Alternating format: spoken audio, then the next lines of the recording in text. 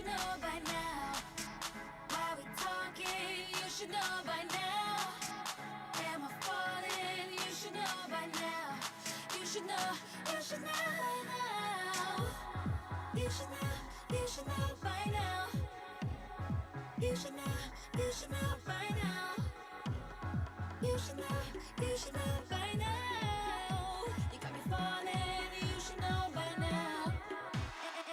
Anywhere you wanna go, I got you, babe. Go get your passport, we're taking flights to Central Pay. I never thought that I could get with you, baby.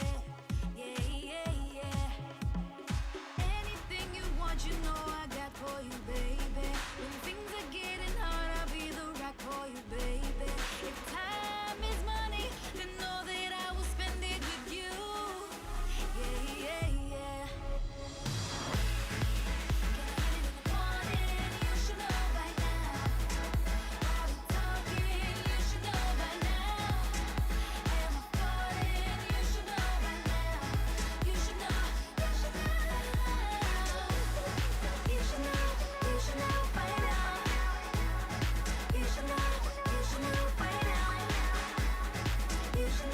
You should know by now. Before then, you should know by now. Babe, I can show you things you've never seen. Give you the body, make you feel like royalty. I never felt so crazy. Yeah. Anything you want, you know I got for you, baby. When things are getting hard, I'll be the rock for you, baby. If time is money, then know that I will spend it with you.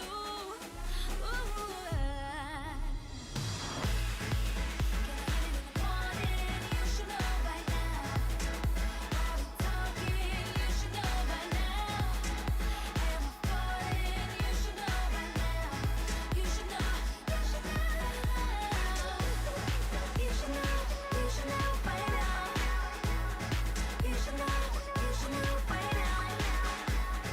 You should know by now. Before then, you should know by now. Don't let them deceive you. They don't quite suit like we do. Touch my heart 'cause it's see-through. So you can tell that I need you. Morning, you should know by now. Why we talking? You should know by now. Am I falling? You should know by now. You should know now. You should know by now. You should know by now. You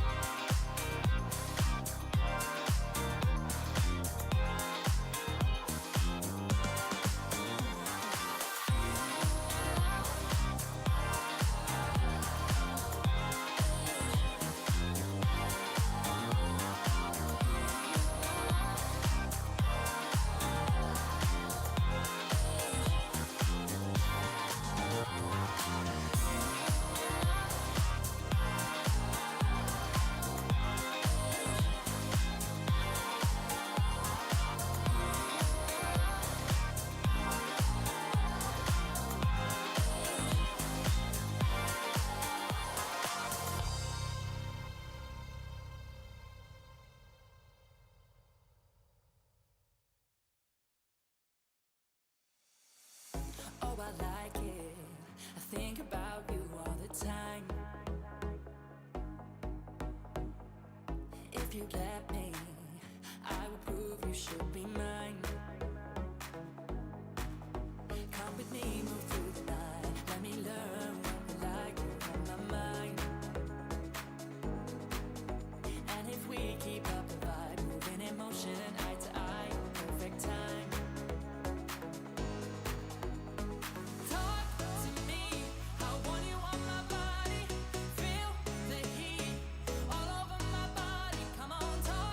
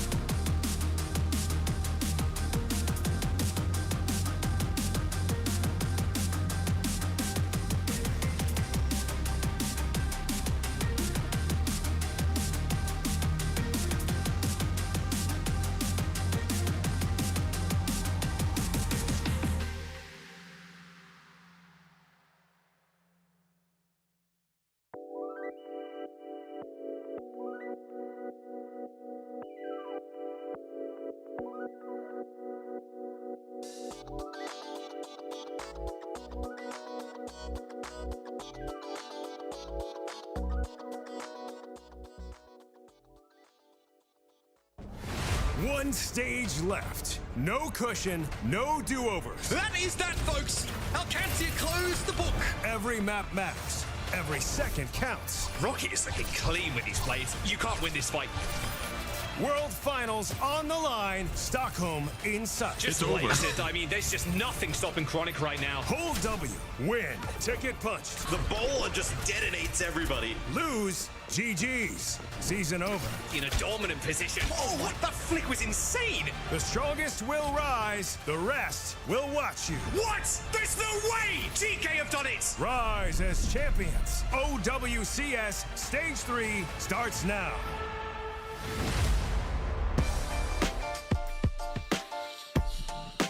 Hello and welcome. We're back with another weekend of OWCS action, and with Stage 3 winding down, the picture is becoming a little clearer. Teams are locking in their spots, the standings are starting to settle, and every match from here on out matters more than ever. I know what you're thinking. We always say that, but it's true though. And you know what else matters to me? To be back here on my virtual desk with my good friends Jake and Johnny. Johnny's still alive. What have you been up to? Hello. I feel like a tourist. I'm just popping in. Hey guys, I'm not Mitch. I'm not Matt. I'm just here. I'm not Mitch. I'm not Matt. Just another white guy. That's great. Love that for us. Johnny, what have you been up to though? It's been a hot minute. You know, I've been touching grass. It's been outside. State of social media. It's been a good time. I went to Iceland. I went salmon fishing. Okay. I tried to make Cloudy and Masa proud. I see them fishing a lot, so caught a few salmon. Nice. I'll send you the pics, Cloudy. There were some real good-looking ones. I want some pigs too. That's actually hella impressive. Did you eat the salmon that you fished as well, or No, was it, but they had a catch and release? smokery. They had a smokery in the town next to the river, and so I went and like dropped my salmon off, and I got smoked salmon in return. So I got like 7 packs nice. of smoked salmon. So Zoe, It's like some RPG game where you're trading in the maps and then traded in my salmon for smoked salmon. If you need some, I got some in the freezer. Love that for you. He also like collected some boar tusks for the local farmer that gave him a quest and stuff like that. He's been busy. No, they're great. So were our teams though. Qadsiah still on top, absolutely untouchable, but it's all about who's going to take that second slot between Twisted Minds and Virtus.Pro. Virtus.Pro currently still on 4th, but I'm sure that will change very soon. Now, since you were kind of out of town, any surprises here? Don't talk about Gen.G. Don't say it. I'm really happy for Peps. I gotta say, Okay, I'm a big fan of Peps. Positive spinning. Yeah, no, I love it. Obviously, they have 2 Swedes on the roster, Willis and Zoro. But, you know, I'm happy for everyone on that team, really, because I think they've been popping off. I think it looked really good so far. Dips on that team, I feel like this merging really worked out for them between one Dip, 100 Gorillas, and Team Peps here. FD God swapping over to the Wu Yang, added that to the hero pool. So I'm really happy with Team Peps. I think they've been doing great. Love that. Now, if we look at today's schedule, there's a lot to love here as well, Jake. We're gonna be eating in EMEA, not so much NA, but EMEA though. Woo! I mean, these are some big games. Honestly, a lot of implications here. Gen.G right now, they're below the relegation line, and that's a really rough spot to be for a partnered org, a team that really invested in trying to build up this squad, and nothing has come together for them. Good Guys, meanwhile, had a hot week last week. I don't think this is going to be an easy one, and this is the most winnable game you're going to get as Gen.G. Indeed. Yeah, and just a reminder for everyone watching, partner teams can be relegated. They're not safe in OWCS. So clearly something needs to change. It's not going to get any easier, as you just mentioned. Let's talk about the match we have coming up later in EMEA, though. Twisted Minds and VP. I mean, no one would argue that those are going to be the teams alongside Qadsiah, which will be in our top 3. But who is going to get that second place? We know for a fact that all these 3 teams can trade victories off of one another. But is there a clear favor here? I think VP's style is going to bode well. I mean, with how committed typically we see Quartz almost always locking the hard hit scan, and I don't know whether you're going to be able to defeat this Kevster duo here, being able to play the double flanker with Kevster and JWoo. That's going to be tough even for Quartz. Yeah, they're potent. Virtus.Pro look real potent with their dive coming through with Kevster and JWoo. So I think it's going to be very difficult for Twisted Minds, but they've been integrating Psycho here in Stage 3. I've been liking that. You know, Psycho can play this far if he needs to. Great looking Tracer as well. And they've even been trying some Symmetra with Psycho instead of UB, right? So Twisted Minds, they're not quite as adaptable as a team like Qadsiah, but they've been trying some different stuff. So can they mitigate the impact of Kevster and JWoo? I think we'll have to see. I mean, some people try to use transitive properties for this very matchup, and yeah, don't we always? And of course, our banana for scale is Qadsiah in this case, since both teams played against them already and both teams lost. However, Twisted Minds did play it a lot closer. Again, though, they do play a very different style, and last week just did not seem to go right for VP. It was just like one of those days where everything went right for Qadsiah and VP just couldn't get anything done. But in the post-match interview, they talked about it, that it's usually VP who wins every single scrim against Qadsiah. So even the Qadsiah player were confused / surprised that they won that match so handily with a 3-0. Yeah, I think if I reflect on that matchup, it was a stunner for Virtus.Pro the way they lost, actually, because they had that like dive combo to Zarya on Lijiang, didn't really work out. They picked the Sigma on Eichenwalde, didn't really work out. And then you have JWoo swapping over to the Reaper and stuff like that on Saravasa. It really felt like Virtus.Pro were just on the back foot. Taking a look at the math mode statistics so far, obviously not a huge sample size here yet. You know, 10-11 maps. So Virtus.Pro, they played one push map against Gen.G and they lost it. So therefore, 0% win rate. So I don't know if you can derive anything hugely impactful here, except for the fact that maybe Virtus.Pro payload maps go to that. Escort, yeah. That's the path. Yeah, not too much statistical value, of course, with just 3 weeks of playtime thus far. I'm very excited to see how they stack up against one another, but I'm also very excited to see how all of us did in Fantasy Week 3, because I felt pretty good about my own players' performances. I know, Jake, you were gunning for that top spot. And you did well. This is a big week. That's a big week for me. That's a big week in the books. Johnny did all right. Jake did and all right. I. But this is the kind of catch up we need to get back on top. I think I'm moving up the standings for sure. The question is how far. I need to get up on top. I need to get this #1. Tragedy. We need to see what the roster is like. They must have not won any games. Like that's a rough stat line. Getting minus is such as rude. Okay, yeah, here the high rollers truly rolling high. No surprise. This is just such a good team, man. Beast mode team, all players who are never ever going to be benched, which is my first priority when I drafted them. I'm giving you guys that free tip for the next fantasy draft. I'll take notes. So smart. But I'm jealous of these Liquid players. I really am. I wanted to have Liquid players on my team, but the draft just snapped them up. You were first pick, I believe, Jake. So I mean, I prioed infected. I took infected first. Yeah, I prioritized Ziyad for mine, and then the backline. I focused heavily. Now my DPS though. I need to make some swaps, man. Backbone, no shade, love you, but they have to go up against Twisted Minds and Qadsiah. You gotta make us hungry. I gotta make some changes. But for now, though, I'm happy with it. Okay, I did well. On a trade pre-show. I did. I said, you have Shockwave on the bench. Shockwave's not playing. I'll offer you Zomba for Shockwave, and you can plug in Sakura Esports Zomba. Yeah, but Sakura Esports is going.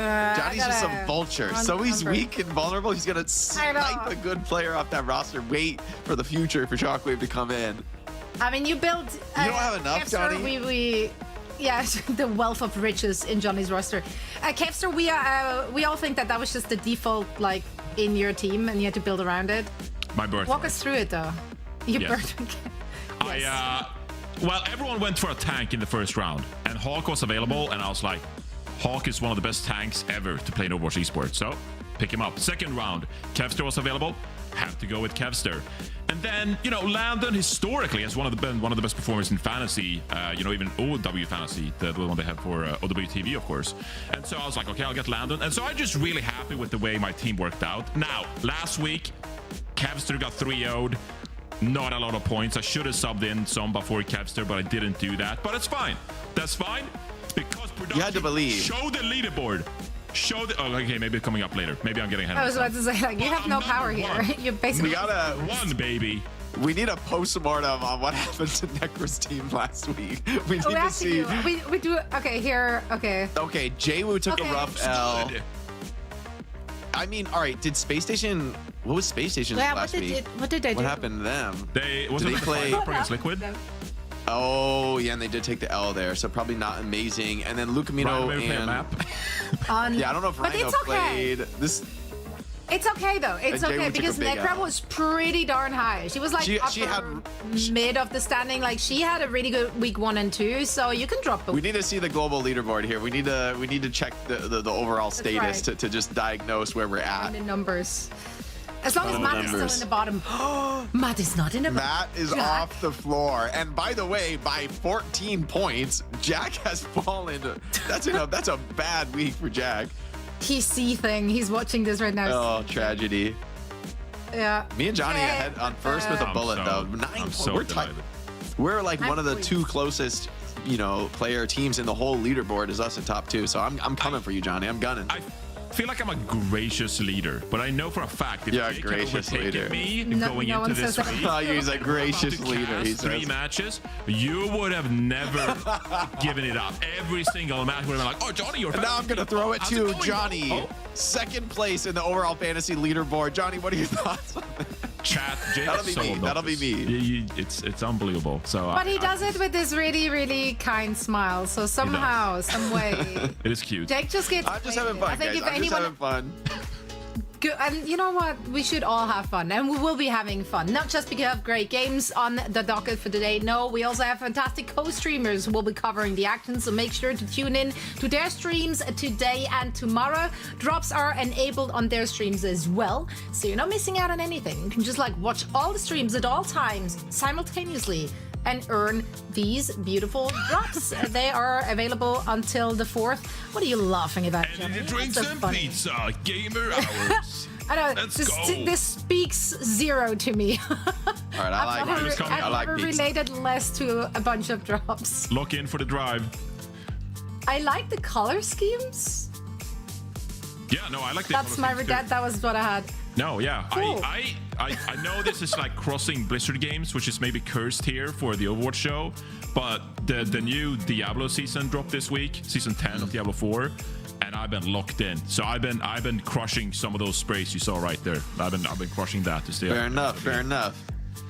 You know, I love the grind. I can appreciate that. We're Another team that barbarian, has by to the be way. on the grind and has to literally ignore every other integrity. game exists is Gen.G because they need to lock in. Things are gonna get tough for them heading into week 5 and 6. So today is the day they need to get that victory on the board in order to actually get out of promotion and relegation. This is Okay. gonna be a tall 4 order, and guys. 14. Goodness. I know It's I've been been- talking a it's lot been here, Jake, rough. but I just gotta say, I haven't been on the show in like 2 months. Okay, I'm a bit of a tourist Yeah. visiting, and I gotta Yeah. say, I'm so invested in the Gen.G storyline. I think this is What the best storyline? show.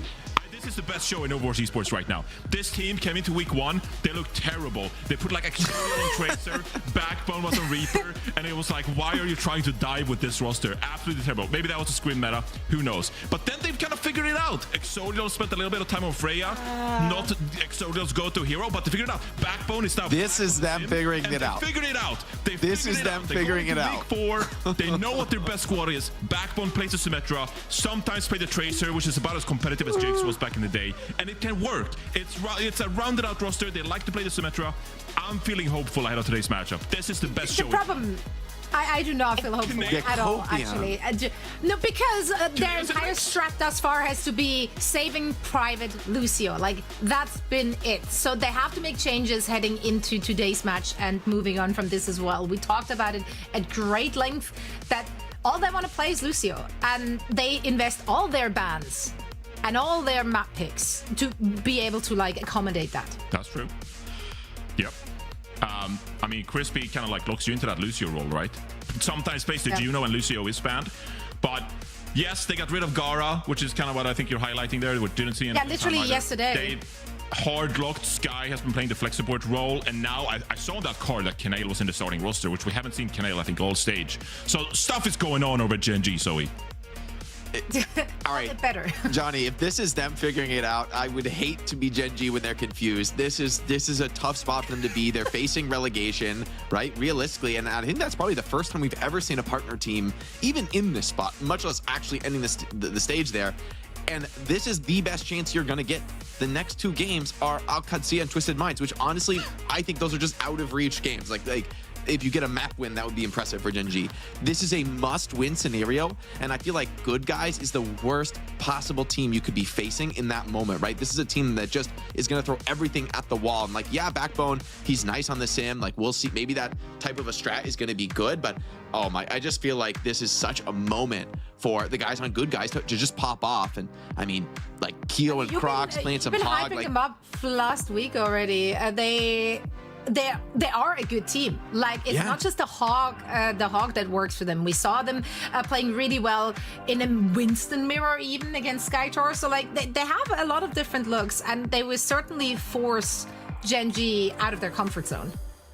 Yeah, I mean, I do think the Hog is not going to be too effective against the way that, generally speaking, Gen.G want to play around these like heavy sim styles. But I just think like Gen.G are struggling right now. There is no way they're feeling confident, even coming into this match. And I think Good Guys are going to be confident. They're going to play with no fear, no regrets. I think it's going to be a close one because I think obviously normally we would have said Gen.G is going to be a heavy favorite here from like a name value perspective, but this is the moment for Good Guys to get an upset and pretty much just end Gen.G's stage right here. I'm a little bit scared that Gen.G is coming in boomed the way you're talking about him. Like we've seen some proper boomage in Overwatch Esports history before. Teams just rock in and they're like, I don't know where the point is. Hopefully it's not one of those showings. Good Guys, they should be beatable. You know, we've been hyping up some of these players, like Crocs, for example. The Roadhog was menacing, but like you said, Jake, like it's a good match, a 4-backwood as well. Crocs, by the way, just an amazing personality. That interview last week was just hilarious when he's like, hey, we have 2 health bars. He's amazing. You just walk around and heal. No, I mean, he farmed on Hog too. He was nice with the hooks. I wouldn't be surprised to see a bit of Hog even against Gen.G, who may have better matchups if they play a lot of sim, if they're, you know, like grouping up as a team. That's usually pretty potent to deal with the Roadhog, have those like overwhelming rushes. But I think just the bread and butter hazard dive for Good Guys, I think that's probably what they need to do to win. And I'm scared. I'm scared for Gen.G. I think Exodial needs to put on the carry pants today and really pop some heads there on the Cassidy. I mean, Gen.G will feel the pressure. This really, truly is a must win for them. They are below the line right now. They are finding themselves in promotion relegation if they don't get this dub on the board, because as we already mentioned several times, coming up next, it's Qadsiah and Twisted Minds. Those are very unlikely dubs to collect. So this is it for all the marbles. Let's see what they have in store for us in our first match of the day. All right, thank you very much, Zoe. And as we get into this, the opening pick, it's going to be Lijiang Tower. I mean, no surprises, right, Johnny? This is bread and butter EMEA Overwatch, baby. I wonder what the pick rate on Lijiang is in EMEA. It has to be above 90. It's almost 100. Yeah. I think Virtus.Pro picked Samoa once. I can't recall every game that I have casted has been a Lijiang game, like 100% for me. Even in North America, everyone's just picking Lijiang Tower. But it's kind of funny because I guess, not to the extent that you can play dive on Ilios, but you can, you know, play some of these diver compositions on Lijiang Tower. But you can also play, you know, the control center composition, so it's way more brawly, right? The Roadhog ban off the rip here from Gen.G, Jake. I think this is good. I do think Lijiang is one of the scarier maps to play against Roadhog, you know, especially opening this series. However, it does mean you're going to have access to the Hog for the rest of the series. So, you know, I understand the ban from both sides. Just thank God Gen.G stopped banning support every single series. They have to be able to deal with this Wu Yang, I mean, or be able to tank a Lucio ban and actually be able to win games. If you can't do that, it's just you're pretty much out of the running, and this is maybe that adjustment people were hoping for. However, taking the Cassidy away from Exodial is going to mean it's going to be a lot harder to defend. I mean, because like Crocs going to play the hazard, play a lot of these highly mobile dives, and I'm not sure how Exodial is going to be able to fare without the Cassidy, right? Without that ability to lock down, you know, your tracers and your hazards. Yeah, we talk a lot about the Roadhog, obviously, from Crocs, but I feel like in general, like GGA, they're a solid team when it just comes to the default compositions, you know, Keo over on like a Sojourn, pure hit scan, SXJ, playing the Tracer, and then Crocs on like a Winston or a Hazard. Like, they can play that pretty default Overwatch composition as well, you know. And if Gen.G are struggling with their mental, like you said, I don't think there's anything necessarily that stops GG from just winning this matchup in like a straight up mirror composition either. We're gonna have to see what both teams decide to roll out with. For now, Gen.G hovering the Winston here. I like the matchup though for Crocs into the Winston, and you know the real key question you think about this meta overall is that can Gen.G deal with the Wuyang? I mean, they have been a team that has pretty much an untouched Wuyang, and I don't know if there's been anyone else that's been that far away from this hero that feels super potent. I mean, some people are saying it's gonna get nerfed, maybe, you know, later in the stage you won't have to worry about it. Gen.G, okay, they're gonna go with this Reaper Zarya rolling out to mid. Yeah, Tread flexes over to the Zarya, Reaper Zarya kind of composition here. Tread already working up, getting a lot of ground here, but SXJ lurking here on the Venture on the flank. Yeah, Gen.G so strong as a unit, but, you know, good guys trying to split them up, trying to attack from multiple angles. Reaper now in a bunch of trouble, doesn't have the fade, gets another bubble. All the focus fires on Backbone, but the support is good for now. Keeping him up.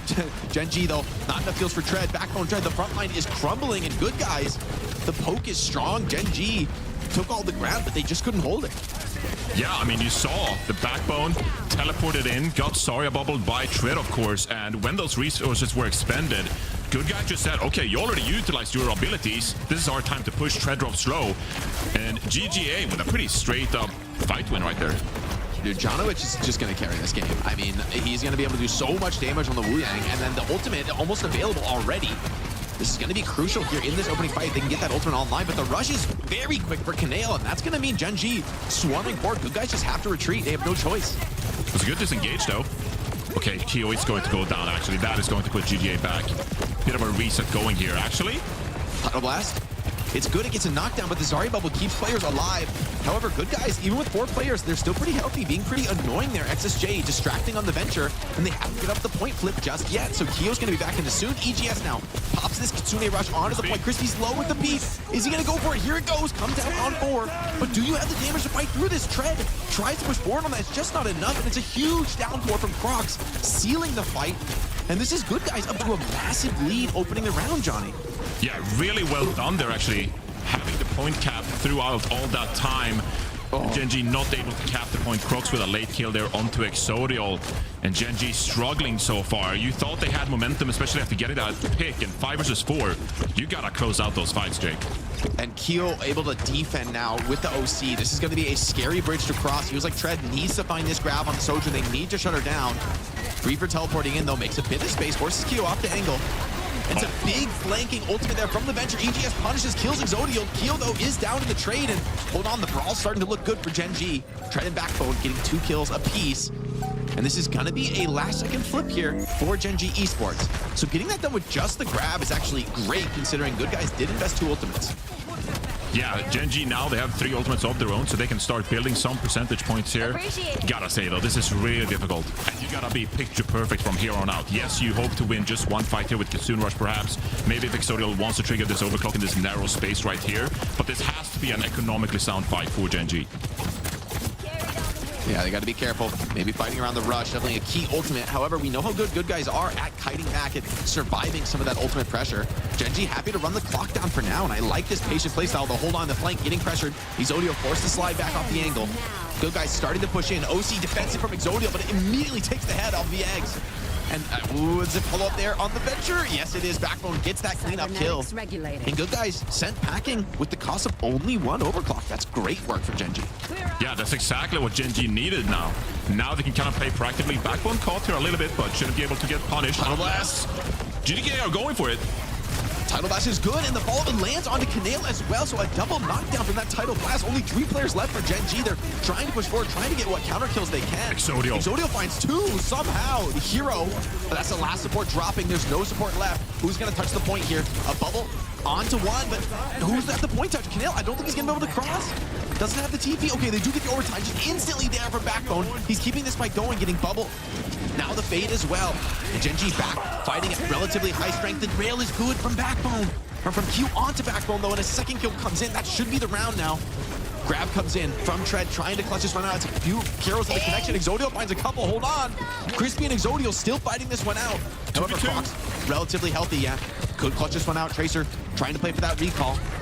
Relatively low in the CD, and Crispy gets that cleanup kill. Hold on, the clutch from 2 players up is good. Crocs trades 1 back. And good guys did get the point flip there, so they're going to have another chance to retake, but what a clutch from Exodial and Crispy. Yeah, what happened there? Exodial got a couple of picks. It felt like it was a lost round for Gen.G, but they claw themselves back into it and are able to get back to the point now. Last fight territory here. And GGA, they don't really have any big ultimates coming out. Meanwhile, Crispy sitting on this sound barrier. Pivotal how Crispy decides to utilize his ultimate. Yeah, Pulse Bomb could be good. You've also swapped to the D.Va, so the long fight is going to be a little bit scarier there. Tread had to come back fast at this point. Sound barrier going to be crucial. Already a lot of pressure coming in onto Kanale. Crispy holding onto that back barrier, but he can't hold anymore. Kanale is low, has to drop that beat. They're charging for it. They need kills off this sound barrier, and they might just get them. Crocs is low, but he's getting a lot of support. Trying to outplay here in the small room. Exodial and Tread, though, finding those kills. And Gen.G, Johnny, they brought this one back. I can't believe it. I can't believe Gen.G got back into this fight. GGA, they gotta be kicking themselves after being up like what, 5 versus 2, 4 versus 2. Ridiculous they lost that fight. And Gen.G, they had a couple of throws of their own there, Jake. Backbone being caught onto that bridge really enabled GGA to gave them an opportunity to close out the round, but they weren't able to. So Gen.G, skin of their teeth, up 1-0 here on Lijiang Tower. Yeah, seriously, too close for comfort for Gen.G. And I mean, Backbone pretty much just tanking on the Reaper, right? It's pretty tough to deal much damage against the amount of mobility the good guys are running. However, you're getting a ton of energy to Tread, and Tread's able to kind of make up for any deficit there. And so for now, good enough for Gen.G. Curious to see how the Zarya matchup. I mean, that should be the hardest map for Zarya, honestly, right? Like, these other maps maybe a little bit more comfortable. Tread, though, is going to go over to the D.Va, so they're going to play for that more dynamic, high-paced style. I'm a little worried about Backbone, though, in this matchup. Yeah, it's going to be a bit of a struggle because you don't have that those Zarya bubbles to take ground. But I think Backbone, we've seen the last few weeks, not really feeling super confident onto the Tracer, which is going to give GGA a lot of control of these flanks, right? It comes down to Backbone. How can you put Reaper's skill set to work? Yeah, Exodial has to fight off the Tracer constantly here. Not really what you want to be doing on the Sojourn. And Gen.G, they just don't have position to stop this point flip. So good guys wisely going to take that flip for free. And now you're playing with the house cash. Good guys willing to hold on to this point. Crocs doesn't want to wait, though. Striking in onto Exodial. He slides back, but it's Keo finds the punish. Wow. Tracer traded back, and Exodial with a second. This guy is a monster. This is some crazy performance coming out because Gen.G, they honestly haven't been in a good position all around, but Exodial finds a couple of picks. It's not going to be enough, though, as GGA claw themselves back into this fight. Crocs taking a lot of damage. This is pretty open-ended, Jake. Yeah, the Lucio getting back into this one. Tread great on the cleanup here with the D.Va. He's gotten some of those perks online here, and all right. I mean, I feel like this is just all on Exodial to continue to produce kills. But as long as he can deliver, they are making quite a bit of space for him, right? The Lucio just perma-pocketing him, giving him always that speed aura, booping back any dives that do come in. Hazard, of course, looking to find that connection and isolate. Backbone hiding in the corner. This is unscouted. He could get a quick 2K. Oh, 2-shot, but it has to just fade immediately to the back of the point. No fade is probably going to be go time here for good guys to look to pushing across the distance. Title blast that title blast. Good the Crocs here, actually. Rush opener, actually. Gen.G's going to go first. They have a Lucio, right? They can try and catch in, try and get on top of some of these heroes, but the kite is really good from good guys, but it's not enough. Eggs does go down. That's going to force good guys to just take the reset, buying a lot of time for just one ultimate, right? That was a relatively slow fight. And Gen.G are really meeting out the ultimate economy very well so far in this map. Absolutely, and I feel like it's a little bit tough for GGA here because they're trying to set up these dives. You saw that they got a lot of position onto the point, but they're not getting this space required. And Exodial this time, early overclock, a lot of damage into GGA. Not able to get the kills though. Counter punch here. Tidal Blast on XSJ, chasing this one down. Doesn't get any knockdowns though on the Tracer. Now the pressure comes in onto Tread though, and after the self-destruct, he just has nothing left in the tank. Good guys are going to be cleaning this one up. Gen.G just, maybe they can stall a little bit or try and escape with their lives. Backbone's just going to die on point. Get the maximum amount of objective progress, but still a very winnable round considering good guys won't get that flip for a pretty low price. Absolutely, and now you already will have that established positioning. So you can set up these dives. We've seen so far throughout this round. GGA, they tried to get these flank. Crocs under a lot of pressure right here, but it's going to be kept up. Aggressive beat from Crispy. Backbone with 2. Big Blossom there, connecting in alongside that beat, really punishing the overclock out of good guys. Gen.G gonna get a quick reflip, right? So you talk about how patient they were when they're holding point. In this case, they find a great punish on the opener. Good guys force onto a sim. They're just trying to get in fast, maybe TP to the point. But it's a little bit scary to get into a fight like that against D.Va and Reaper, who can easily pick you apart. It's a lot of pressure on EGS to keep everybody alive, to get that rush down on the point. Gen.G, though, they don't have any ultimates to stop this push. They should know that the Kitsune Rush is going to come out here. So how does Gen.G decide to play this one? Backbone, TP in aggressively. Just a little bit of damage down. Should be forced to Wraith out early. EGS now dropping that rush onto point. Gen.G gonna just give this blip up, stay alive. The cost of one ultimate. They able to come back in with a rush of their own, and good guys have really nothing left in the tank for this. Just a pulse bomb for XSJ. Hard to see that doing much. And it goes wide here, no connection. The save is good onto Exodio. Now he's pushing forward with the benefit of that Kitsune rush, and Gen.G are going to be opening up Lijiang. If you could just find maybe one more kill here from Exodio. Peeking into him even feels too scary without the tank, and he's just going to take the fight to you. Now diving onto the Sim, who gets cleansed, who gets saved for the moment, but it's just not enough. Forced to split and touch the point. Good guys just have no chance to really win the fight, and Exodio has done everything for them in this map. Absolute carry performance coming out of Exodio. Gets booped. Oh! Hold on, wait, hold on, hold on. This is a fight. This is a fight. Surely not, right? Surely not. They need like maybe one more insane clutch kill. I'm not sure they're going to get it. EGS has to step up onto the point. Gen.G's still strong with 4. Both supports alive. Surely this is too much. Croc's pretty healthy. The tidal blast onto the ball is going to keep him up a little bit longer, but they are just bleeding out player after player. Crispy almost dies there. Kanale now in a little bit of trouble. Tread is just hunting down kills in OT, but Crocs, despite the tankiness, they just, I mean, there was a couple kills there that come in, and that is still a fight for good guys, but in this time, they're not going to get it done. Gen.G going to be very happy to open this series with a map win. We talked about them maybe being boomed, but I didn't see any sign of that in this map. They look cool, calm, and collected. Everything you want to see here as a Gen.G fan, and in a very much a must-win game for them. If anything, I think it was a really good sign how proactive they were in night market. Because they recognize that GGA with their composition, they need to set up their dives. And so Gen.G instead, they were proactive, Backbone, going in aggressively, Kitsune Rush aggressively, Exodial overclocking aggressively.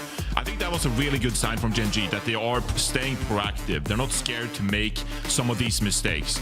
That's a good sign for their confidence throughout the rest of this series. Again, this is probably the most winnable match. This is the most winnable match for the remainder of Stage 3, and it's a must-win matchup for Gen.G. And they're looking locked in, Jake. Yeah, so close. Definitely, I mean, this first round in particular, right, went absolutely down to the wire. I mean, I feel like Exodio has clutched up like 4 times in this map. Oh, yeah. While that's great that he's having a big game, it makes you a little scared for Gen.G, right? That, you know, you miss a couple of these shots for Exodial, and the map really could go the other way. So there's a lot of pressure on him, on Sojourn here in particular, to continue to deliver, to continue being that threat. And you saw how aware good guys were, right? They were assaulting, constantly hunting for Exodial, and he was just outplaying. Crispy on the Lucio, I also got to say, did a great job consistently peeling and enabling Exodial, being, you know, just a step behind him, always ready to block some of those dives to keep him up through those fights. Yeah, I feel like it's a little bit premature to assess whether, you know, Kanale is doing a big difference swapping in here for Sky Reaper on the flex support role. But Gen.G are looking great so far. 1 map in here, up 1-0 in this series. Obviously, we'll have to see here, you know, what GGA got up their sleeve. The Roadhog ban was in place for this first map. So Crocs, if he just wanted to mess up the rest of the series and just play Roadhog, we could see that come out of them. Yeah, I mean, I will say that I feel like playing Hog, though, really does allow Exodial to take the game over, right? If you're going to be able to beat Exodial on Roadhog, that it's basically like Keo has to just gap.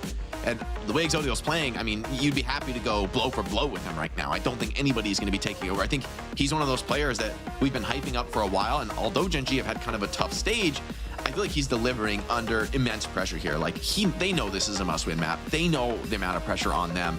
You know, it's not like this is revolutionary, what we're saying. Those players are more aware of that than anybody. And for Exodial to deliver a big series here is, I think, a real statement about his potential, his future as a player. Yeah, and I kind of discussed it in the pre-show as well, that I didn't really think that Exodial had been enabled so far in Stage 3. They played a lot of wacky compositions, like Exodial swapping over to the Tracer at times. That's not really a signature hero for Exodial, more known as like a primary hitscan player. And we saw last stage even, Exodial struggled a little bit on the Freya. We've seen a couple of these hitscan players not really being able to adapt to Freya. But Sojourn, that should theoretically be one of the best picks for Exodial. And I think you can see the confidence just glowing so far on Lijiang Tower, right? So really good for Exodial to get going in this series. And like you said, a lot of these heroes that Crocs are playing here, Exodial's going to have a pretty good time there. Now, I will say GGA, they also recognize that Exodial is a big threat. He was the big carry performer on Lijiang Tower. And if you don't feel like protect banning support the entire series, maybe a couple of those bans will come into play. Yeah, we'll have to see. Let's take a quick look back, though, at that first map. Check out some of our DHL moments so far. And, you know, honestly, like you said, right, these highlight moments, that's really what you need to continue to deliver these wins. The way you're playing, you're really relying on those. We've also, of course, got to make sure that you get your predictions in, guys, for the DHL predictions. If you're able to be on top of that, you could win a ticket to come hang with us in Stockholm, to come watch the big games here. So we got to, you know, of course, get those in. It's easy to get your preds in, predict who's going to win, and maybe you could win. Maybe you could be there in Sweden with us. It's just lovely. It's a lovely convention to hang out in as well. If you're just like, you know, a gamer, like there's tons of different booths as well. Just come hang out, watch some Overwatch. Obviously, the best competition in the world. And so I think it's going to be an amazing time. It's the World Finals, Jake. Who wouldn't want to be there? That's what I'm saying, man. I'm gonna be there. No question. All right, what's the pick? What's the pick? Jake. GGA taking us to Ike. How do you feel about this, Johnny? Going to Ike. I mean, it is an interesting. The first picture I got in my head is just like, can you play Roadhog on Ike? Can you play Roadhog? Croc's walking around. I think you can. I think it's a good hog map, actually. Yeah, there's a lot of like awkward areas where Roadhog can just hang out and like catch some hooks on the side angle, stuff like that. So, Diva protect ban perhaps, or well, the Roadhog has already been banned, so it doesn't really matter. But the Diva is a good ban.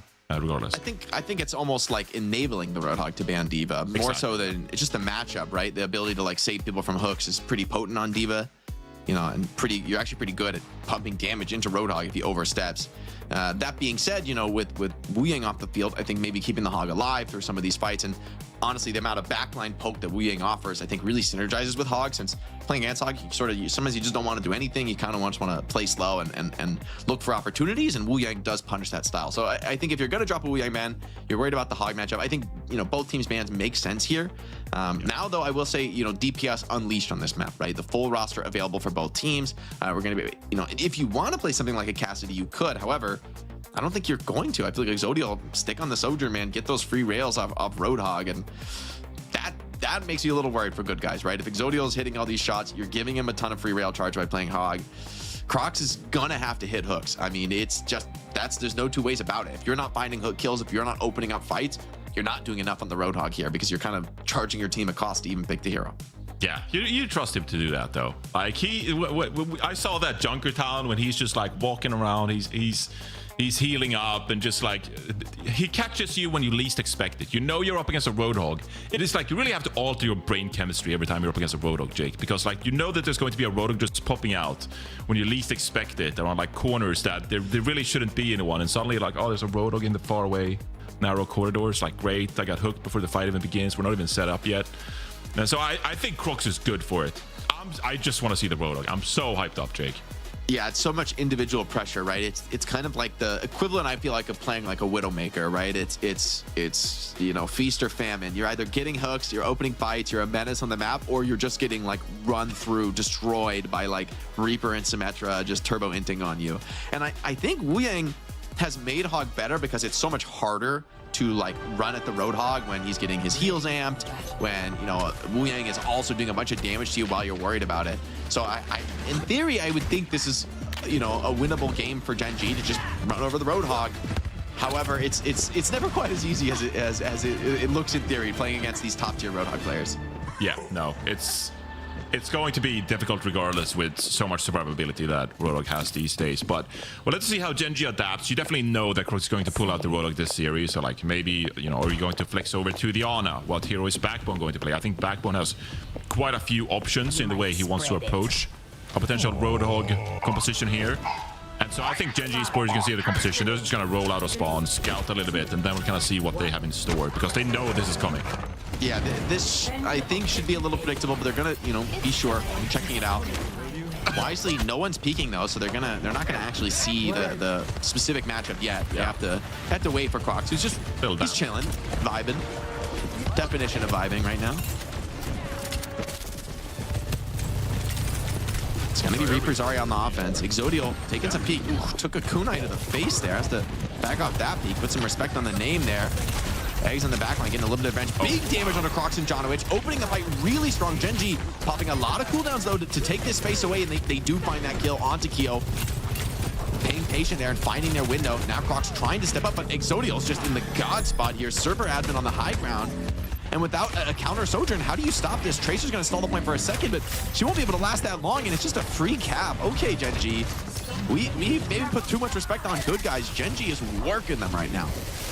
I'm telling you, Jake, best show in town. They look locked in here. This is Backbone's theoretically best matchup here. And he's going to pick this Reaper against the Roadhog, and you saw there early on in the round. Their health just dropped to 0. Like, Crooks had like 100 health and was like, I need to escape. I need to run away. That wasn't even a fight. Gen.G just walked onto the point. And I feel like for the remainder of this kind of attack here from Gen.G, they're just going to put so much pressure on the Crocs that I don't really feel like GGA will get into a position to begin with to play this composition right. Rolling this card forward with Zarya Reaper, though, can be a little scary. However, it's kind of like who's going to stop it, right? When you're not playing these mobile heroes, but that's a great pick-off onto Exodial. Basically a solo kill, it looked like, from XSJ. Maybe a little bit of support from his backline to put that damage down. And the game could stall out here. Tracer in a little trouble. Reaper's even coming in to help, and that meant Tread got left all alone, got cleaned up, and I think XSJ is really happy to just be a thorn in the side, be a constant distraction here on the flank. Like, this... I don't even know if these kills are worth it. Like, XSJ is going to be back into the fight. He did lose a pulse bomb there, trying to throw it out before he died. Yeah, but I feel like now if you're Gen.G, okay, your Tracer is dead, so GGA, they have to play kind of passively. You can't take this left-hand side now if you're Gen.G. You kind of like try to, as a team, just like rotate around and prevent some of these dives coming in, right? And as long as you put pressure on Crocs, it's really Keo you only have to worry about. Nice Kitsune Rush aggressively. Crocs taking so much damage, but no one's dead yet. The speed out is good. He stays alive on Hog. They escape the rush. No one's fighting on Cart, though, and Backbone just eating them alive. A triple kill Blossom. Okay, you will take those. And Gen.G now, that's a big fight win off Death Blossom, which honestly, kind of a throwaway ult here. And now you have Exodial. He's able to, you know, set up defensively on the high ground, and you have to retake into an overclock. Good luck, good guys. Yeah, this is so difficult. I feel like if Gen.G just kind of like 5-man with their composition like Crocs, yes, you can get a here and there, but Exodial is just on fire this series. This is a tragedy. He needs to like push somebody off the map. Oh, big shot from the OC from Keel, but the beat comes down immediately. Now you don't have to be worried on Gen.G's side. They're starting to shove forward. Good guys, the whole Hog has to be big here. Crocs has to find something, and nope, they're just going to give up another point for free. Painful. C9, I don't know, maybe they just decided it's an unwinnable fight. I don't fully disagree with that assessment. And so for good guys, they're already on a 3rd point. And so far, no answers for the Zarya Reaper. I feel like Crocs has to get off this Roadhog. It's not working. Yeah, the Roadhog is not working. SXJ flexes over to the Venture here onto 3rd point, but is that going to make a massive difference here? Tread has a grab, but the sound barrier from Donovich could be really good here. Nice pick from Crocs here, and finally GGA stabilize here, hopefully. Yeah, the whole Hog, maybe he can get one more hook here. Get a finish off, and the grab, he's a little bit deep. He does get that 2-man beat there on the Lucio. Pushes Tread off the map, all right. But in the end, like, using your beat there, yeah, you live the grab, but I don't know. I think that sound barrier is you're really gonna be hurting for the lack of it when, you know, something like a Gen.G rush comes out here. Yeah, Crocs is swapping here. Goes over to the Hazard. But this is going to be a difficult fight, like mirror here. Yeah, but yeah, Hazard means you got to get him, you got to dive. Reaper, though, taking the tempo, diving straight into the backline. A little bit of a late bubble, though, off synergy there from Gen.G, and it forces a double CD usage, and good guys are going to be quick to take that punishing opportunity there with the rush of their own. Trying to catch here onto Tread. Big spike wall could be blocking in this corridor. Oh my god! He's okay, he's all right. He's chilling, and Jonovich cleans up Crispy on the flank, so a little too close for comfort. Keo, though, parting shot onto Exodial, and this bridge is proving to be a real headache for Gen.G. Yeah, it's a nice pick there from Keo, but 3 minutes on the timer here. You're gonna have to string up a lot of fight wins. Gen.G, they have this Kitsune Rush available, so if they can just approach here, you see them working as a team on this flank. They should have a pretty good positioning here to drop that Kitsune Rush. The only question is, can Keo, with the overclock drops, actually, can Keo have an impact on this fight? Once again, Backbone, Wrecking Ball into the back line here, creating a lot of space and opportunity. Now the rush in the front line. It's a little bit difficult here for good guys to stand tall, and Keo with the OC has to be able to get this one done. Death Blossom, he's dancing alone, though. Keo still had the slide, and the bubble kept him alive, so, or the cleanse, rather.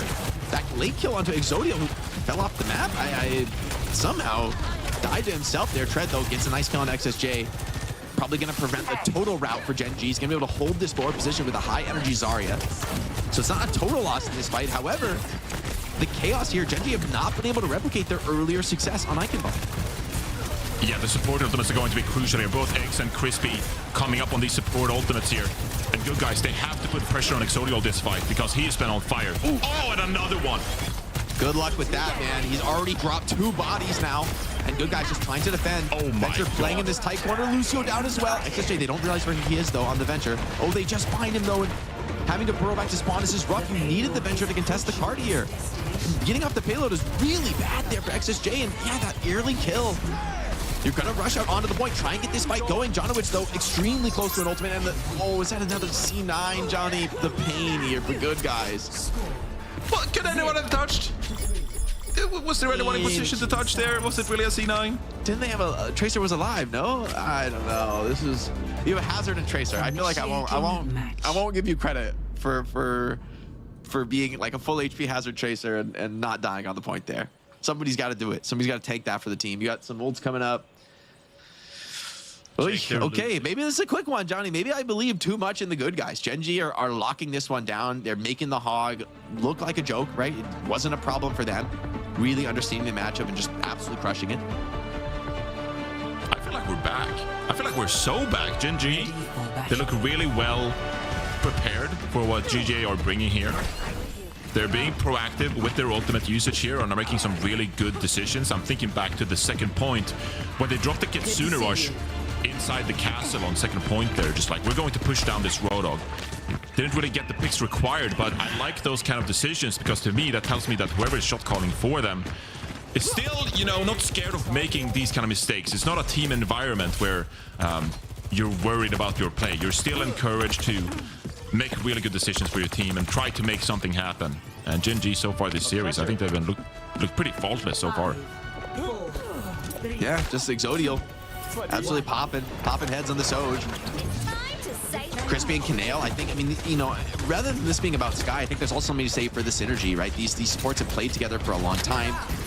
They have that comfort in the communication, and Gen.G's backline has looked a lot more stable. That being said, Kanale on the 1 HP there. That's going to give good guys a lot of position here to charge forward. Bubble deployed from Tread, and Reaper now being attacked in the backline. I'm not sure there's another bubble left for Backboat is being chased down. Exodial, though, that kill onto Keo, like, once again. The Sojourn matchup saves the day for Gen.G. Yeah, I really wonder how Keo died there to the melee of Exodial. I feel like GGA, they were in a good position right there. Backbone Tread, they had used a lot of their abilities, and it felt like momentum was on GGA's side, but Keo dying just can't happen. And Gen.G, they rally once more, hold off for another minute here. That a little spawn spamming. Find like an in. And I mean, this is insult to injury here. Exodial putting some pressure on the spawn. Bubble deployed on the Crispy. Tread relatively low energy here. So this should be a bit of an opening for good guys to walk up. Reaper as well using the Wraith form. See what good guys can do with this opportunity. So far, just posturing. For a little bit here, yeah. Crocs. Yeah, waiting. But pressure onto Tread. Exodial again, man, drops a body. Immediate trade back. Keeps the team at even footing here. Tread relatively low. Exodial now stepping up onto the flank.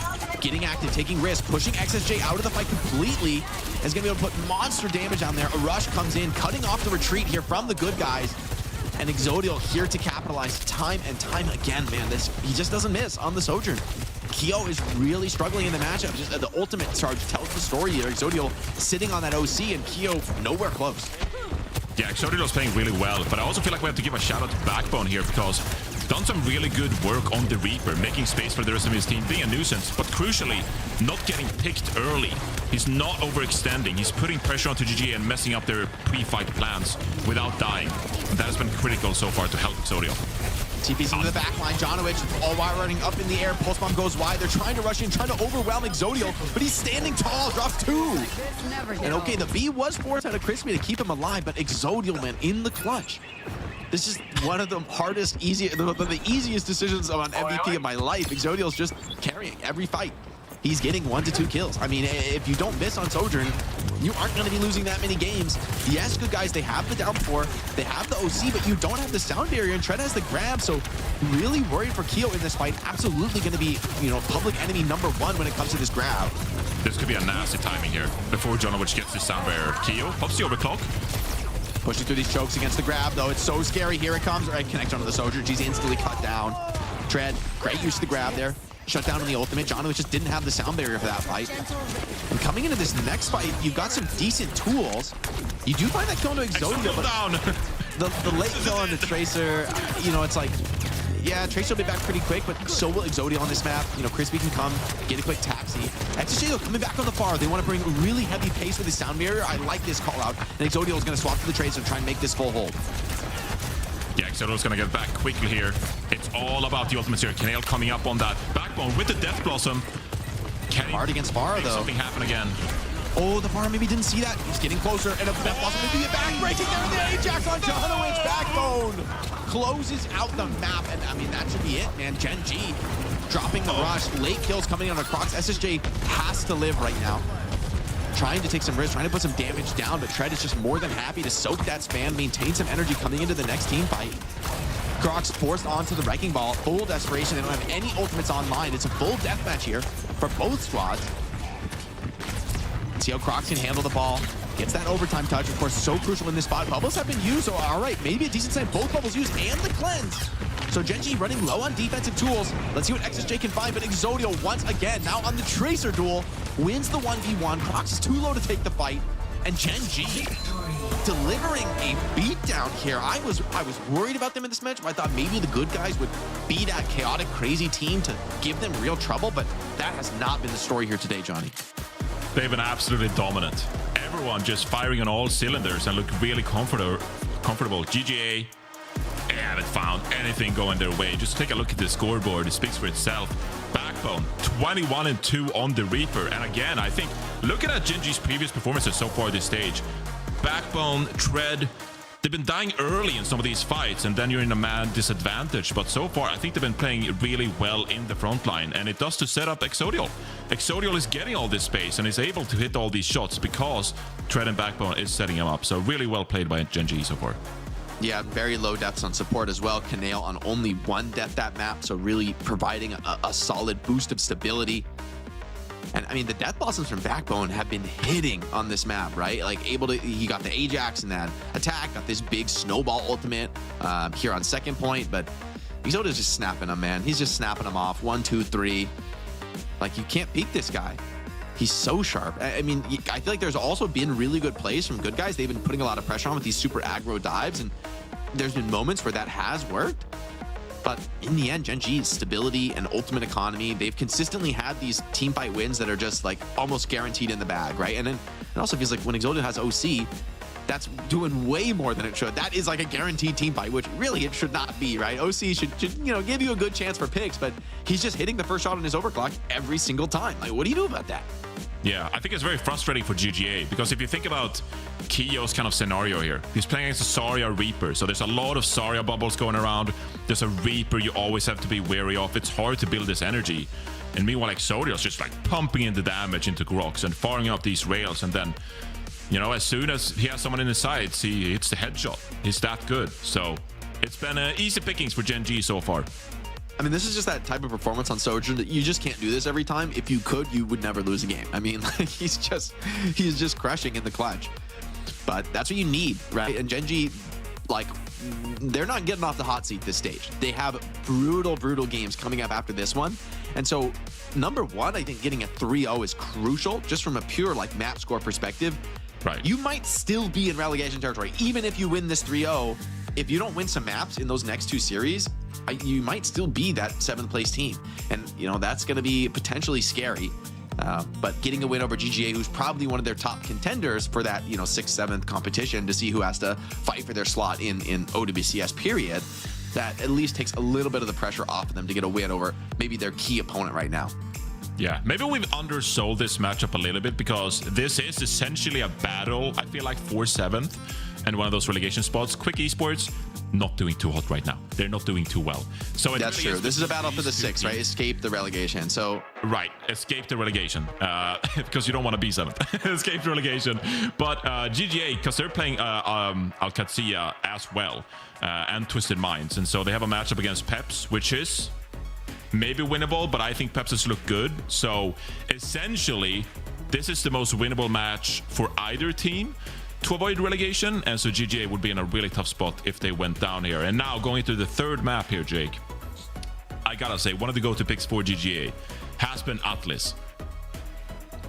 We can't play Atlas, and so it's you can't go to kind of like one of your comforts, right? And so we'll have to see what they have in store for third map here. You know, I think I like the choice to take us to Esperanza. I think in the end, you know, to just play the hazard here is your best bet. Like, I think the Roadhog has been soundly shut down by Gen.G. I don't think you can pick that anymore in this series. I think, you know, Gen.G just have way too good of a download on how to take that matchup. And, you know, we go to Esperanza. Now the Zarya is going to feel kind of impotent. This is a map with a lot of very long-range fights. I've seen the Zarya work here. We've seen it look good, but we've also seen it fail because it's just some of these fights, you know, you're like long range or some key high grounds. Mobility tends to be quite valuable here. I wouldn't hate to see a Symmetra from Gen.G, though, to maybe close this one out. Maybe like a sort of a Symmetra Bastion Zarya type beat. I kind of would like that, but maybe you also just can't take Exodial off of a headshotting hero right now. Maybe that is too crazy. No, I agree with you. I actually think, you know, that has been their signature look when they're not playing against Crocs. Is kind of like, okay, well, we picked up Backbone because we want to play these symmetric compositions. Exodial can play hit scan, and we've seen a couple of Bastions. We've seen some Sojourn, so that has been a signature look for Gen.G. I definitely think it's possible. We can see how these bans go here as well. But even so, like, thinking about good guys going into the Esperanza here, it's a bet on just playing these straightforward compositions, right? Because Esperanza, it really is the home of like Lucio Kiri, Hitscan Tracer, and then you pick something like a Hazard, right? But they haven't even really competitive in those kind of matchups, right? So they're going to have to ban the Zarya. Gen.G. Gen.G banned Sim? Huh? Is this... I mean... a little surprised. Well, it's weird. I feel like you know, Good Guys ban makes a lot of sense to me to ban the Zarya. Banning Sim, though, is very odd to me. I don't understand that ban at all, because typically Sim is like a Zarya counter, but you're not really worried about that since you're not going to play Zarya. I don't know. Right, and it doesn't even make sense for the D.Va either, because why would you ban either of these if you were scared of D.Va? So it's what are they? I don't know. What are they? Maybe they just don't want to deal with like the Sim Bastion type stuff, and this is like, all right, just let Exodial cook. Don't take the guy off Sojourn. Just let him keep carrying the game. I mean, like the way he's playing, you just stall the fights out and just wait, and Exodial's gonna drop a body. It's just like clockwork. It's written, you know. And he's having such a hot series. I feel like there is a sort of an argument to just say put the ball in Exodial's hands. He is gonna deliver for you, especially on a map where, I mean, this is maybe one of the better Sojourn maps in the game. Just a lot of these like big open sight lines, opportunities for a monster overclock.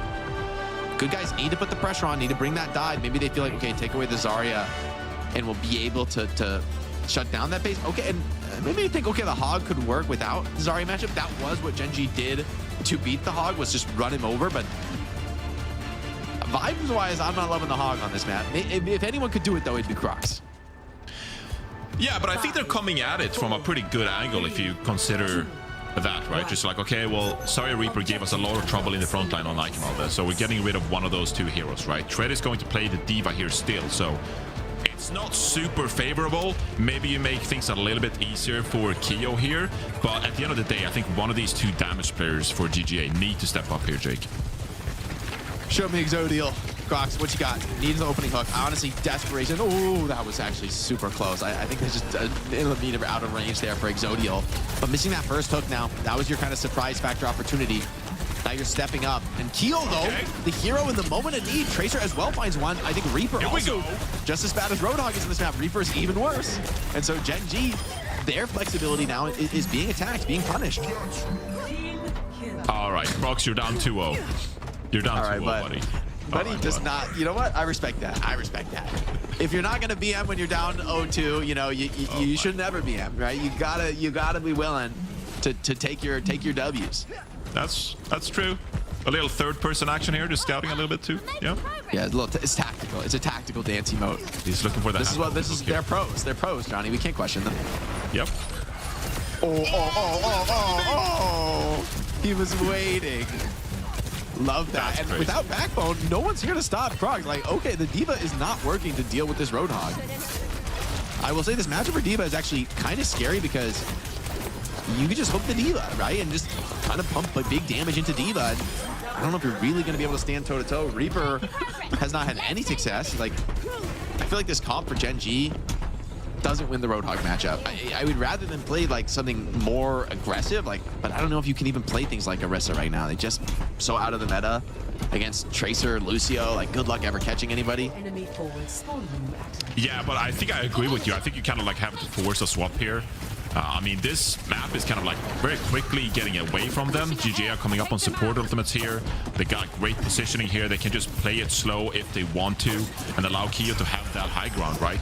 Gen.G in a very tough spot here. I mean, you have this Kitsune rush, but you really have to like TP aggressively to get in a good position to begin with. Good guys aren't in any rush. They're in a huge lead here. They can just kind of poke away, work damage, put hooks down. Kinel drops the rush though. Jonowitz doesn't have that beat. The counter rush is good though from Good Guys. The beat just barely comes online, and now Gen.G struggling, everybody dropping low. See if you guys can find the chase down. So they haven't been able to connect on any of these retreating players, but they have flipped the map and they're starting to pull that bot into enemy territory. Battle of the Sojourns here. Both Sojourns have the overclock, and this is an area where you need to pop off. Oh, the hook is good. Crocs takes it down before he can get that OC off, and now Keo uncontested. Tread forcing a dive in there with that bomb, trying to do whatever he can to just stop Keo from free firing. The bot has been stolen, snatched away. Ooh, that was a little scary, Backbone. Getting a little bit too close for comfort on Crocs. And that fight, when the late death onto Kineo too, is you're going to get a massive lead now for Good Guys. I don't think you can fight without your Kiriko. No, and GGA looks like they're stepping up here as well, recognizing that Gen.G are kind of split here 2 by 2. And so you want to push one of these sides and try to look for picks. Gen.G with a lot of ultimates here, but GG, they shouldn't make it easy for them. Another hook mix from Crocs, though. That's going to be go time. Exodial rips the OC, punishes Keo, can't quite get out around the corner. And I think it's time for Good Guys just die on the cart, take the reset here. You have such a huge lead. XSJ, that's a great counter kill onto the Lucio. I mean, Lucio should be back in on that next team fight. But at least it does slow down some of the offense. It can be a little bit harder for Exodial to take his dream angles. And Good Guys are all going to get the forward spawn here. They should be back up to really fight without giving up Gen.G much progress. Yeah, Gen.G, they're going to take this far angle, though, and play very far away, which is going to make things more difficult for Crocs. Keo is poking around some of these corners, you know, but gotta build this charge to begin with. I think Gen.G doing a really good job here, just avoiding some of these sidelines. Speed amp in here now, aggressive move, and Exodial slams the door on Keo. That big boot opens it up. EGS though trades it right back, keeping the fight in contention, but Crocs just running out of HP. The pace being brought by Gen.G there, I just don't think you were expecting that. Lucio pushed from one side and Soj sliding up into a power angle on the other, so great action out of Gen.G, great pincer play. Good Guys caught in the middle and just crunched. Yeah, I know we've hit Avril theory here, where GGA, they built over 100 meters very early on. Avril theory is but chalk, I feel like the Roadhog is kind of questionable in the neutral, so Gen.G actually have a better chance at clawing themselves back into this matchup. They have a ton of ultimates here, they have the high ground, and theoretically, this should be a difficult fight for GGA. Someone's touching here. See if they can get the stall off. They just can't hold in the neutrals, right? They can't stop the bot. I think Avril theory is bunked, man. Like, you can come back from really bad deficits on push. You get a snowball rolling, and that's exactly what Gen.G have here. Rush comes out. They're swarming over the corner. Good Guys trying to speed out, but Roadhog just lacks the mobility to get out of that, and it's a rout. Good Guys, no hope to even take this fight.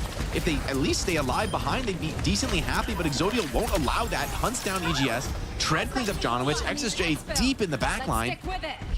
And, I mean, that's one ultimate from Gen.G. That's one Kitsune rush. And you just absolutely eat Good Guys alive. They're coming back in with the double support ultimate. A nice hook opens onto Tread, but he's D.Va. He's tanky. He doesn't really mind that type of angle. There's no follow-up for the Good Guys.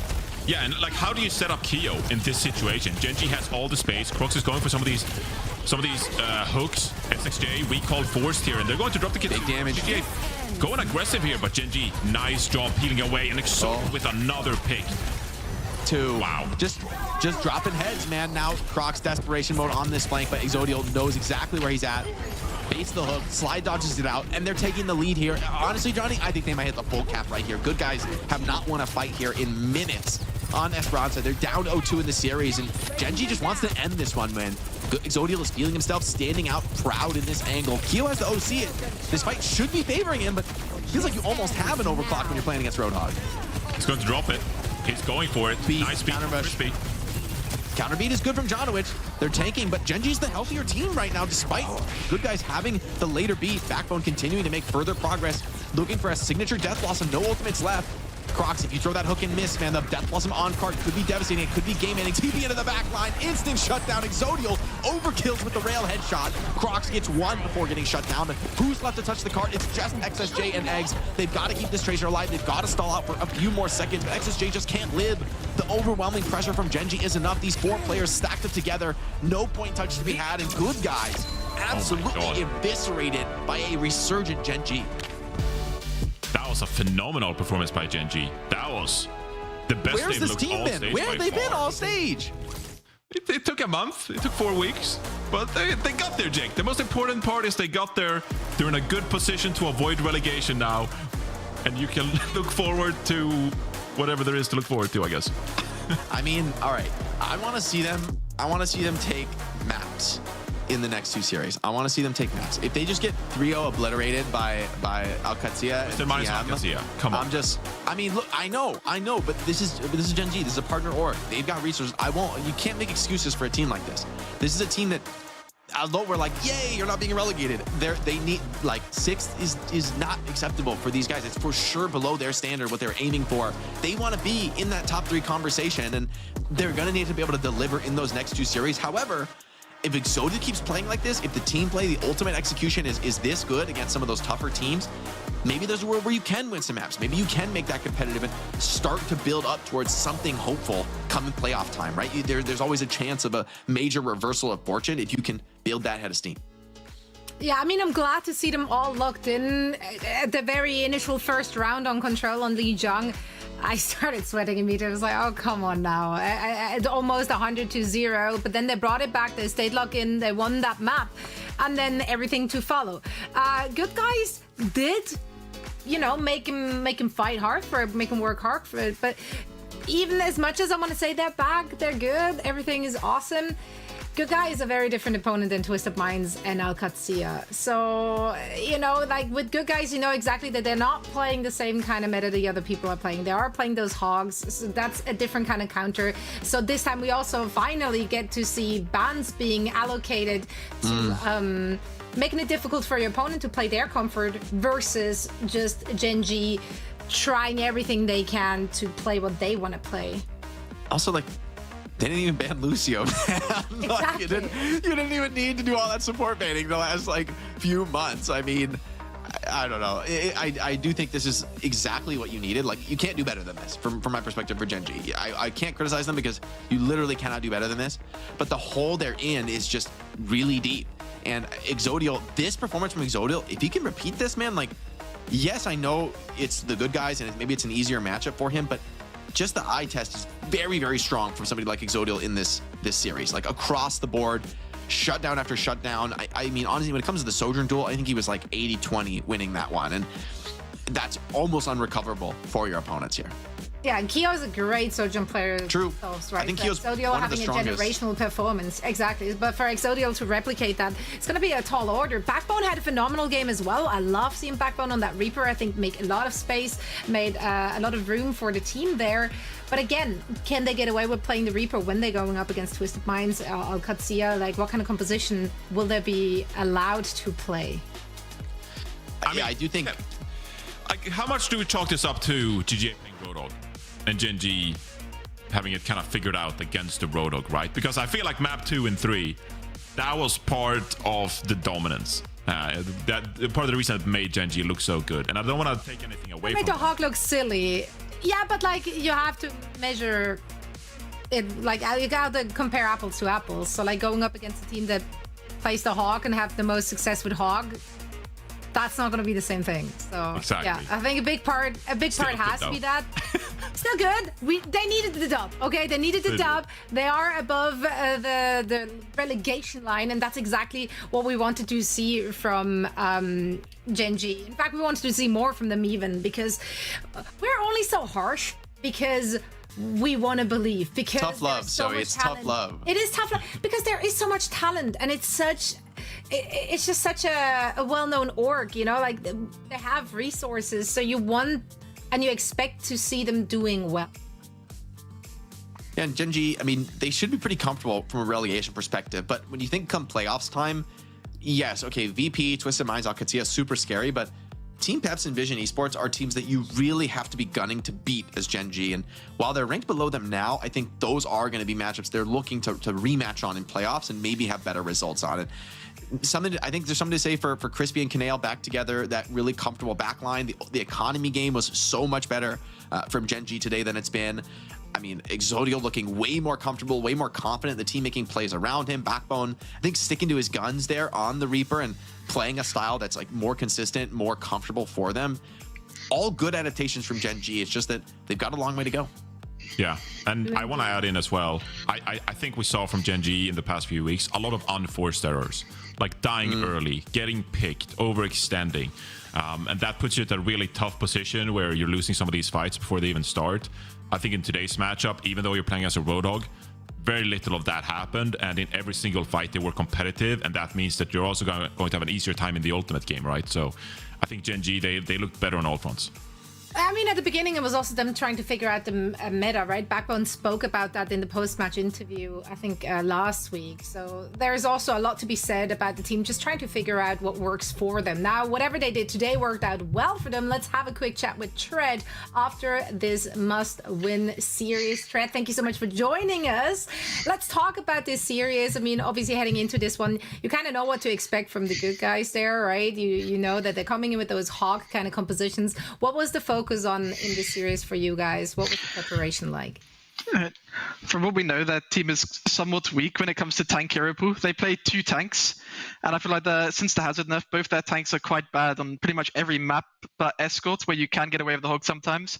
So we thought if we just shoot Crocs, it usually just dies, and it was kind of happened every single map. Yeah, just putting a lot of focus fire there. And I mean, in fairness, those picks are super vulnerable, right, to being targeted. I feel like you guys played also with just a lot more confidence today. Maybe it was coming in with that game plan. But, you know, we also see Kanale back in the lineup. Maybe Crispy and Kanale have played together for a long time, more comfort there. What was it like, I guess, to differentiate between some of the past weeks and this week in terms of you guys playing with that more confidence? Like, what was that feeling there for you guys in terms of the communication? I mean, for like the last few weeks, we didn't really, I'm not going to say we don't know what to play, but it's more, we weren't comfortable in anything we play. We never had good results. But since like Wednesday or so, our scrims have gone like a lot better now. We've got Backbone on Reaper, we've got the Sojourn, and then we've got the Zarya. Yeah, I think we could definitely see that in the gameplay as well. Like the compositions were there, but also the fight planning was there, and I think you like had some really good engagements throughout the series. So you got a nice little win here today. You got a tough couple of matches coming up against Twisted Minds and Qadsiah. What is kind of like your mindset going into those 2 matches? I mean, if we win one of them, of course it's really nice, but it's going to be hard for us to make the top 4 now. So it's more focusing on the playoffs and seeing what we can get out of both those matches in the scrims in the next 2 weeks. Right on. Well, we're excited to see where you guys are taking us in those next 2 series. Fred, thank you so much for taking the time for a quick chat. And again, congratulations. Thank you. Great to hear from Tread. I can't recall if we've ever had Tread on the show, but I love Tread's hair, man. Have we? Surely. Yeah. I would have remembered the hair. Oh, yeah? Maybe it's a fresh cut. Maybe it's a fresh cut. Yeah. Gorgeous curls. Love that. I'm here for it. New Tread fan acquired. And I'm also a fan of tickets and spending money. So why don't you spend your money for tickets to join us at the World Finals? Strange transition, but we somehow got there anyway. Now you can join us live in the flesh, in person. DreamHack in Stockholm. We're so excited to run it back because quite frankly, that event is it's so much fun as a fan. It's so much fun to work the event. What was your personal highlight last year, Johnny? Oh, what was my personal highlight last year? Well, honestly, one of my personal highlights last year at the World Finals was there was the first time actually in all my time working Overwatch Esports that my mom actually got to come to an event and she came and like watched the show and got to watch me work in person.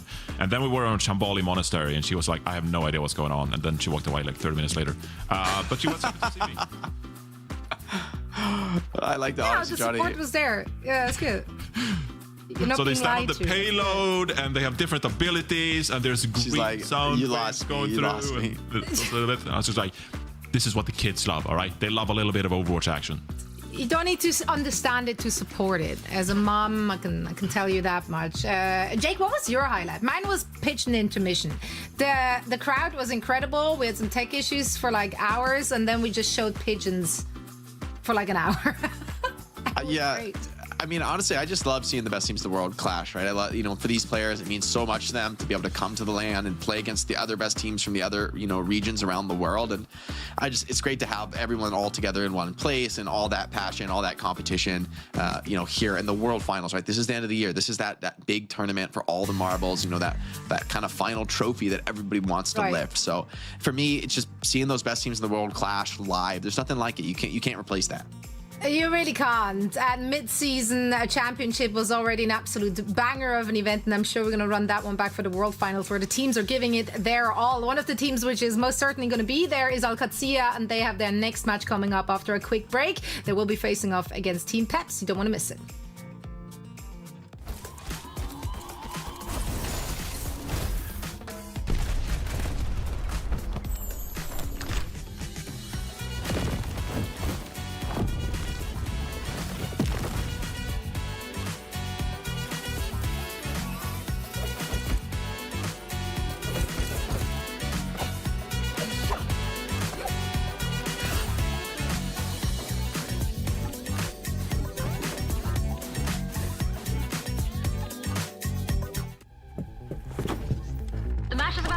Sorry I'm late. Let's do this. Widow's up top. I'm on point, dude. Gen.G, you want Nino? Okay, guys, lock in. It's overtime. Let's stagger, let's stagger. On me. Yeah, I'm dead. Down. My ult's ready. Xander. Dead. Pushing, I'm pushing. No, pull back! Hold card, we're down. That was so bad. Yeah, we suck. Yep. Let's try something new.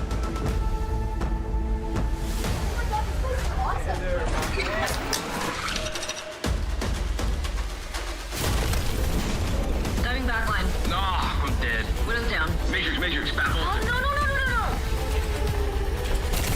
I got pulse bomb. Back's on cart. Come on, back's on cart. Oh, going in. Stop the cart. Stop the cart. Oh my god! Ah! Go to world! Do you see that?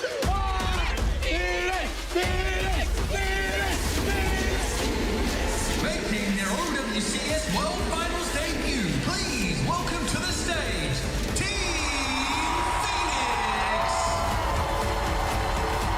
Phoenix! Are you ready? Yeah. I'm ready.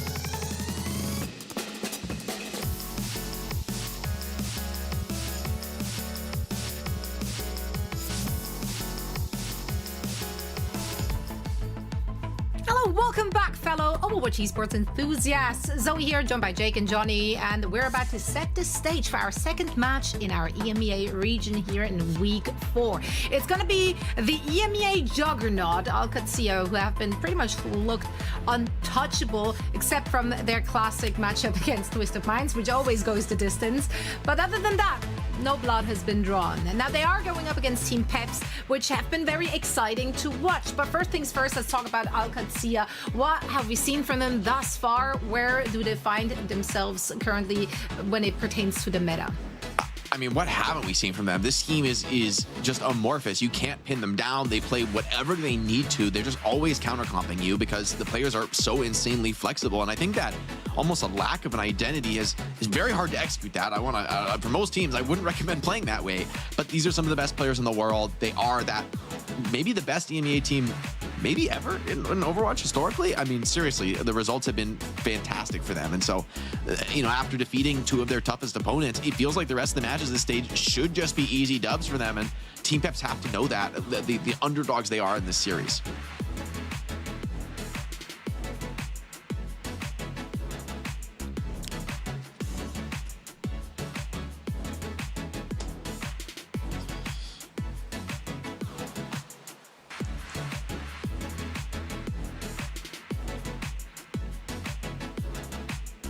Yeah, we'll have to see if that is going to be enough to continue to snowball them there for the rest of the stage, continue to deliver those big wins. And I mean, I'd say there's pressure, but honestly, not really. I think these guys kind of know they're top dogs in EMEA.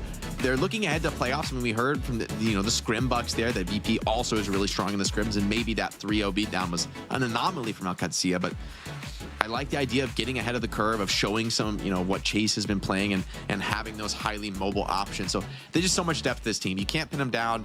Team Peps, they've had a good stage, better than expected for sure.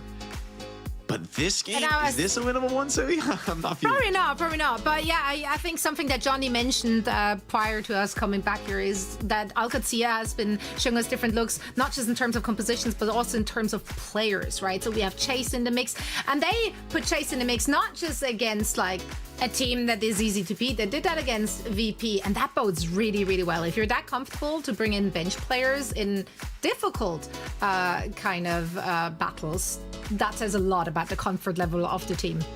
Yeah, I think they have to start to try different stuff as well, because we've been in a Symmetra meta for the longest time in like EMEA now. But I think they recognize, they're a fantastic coaching staff as well, that the meta usually doesn't last forever in Overwatch. You have to play a lot of kinds of different compositions. And so even though Qadsiah are on top right now, they've kind of like already assumed that they're going to finish on top of these standings here in stage 3. They're still preparing in the case the meta shifts, come the World Finals, because that is what everyone cares about, right? So I think Qadsiah, they're doing the right thing here by starting to implement a lot of different playstyles in their game.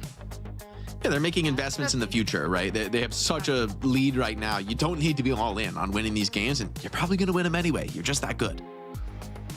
Yeah, speaking of that good, Team Peps took down Gen.G last week in a very dominant showing. Honestly, it was a 3-0 beatdown. The audience had basically no faith in Peps. I think the votings were heavily skewed towards Gen.G. Yeah, honestly, we talked to Dip afterwards in the post-match interview, and he was straight up offended. No, but they had so many good things that they showed us. I think FD Goud's Lijiang has been definitely a big difference maker and a standout when watching them, alongside of course Dip just having a really, really good performance in this meta, like on that tracer right within the comfort zone.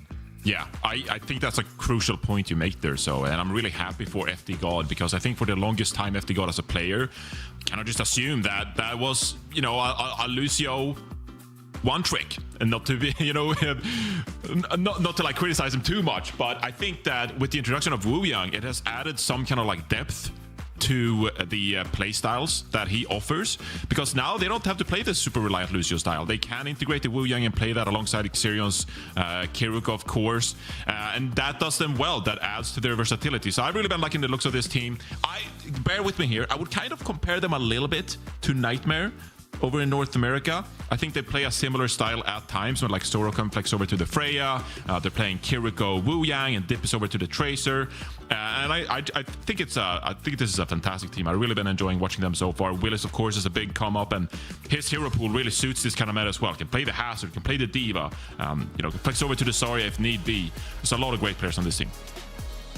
Dip, though, I think there's going to be a lot of weight on his shoulders in this game in particular, right? Checkmate has been not only so sick on the flexibility, but his Tracer has been, I think, the best in EMEA, maybe like on par with Kevster, which is a crazy statement for a player as flexible as Checkmate is. And I think Dip is going to really be feeling that heat in this series, because it's not just Checkmate, it's also I feel like the backline, right? As Tracer, you want to hunt down the supports, you want to take those fights, but Kelix and Landon, man, they're eager to take those one-on-ones, right? They're eager to battle you back on those cheeky flankers, and we'll see what Dip can do there, trying to assault this backline that has so far just been untouchable pretty much by EMEA. Oh, the Fritz. I mean, look, I mean, I'm gonna be real with you. Unsurprising. I'm gonna be real with you. Unsurprising. I'll still take Qadsiah at these odds. I'll still take Qadsiah. Honestly, I'm just excited for this one. Qadsiah will take them serious just based on the performance we've seen so far from Team Peps, and I know that they are coming well prepared. We talked to Peps last week. They said they know this is not theirs to win, but they're excited to try things out in this match. So let's see what they have in store for us in our second match in the EMEA region. Jake, Johnny, please take it away. Thank you. So I will get right into this one, and is it a Lijiang Tower? I'm feeling. Actually, wait. Maybe Qadsiah will pick something else. They're like the one. They might give us something spicy. I hope they put Chase in, play some Ilios. Just mix it up, guys. Come on, show for the people, I think for the Ilios entertainment. is a good pick here. Please. I actually agree. But then again, in fairness, I think for Peps, they might be a team that wants to play dive, and so for Qadsiah, it's like you can play anything. You probably do want to take Lijiang. Lijiang Tower. Nah, like I think this is actually correct. As much as it's a little like we would love to see some more map variety. I think in this matchup for Qadsiah, a team that is that many-headed Hydra that plays whatever they want to always put their opponent in the toughest, most difficult spot. It's the rush mirror. I think that's where Peps are gonna really be hurting in this particular match. Not that Qadsiah need that, but they never take their foot off the gas. That's actually something I like about this team. They're never giving their opponent any quarter, any opportunity. And the opening ban on Pharah is going to make it further more difficult to punish these sim strats. Yeah, exactly. I think we expected a lot of these poke heroes to come through here from Peps to try and deal with these symmetrical compositions, right? So the Pharah ban is definitely on the point here for Qadsiah. I think around like control center, you almost now take for granted, and it's really just a question of like how well can Peps do come Garden and Night Market. And we're gonna kick things off here on Night Market. The Diva ban, Qadsiah has been fantastic so far on that hero as well, so maybe now you're looking towards more of a ground tank, whether it's going to be the Hazard or the Zarya coming out there. So both teams trying to give themselves the best chance to win here. Yeah, the Sim Diva combo really is terrifying to play against, right? Putting Diva into the backline when she still has boosters online and the rest of the team is like right with her. It's just such an explosive engage. Qadsiah has been a team that's super comfortable exploiting the Sim. And honestly, Lijiang Tower, I mean, in Control Center, ironically, he's like the worst Sim out. I think on Night Market and Garden, the Sim just lets you cheat in this ridiculous way of like you don't have to fight the most difficult chokes in the game. You just pass them. You're just on to the point. You looks like you're falling back, and now you're immediately just aggroing into the backline. So Qadsiah, they're going to put on a masterclass hero, see if Team Peps have what it takes to challenge that. Zoro on the Freya maybe could put some challenge to checkmate, but he's also going to have to be dueling Labda at the same time, and that won't be easy. See if these teams if Dip keeps the Sam. I wouldn't hate to see it, but the mirror match is a tough one. Yeah, I feel like if you're Team Peps here, you're of course going to play this Kiriko Wu Yang style that we talked about, but you're kind of hoping that this matchup comes down more to individual skill between the damage players. But even so, you're up against Labda and checkmate. So if you don't think you can compete when it comes to the teamwork, then you still have an uphill battle because the players are so good on Qadsiah. Zirian, Willis, both incredibly low right now, and the pressure continues to pour on. Dip, though, finds a kill on the Landon, so hold on. Opening fight, still in contest. The trade is good, though.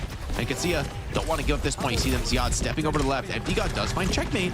So this first point is actually looking like a winning fight for Team Peps. They need to strike hard and fast, so they cannot let Qadsiah regroup. This has been a team that is so hard to finish off in some of these clutch engagements.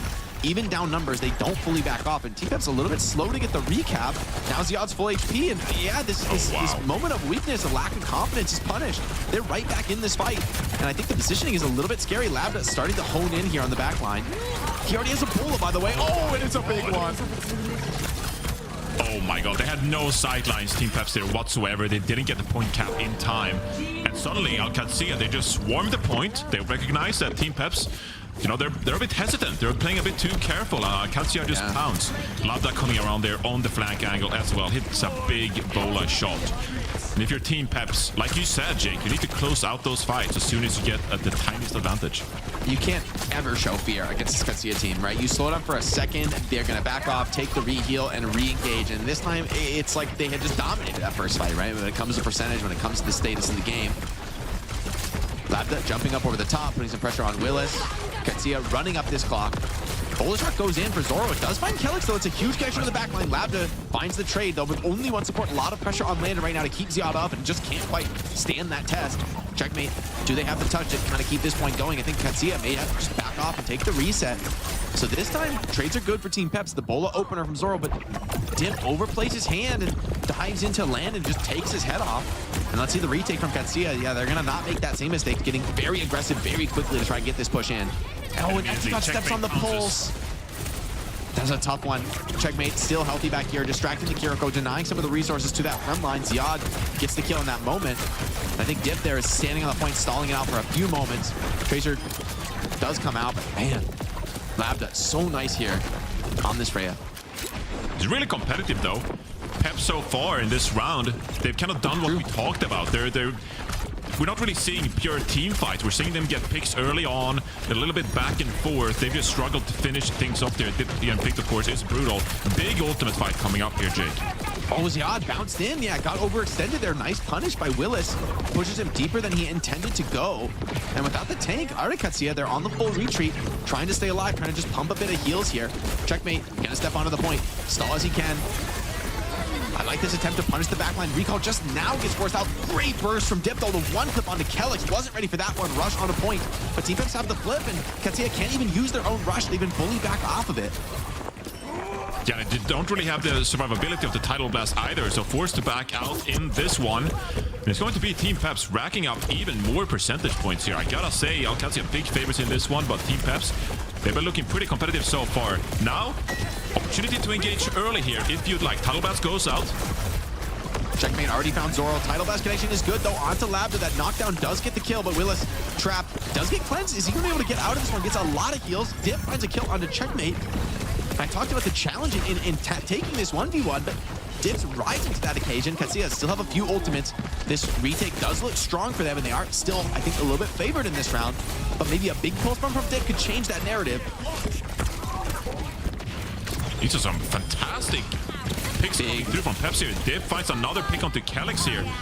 And you're just seeing in a moment like that, Willis even recognizing, of course, that, you know, Ziad is quite committed, pushes the other side of Qadsiah's roster, and they're just doing a great job working the neutral here. Zoro has a polar shot. Could be really harmful here as Qadsiah try to push out one of these narrow corridors. Yeah, one more big test to pass, and Dip, unscouted in the backline, puts a bit of damage down, forces that cleanse out already. Now putting some counter pressure in. Labda, oh, the Bola shot is enough from Zoro to get that trade. Dip finds Kellex as well.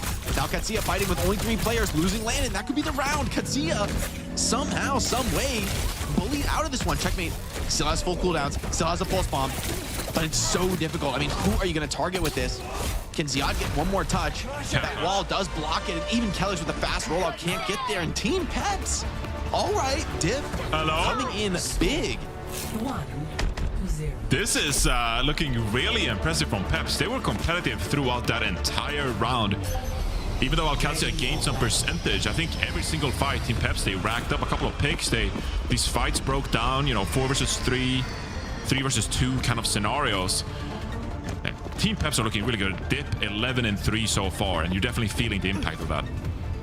And Dip he's been killing off Checkmate on the Tracer duels. He's been punishing Kellex time after time there on the Lijiang. I mean, wow, like that is a statement map win, and they're gonna make this heavy swap here over to Azaria style with the Sim as well. Qadsiah though, standing tall with the Bastion. I think they're more ready for this maybe than their opponents. Bastion's so strong in this matchup. Zoro and Dip have to be getting kills on overtime here to be able to protect the front line. Yeah, really good disengage here though from Peps, and you can see the rest of the team. You see these outlines. They're trying to take space around Qadsiah. They recognize that Qadsiah, they're going to play 5-man here for the most part. So it really becomes a question of how can you kind of like work around the flanks here for Qadsiah. Dip swaps over to the Symmetra though. So this is quite confident from Peps here, trying to almost match Qadsiah in this composition. It's so scary against Bastion though. It's so hard for Willis to play this one. And now I think Qadsiah wise to the threat of the kite. They're fake TP here, just sort of slowing the game down. I mean, and Team Peps, like, they're alive, but they're not stepping up to the point. They're not challenging. Zoro had a chance there, but no joy on the rail shot. And now Qadsiah pushing forward, just the regular speed amp bubble onto this Bastion, pushing forward. The TP out is good for Team Peps. It keeps them alive for the moment and surviving the form. You need to strike back right now, Team Peps. This is your moment of opportunity. A few seconds there on that Bastion form. But Landon has this Kitsune Rush, and he's going to drop it. Willis goes down.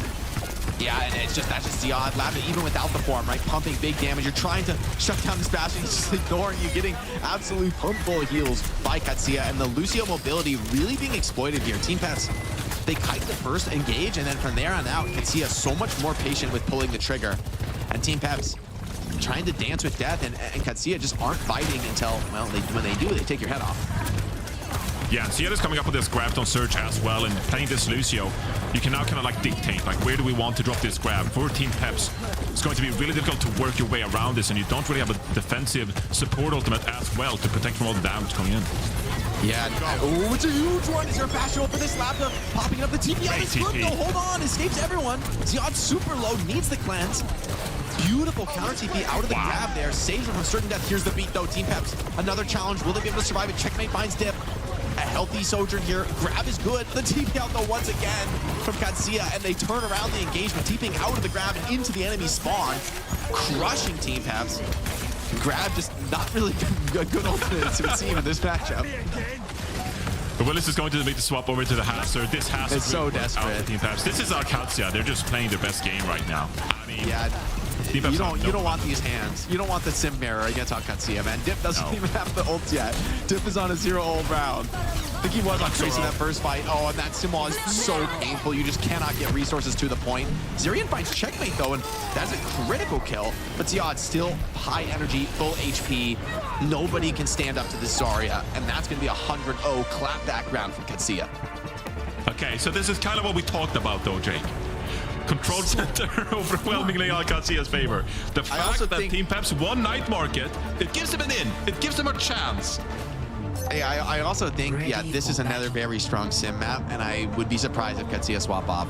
You know, honestly, this map in particular, typically, right, these bridges, we just don't see people cross the bridges at the highest level on retake. It's just too scary, right? There's boop offs, there's just a terrible choke point. It's one of the hardest positions in the game. You always retake from the other side of the map, which is the worst side of the map in general to actually fight on. But with Symmetra, you break that rule. You just TP across the gap, and there's not much any team can do about that. And yeah, so for Qadsiah, this is the all-in sim comp. You can't really sim mirror into this unless you're going to take the full mirror. And Team Peps going to try and play the mobility, what worked for them previously. But look at Qadsiah. See, they're going to take this wide angle here, taking the house with the Mega Robe. And that gives them great cover from which to fight. Zoro, it's going to be hard for him to get much damage done. Willis is expecting a lot of support here as well, playing very close up to this house here. And we can kind of see Qadsiah, they're going to TP again towards the point here, trying to put pressure onto Willis from many different angles here, but it's a good kite from Peps, and Zoro and Dip should be able to work these flanks now and try to put some pressure on Qadsiah. Ziad got big energy here. Team Peps still healthy, though. Maybe there's an opportunity to attack with some of these bubble put-ons are gone, but Qadsiah grabs the flip. I mean, you got to be so scared of this Bastion. And even that passively is not enough to keep FD God alive. Willis punishes, finds checkmate, but not sure that trade is good, right? Qadsiah, I think they're pretty happy to fight strong. As long as double support and Zarya are online, man, this comp can run through almost anything. Yeah, it gets really tricky here for Peps now, because getting set up in the first place to take one of these players out on Qadsiah is going to be so difficult. One recall force on Dip, and really lack the damage, especially with these Zarya bubbles from Ziad, of course, to kind of prevent some of the damage from Zoro as well. You're asking a lot from your teammates now if you're Team Peps here. Xeron's coming up on the Kitsune rush, but so is Qadsiah. Ziad is going to cook in a very big way in this fight. You can see that bridge is just not an option for Team Peps, right? No chance you could be able to walk into this. And Ziad just bullying. Willis trying to get a point charge, trying to sow some discontent here in the fight. But that, you know, Bastion Bomb connection there onto Zirian. Now going to rip that form, charging forward into spawn. They do get the heals to keep Willis alive, but I don't think you're going to be able to punish this form, CD. You know, you're down to Kiriko for the moment. And even Zoro, it's like, how do you break this? There's no one else really providing that spam damage. It's going to need to be an overwhelming ultimate bank, which Team Peps do have some powerful tools. Problem is Qadsiah coming up on 5 of their own. Yeah, Kitsune Rush dropped here. Both teams Tidal Blast as well. This has to be the fight for Team Peps. Nice cleanse. Yeah, cleanse prevents Labda from being knocked down. However, the damage is good. It does find Ziad. Beat comes down from Kelix, though. They need to find some counter kills. Team Peps still have double support and tank online. You see Landon looking to get aggressive, but it's actually Dip who ends up falling down.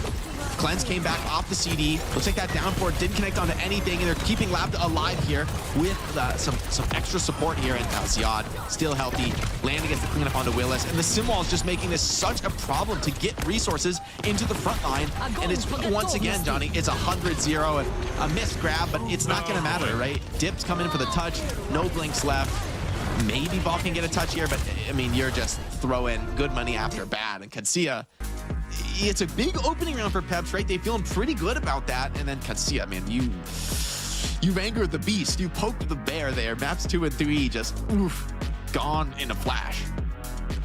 Yeah, really difficult for Peps there to gain any kind of momentum onto Garden. I think in the very first fight, they actually had a really good setup, and I think they made some really good calls. You know, Will is taking a lot of space, but even so, like the Symmetra from Checkmate, it just like alters the playing field for Qadsiah, and you TP on the point, and suddenly like the battlefield is flipped on its head, and Qadsiah, they find the picks required with the damage from Labda's Bastion. So Qadsiah doing what they do best. Still though, you know, coming into this one, I didn't really expect Peps to get around in the first place, and so I thought them looking competitive on a night market is a good sign in general.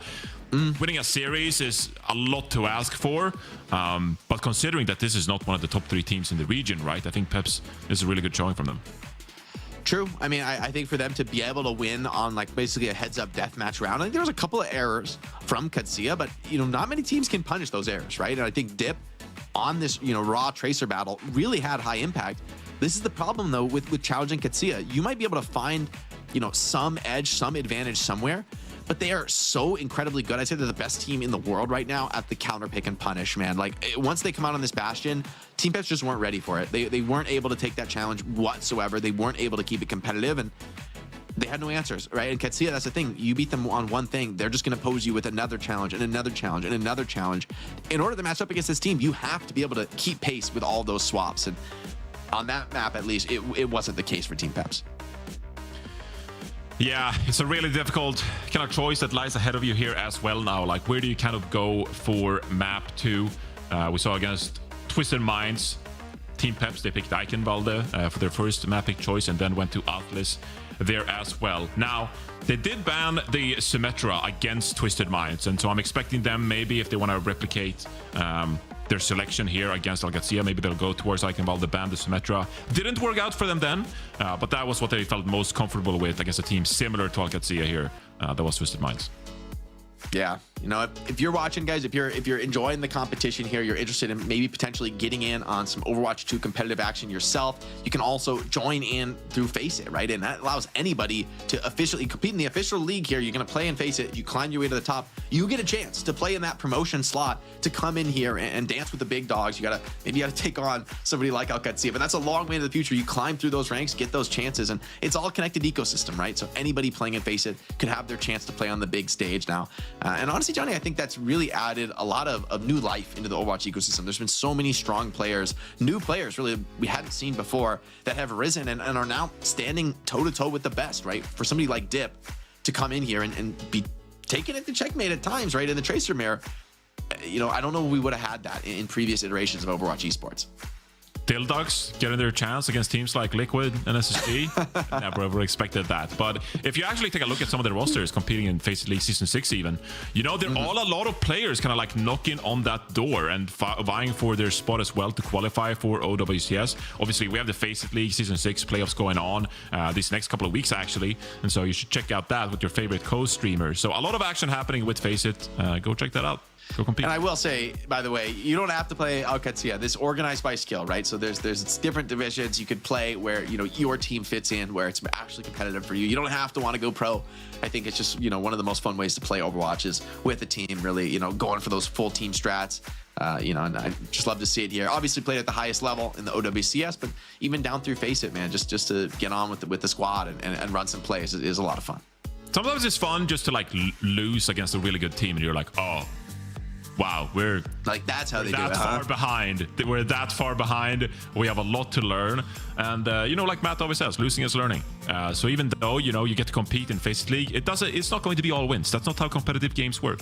But you get the opportunity to play against, you know, with a like-minded team that want to compete together against other teams. And you learn a lot from that. You grow a lot from that. So that's going to feed into your ranked games. So if your goal is to push high on the leaderboard in ranked, then FACEIT is going to help with that too. King's Row, Johnny. King's Row. I kind of like some of the things we've seen. I think it was a VP was playing this with like they were playing like a Pharah and Zarya type comp, you know, around that Lijiang and Kiriko, and I thought that looked pretty sick on Kings. I kind of wonder if that might influence the meta a little bit.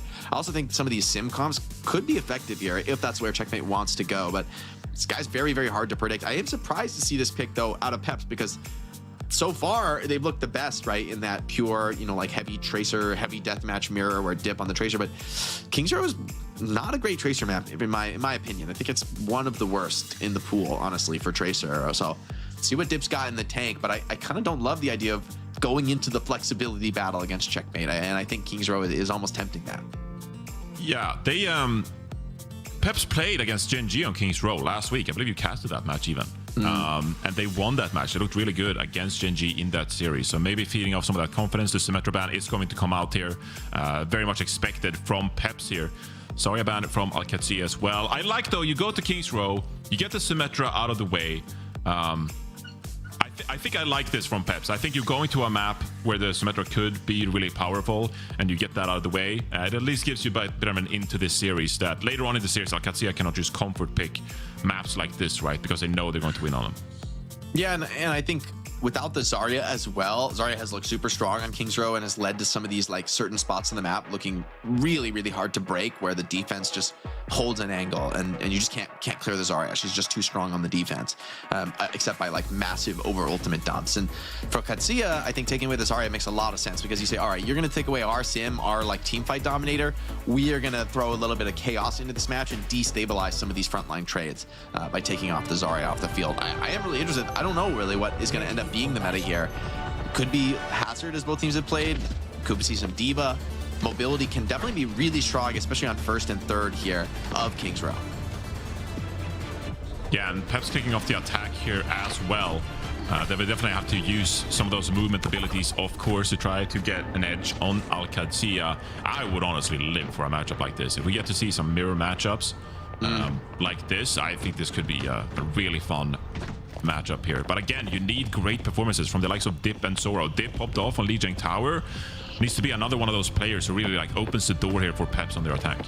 Yeah, I think the DPS battle is so influential in this matchup, but also I think Ziad has maybe more chance to have some influence on the Diva, right? Can break those trades open, deny the true 1v1s, and, you know, allow that overwhelming team fight strength that Qadsiah are known by to really pay dividends. And see Checkmate ready to mark this flank, ready to take that challenge, has the passive heal from Lijiang, so it's going to be pretty enabled in holding this position. It's a great clear from Dip, but Checkmate's pretty healthy, and they're taking a lot of resources to clear a Tracer out. Although Checkmate, oh, he's not getting the help he needs. Where's the follow-up there? Where's Qadsiah? I think tried to get a play somewhere else on the map, but couldn't get anything done in that moment. And all right, Peps, they're starting to pick apart this defense, playing towards this high mobility style with the confidence that Dip can take these 1v1s. Kelix, though, refighting this, taking 2 down. He's still alive, still healthy a little bit. Ziad eventually is going to be demaxed, but the chaos of some of these late deaths is meaning that you don't even have any progress on the point. Willis is low. Like, you spawn advantage is good for Peps. I think they will be able to get back into this and take some point position, since Ziad is just now respawning, but there was absolutely more to say on this first point defense for Qadsiah. Yeah, it was a really good collapse from them, though, when they started losing team members. They got the trades necessary to give them an opportunity to retake here. Not coming up on any ultimates yet, but a lot of time to spare. You can see how Qadsiah, they're trying to set up. They're not panicked just yet. Ziad walking up here. A lot of damage onto Willis, actually. Syrian as well, dropping low. Qadsiah, they got a little bit of momentum here in this recommit. And Ziad just starting to box here in the back line. Takes a lot of pressure, has to fall back off the play. Landon looking to get cheeky. Gets aggro, but has to TP back out of this. Pressure is good right now. Qadsiah is starting to get the edge in this poke trade. Willis is super low. He's going to have to pop self-destruct just to get back in the suit. Checkmate throws a pulse bomb a little wild here, but Willis sidesteps that before resuiting. So Team Peps still fighting, still in this one. But Landon, that's a huge kill on Dip. Takes a lot of pressure off the back line. Lab that follows up with a second. And that should be sending Team Peps back to the respawn, back to the drawing board. Zirian would love to find one before he TPs out, but can't do that. And Checkmate still hunts him down after the TP. Checkmate, angered here, continues to send Willis all the way back into the spawn. He can't even hold his HP damage to feed over to Zirian. And Qadsiah, yeah, they've given up a tick, but ultimate-wise, they're in an amazing position. No, that's really brutal for Team Peps here, because that's 2 minutes off the timer. And they did really well in the neutral to gain space, to get picks in the first place, and not being rewarded for that is Diff goes down again. This is just going to be another reset. Willis is going to die late here. You just can't compete if you're Peps here. So the fact that you weren't able to cap the point there, you know, with 2 minutes running, it's going to put them now in a position where they have to win the ultimate trades. And doing that against Qadsiah is arguably even more difficult. And Willis gets stalled, like continuing to run the clock down. It's going to be a last fight scenario for Team Peps. Ultimate Bank relatively even. Willis is going to step off the D-Run and Hazard, but Ziad has continued to take more ground, right? They're forward holding in the spawn, and oh no, if you don't realize Ziad's here, he could just get a quick burst down on somebody walking forward. They do find him and clear him, but man, they're just now through the choke, and checkmate again. Just collapsed down Dip. And the Tracer Mirror could not have clapped back harder. Now Qadsiah smell blood in the water. They're going to charge forward, try to just end this round here and now with the full hold on first point. Kelix gets a connection on the Zirian, cleans that one up, and back into the spawn with you, Team Peps. Qadsiah 5 ultimates, continuing to hold this door and just give no ground. Team Peps haven't even had a chance to fight for the last 90 seconds. It's been brutal. I think Dip has died 3 times now to checkmate, who has just absolutely come alive here again. And you can see the support coming in there to help out Dip. Peps is recognizing that this is such a potent threat here. Landon going to drop the Kitsune Rush. Here comes the big ultimate trade. Yeah, powerful rush is good. Tidal Blast gets no connection. Willis has to fall back to his own rush. Labda a little bit in a risky angle here. Peaks very, very wide, but it's Ziad who strikes. Zirian takes down checkmate. That's going to protect his own backline, so Team Peps is a 4-on-4 for them. But Kelix still has some powerful ultimates if he wants to drop it here. Tidal Blast onto Ziad. They're going to go aggro with it rather than using it defensively. Labda gets 2. Kelix, the Tidal Blast knocks down Zirian, cleans him up. And it's going to be the full hold on first point. Just 50% to show for it. Team Peps, I mean, they came into this round pretty confident, pretty hot. And they just couldn't close it out, man. Qadsiah are so good at bending back and giving only as much ground as they need to before just swiping back at you and crushing you out of this map. I feel devastated for Peps. I really do. I mean, we know that it's an uphill battle. We know that Qadsiah are, according to the fans, 97% favorites going into this one. But I genuinely think that Peps, they cleared out the angles in that very first fight really well, and they got the picks necessary. Dip got the support you saw from Xerion, and they worked those angles beautifully. And not being able to cap the point of that very first neutral fight just set them back for the entire round. And from on there, it was just checkmate and Qadsiah a dominance. So that is what happens if you can't close things out against Qadsiah. They're just going to rally and, you know, punch back at you. So really tough look there for Peps on the attack. Yeah, there were good moments, like you said, right? But I think Qadsiah starting to warm up, right? Starting to, okay, put some respect on the opponent, focus up. And when they do, they look unbreakable. And it's Team Peps who are just sent staggering with just haymaker after haymaker, right? Qadsiah, like you said, they're not even letting them regroup. They're not even letting them get into a fight. They're just one pick, sweep you out of the spawn, sweep you. The only place you're safe is inside your own freaking spawn on this map. 5, 4. Absolutely brutal. And now you got a full ult, Jake. I wish you good luck, Peps. They go Lucio here. In theory, I actually hate this Lucio pick. I feel like it's so all in to go Lucio here. Landon also going to step over to the BAP here, which I actually think is sick, right? The poke pressure from Qadsiah is going to be monstrous. You have to force some super aggro dives here, which good luck actually getting a clean trade out of that. Landon steps back here, stays alive. Oh, the pressure is good, though. Dip finds a kill. Qadsiah just need to get any kind of trade out of this, but they don't get it, actually. So, okay, Dip finds both backliners. No trades come in, and although they do get Willis out of the suit. And honestly, that's Johnny, massive. I think that's enough. Yeah. Landon over to the carry huge as well. Good. How do you take this fight? Willis has to somehow get back into the suit. It feels like Dip needs to put on another heroic moment here. Ziad already shuts down the enemy Diva. Damage is good onto Dip. He's not really going to be able to hold this position for much longer. Kelix cleans Zoro, and yeah, Dip's alive, but I mean, this map's done and dusted. He can stall it out, but no hope here. Yeah, I feel like it was a decent pick there from Qadsiah as well, because, you know, Peps, they're playing with this Lucio. It kind of like forces them to commit, right? Like, they have to be aggressive at all times, and they have to go for plays. But at the end of the day, 4 minutes on the timer, like, you're going to lose members. And we saw Willis lost the mech there. You know, Dip got a couple of picks, but was in dangerous territory. Over the course of those 4 minutes, Qadsiah are going to find the picks required to have an advantageous fight onto the point there. So really difficult spot for Peps. Qadsiah, they close out the King's Row very clean after a nice full hold from them. And, well, down 0-2 in the series, Jake, with no real hope. Where do you go from here? Yeah, there's not much you can say about that one, right? That's your map pick, that's your counter punch, and it's doing nothing, man. This is David versus Goliath, but David forgot his sling, man. It's not looking strong. I mean, Dip's having some of these moments and winning some of these duels, but Checkmate is also counterpunching just as hard. And in the end, it's just, you can't put all that pressure on somebody on Dip. Like, what are you going to do? A solo carry against Qadsiah? Good luck, man. Good luck. You're going to need it. And I think also Qadsiah, they understand their win cons so well, right? They know in like that overtime that like, look, we don't have to win this first fight. We just get one kill. We just get the Diva mech, and we already won. You know, I mean, they've locked in the win con. Let's see the one clip. Beam in, Checkmate. I like that patience. It's disgusting, and that happened like 3 times over the course of like 2 minutes. It was disgusting. I like the point that you had going into this series, Jake, where even though Qadsiah, they're playing like, you know, quite a few different stuff. We're seeing, you know, Kelix over to the Wu-Yang here as well. That they're just like on the same page. And we've seen a few teams in Overwatch esports history that just like, they're so good at just playing Overwatch.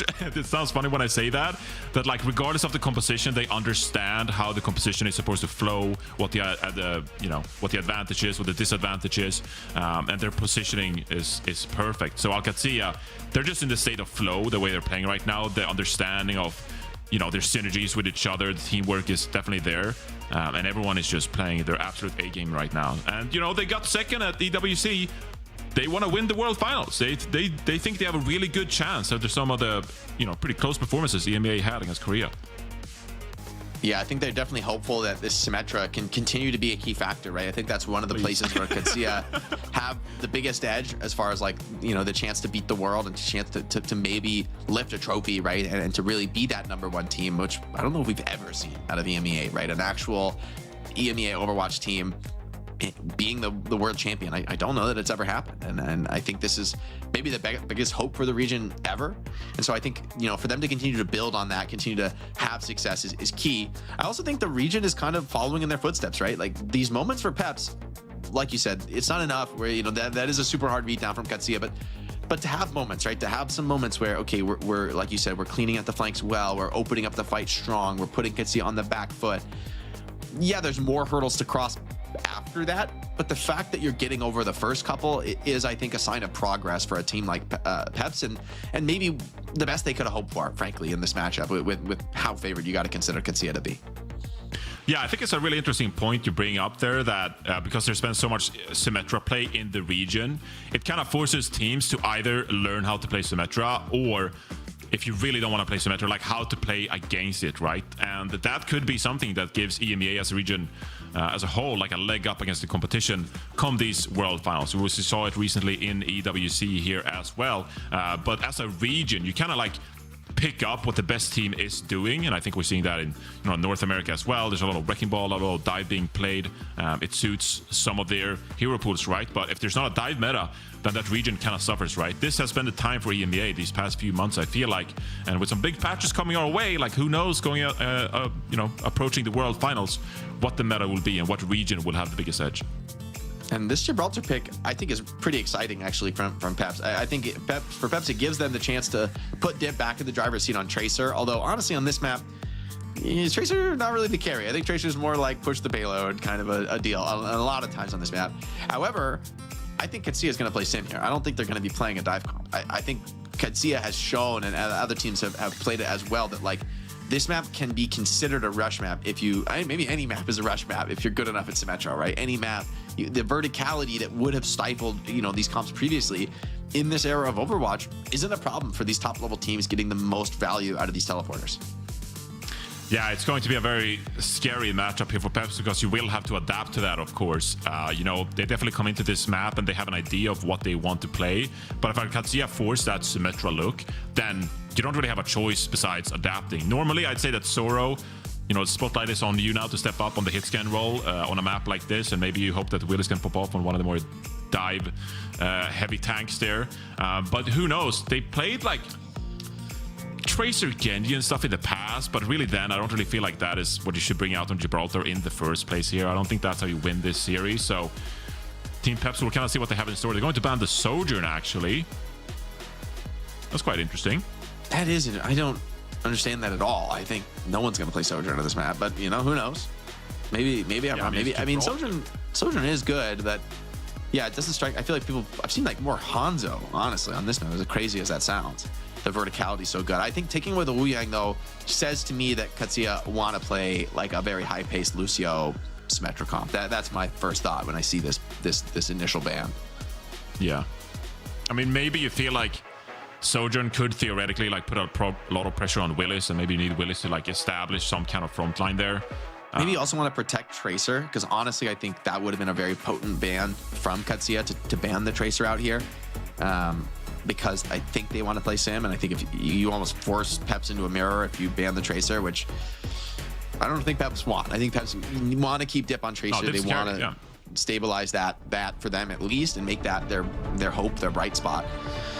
But it's so challenging, right, to continue to fight against Landon and Kellex, especially the Lucio carry men. Even harder, I think, than when Lijiang's on the field to challenge those backlines. Checkmate. Even defense Sim is, I mean, that's great. I'm also a little wild, but also like it lets them have so much versatility, right? A lot of times the retakes on first point are really difficult because the attackers get that high ground and they kind of dominate you. But with Sim, so many options. You can play forward. You go for a spawn camp here if you want to get crazy. Yeah, and I feel like regardless of the fact that you play defense here, Checkmate is always going to put you in a position where you have obviously positional advantage. You know, like TP to some odd high ground that we don't typically see. Suddenly Team Peps, they're kind of like scrambling to like get out of sight lines and not get picked off. Regardless of what the map is, the Symmetra really allows you to abuse some of these high grounds, and that's going to be something the Peps will always have to adapt to not be at a man disadvantage. Yeah, I think Labda, probably the player to watch right now, is going to be able to get enabled heavily by this Lucio and Sim to kind of be wherever he wants to be on the map, just raining down depth from above. Maybe Zoro could be the one to shut that down. The card push just being attempted from Peps, but you got to evict Ziad to successfully do that. Checkmate playing from lower as well to put more spam pressure on card, has to TP out. Labda taking a peek here, has that benefit of that Lucio speed, does take a sticky. Has to hide a little bit there, getting slow healed up by Kellex. Yeah, wants a little bit more support there on the high ground. And so far, Team Peps, I mean, they've been cutting, they haven't lost players, right? They've been inching this card forward little by little. You get one kill maybe onto Labda and things could shift. Oh. Yeah, we're fighting in the neutral. Big pick from Xerion actually opened things up here. Willis dropped low on the hazard, but that pick alone is going to allow Peps to take control of this high ground. Now, though, the question from Qadsiah, you have the teleporter in hand. You can like kind of hold this payload here for a little bit if you want. But the question becomes, how do you rotate here and put pressure onto the background of Peps? Yeah, Zoro has a great angle here. TP up to the high ground. Are they going to try and cross him? He's going into them there. He steps up. Big Bola puts a lot of damage. Qadsiah really trying to just recover their HP. And Landon forced into a rush to just stabilize, right? Just keep this fight going. Zerion, 95%, very close to a rush of his own. Willis diving in, trying to shut down those enemy backliners, but yeah, just going a little bit too far. They do find that one onto Labda, but Landon two with the clap back. Zerion, throws in the rush, but do they have much chance in this fight? Ziad's still relatively healthy. You're hoping to get some cheeky kills here. FD God finds one, but Qadsiah just too close on the spawn, and that's pretty devastating. Rush is maybe your most powerful tool as Team Peps, and now you won't have it coming into that next fight. Checkmate has bridged the gap very, very close to that Symmetra ult. It's going to make some of these dives really difficult to sustain for Team Peps. Yes, potentially the only Kitsune rush you will have now. Xerion now under pressure to build another one. So Dip is going to try to wrap around here. Labda is pretty low here. Does get Susu'd, so should be all okay. Pulse? Oh, just barely sidestepped by Labda, who also has High Noon, which is pretty powerful. No stuns in this calm. No way to shut down the High Noon other than raw damage. Team Peps not just talking about High Noon. They're not even able to get across the board here. Beat on 5. Kellex with the better counter beat. Team Qadsiah just happy to play this one slow. And Willis just punished, just couldn't escape, couldn't back off the dive in the beat trade. Landon very low. Maybe that they do find one, but I mean, this is the story for Team Peps. Like, you all in, you get something. But the rest of Qadsiah is just way too strong, way too healthy. And Landon has that next Kitsune rush online. Great defensive tools now in the bank. Ziada's going to be able to just throw his body into any kind of dive. Has that self-destructive force to remake. And with 1 minute on the clock, Team Peps, like you said, I don't think they're going to get a rush. It needs to be Zoro or maybe Willis finding an opener here. But Qadsiah, they're so elusive, they're so hard to catch. And I mean, I think this High Noon is going to be a problem, man. If you get to some channel, you teleport him in with a speed amp, with a Suzu, Lambda could just end this game right here, right now. Team Peps, they want to build up some more ultimates. They know this is going to be an OT fight, right? They're not in a huge rush. Want to play with this time. Oh my God. He got just dinked out of the sim thing? The turret? I don't know. There was 2 turrets zapping him down, and then he just got headshot by Lambda. It's like you tried to swing, and you just swung in a double sim turret. Lambda just deletes you. And that's, I mean, that's game, right? Dip is 1. Gets cleaned up. Can Willis get a touch? I don't know. Is there no one's even behind? It's full desperation. A few seconds on the clock, though. Checkmate is down. So I think Qadsiah are wisely just regrouping on the point, forcing the OT touch. But I mean, just going to high noon and rip them down. Yeah, they can't even get the OT going. And Team Peps, I mean, now it's full hold or nothing, right? And with Sim, just good luck, man. I feel like the Sim wall fight, the ability for attackers to flip the map, this is just reeking of a Qadsiah 3-0 right now, Johnny. Oh, yeah. It most definitely is, Jake. Not having that Kitsune rush, I mean, it doesn't help you either, because you're trading beats. You already know that Qadsiah, they're going to be pretty stable the way they like to play their, 5-man kind of composition there, right? Yeah. So you lack the damage required to really beat them down. Again, that first initial fight, it looked really promising for Peps, but Willis extend, trying to get those picks onto the lava, onto the high ground. But the longer the fight went on, the teamwork from Peps kind of like broke down a little bit, and Qadsiah, they're just ever present. They're always in the fight, and they survive to hold on for another full point hold here. Tough spot to be. Qadsiah just can take all the time they need to analyze this position. Team Peps have to, I feel like they have to get aggressive here, but also that's just as likely to fail. You really just, you have to hit that dance, like not too aggressive, not too passive. And Qadsiah are going to make that so hard, such a difficult line to straddle with Checkmate, constantly changing the tempo. The switch up is so easy to, I mean, with this mobility that you have in this Qadsiah comp, like predicting them is almost impossible. Yeah, and it's so difficult as well because the Dip, with this Tracer, has to navigate all of this damage, whether it's like, Calyx, Lambda, Landon, and you can't get recall forced, and then you have to combine with Zoro, who's already gone down in this fight, which is a bad sign. It's really hard to execute the composition that Peps is playing, and they're being punished. Just the simplest mistake. Yeah, and I mean, Qadsiah, it's like you can't hold card against this. You can't take the poke mirror. You have to dive in and kill Checkmate or Lambda, and they are being supported by just the full phalanx of Qadsiah's defensive utility.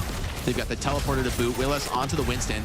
I think I like this in the sense of like you have to go super all in and just int somebody down, but that boot, the roll from Lambda. FTGoff thought he got him off the high ground, and now Lambda's just gonna close out this game, swinging forward into that attacker spawn, and Willis solo on the card, no chance to hold the line into a fully torqued up Checkmate. And it's elementary here. Checkmate eating them alive one by one. FD God off the spawn, no chance for him. Qadsiah, another statement win, just another day at the office for the GOATs of EMEA. Absolutely brutal dominance coming in from Qadsiah there, and man, it's a tough pill to swallow after you probably felt that you were pretty competitive on Lijiang Tower, and then to just get absolutely rolled on King's Row and Gibraltar has to set you down a little bit if you're Team Peps there. Be a little bit demotivating, but again, it's Qadsiah. They're the best team in EMEA. They were the runner-up at the recent LAN event. They were going to be a really tough opponent there, but Checkmate. I mean, look at these stats, Jake. If you're playing fantasy right now, you're just ecstatic. Checkmate's in your lineup, Jake. Yeah, he is. He is. That's what I'm talking about. Internally. Checkmate farming.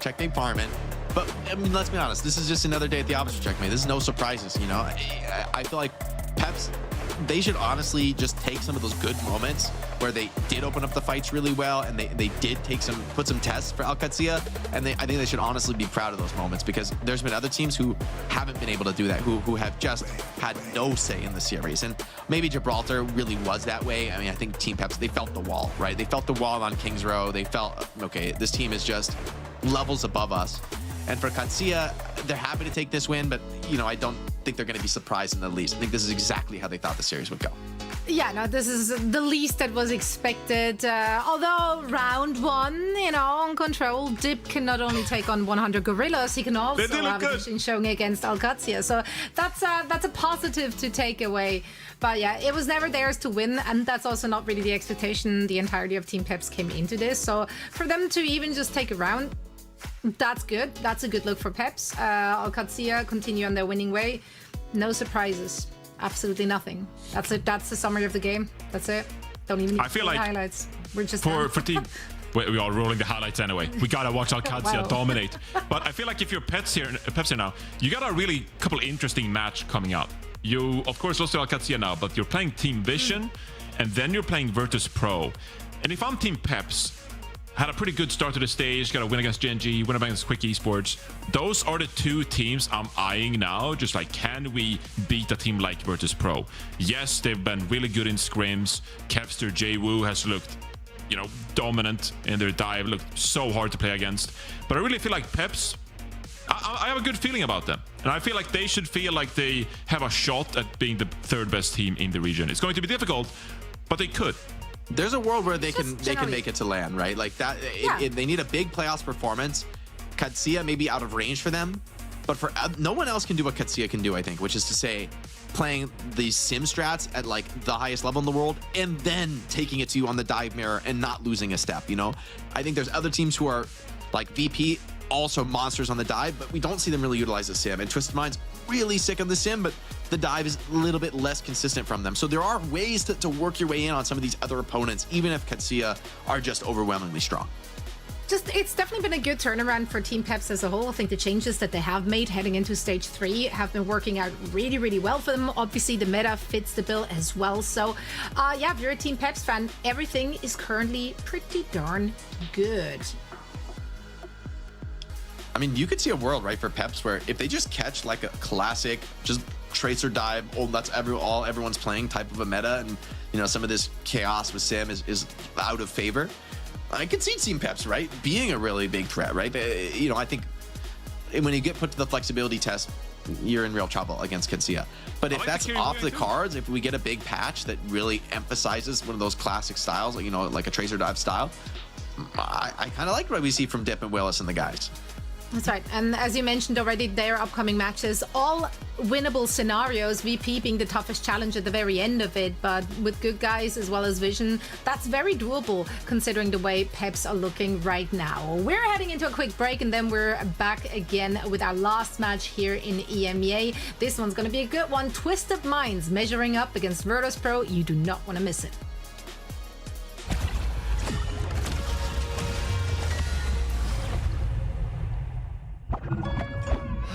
What was it Shifu told me? Nothing in the world is as yielding as water. But in its ebb and flow... I honestly forget the rest. So, I'll just go with the flow. Booyah! Making a splash. Always good to hydrate. Much better. Easy. Oh, check me out. Bye. Ultimate's ready. You're protected. Go make a splash. Hope you brought a change of clothes. Guess my training's paying off. Let's keep it going. Li Wang Huanglan. Wouldn't want to be ya.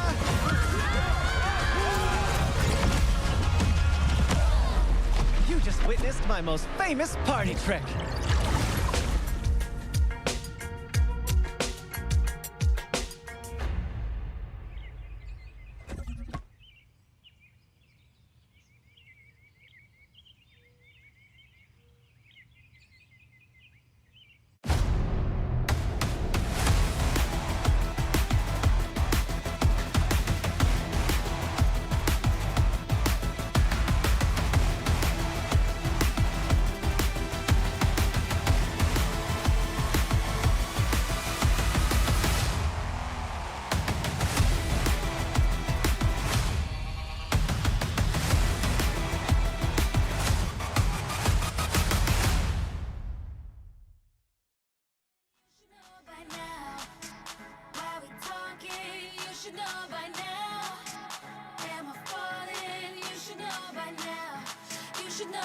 you should know by now. You should know by now.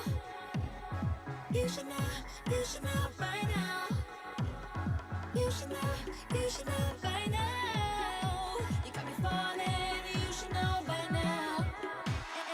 Anywhere you wanna go, I got you, babe. Go get your passport, we're taking flights to Central Pay. I never thought that I could get with you, baby.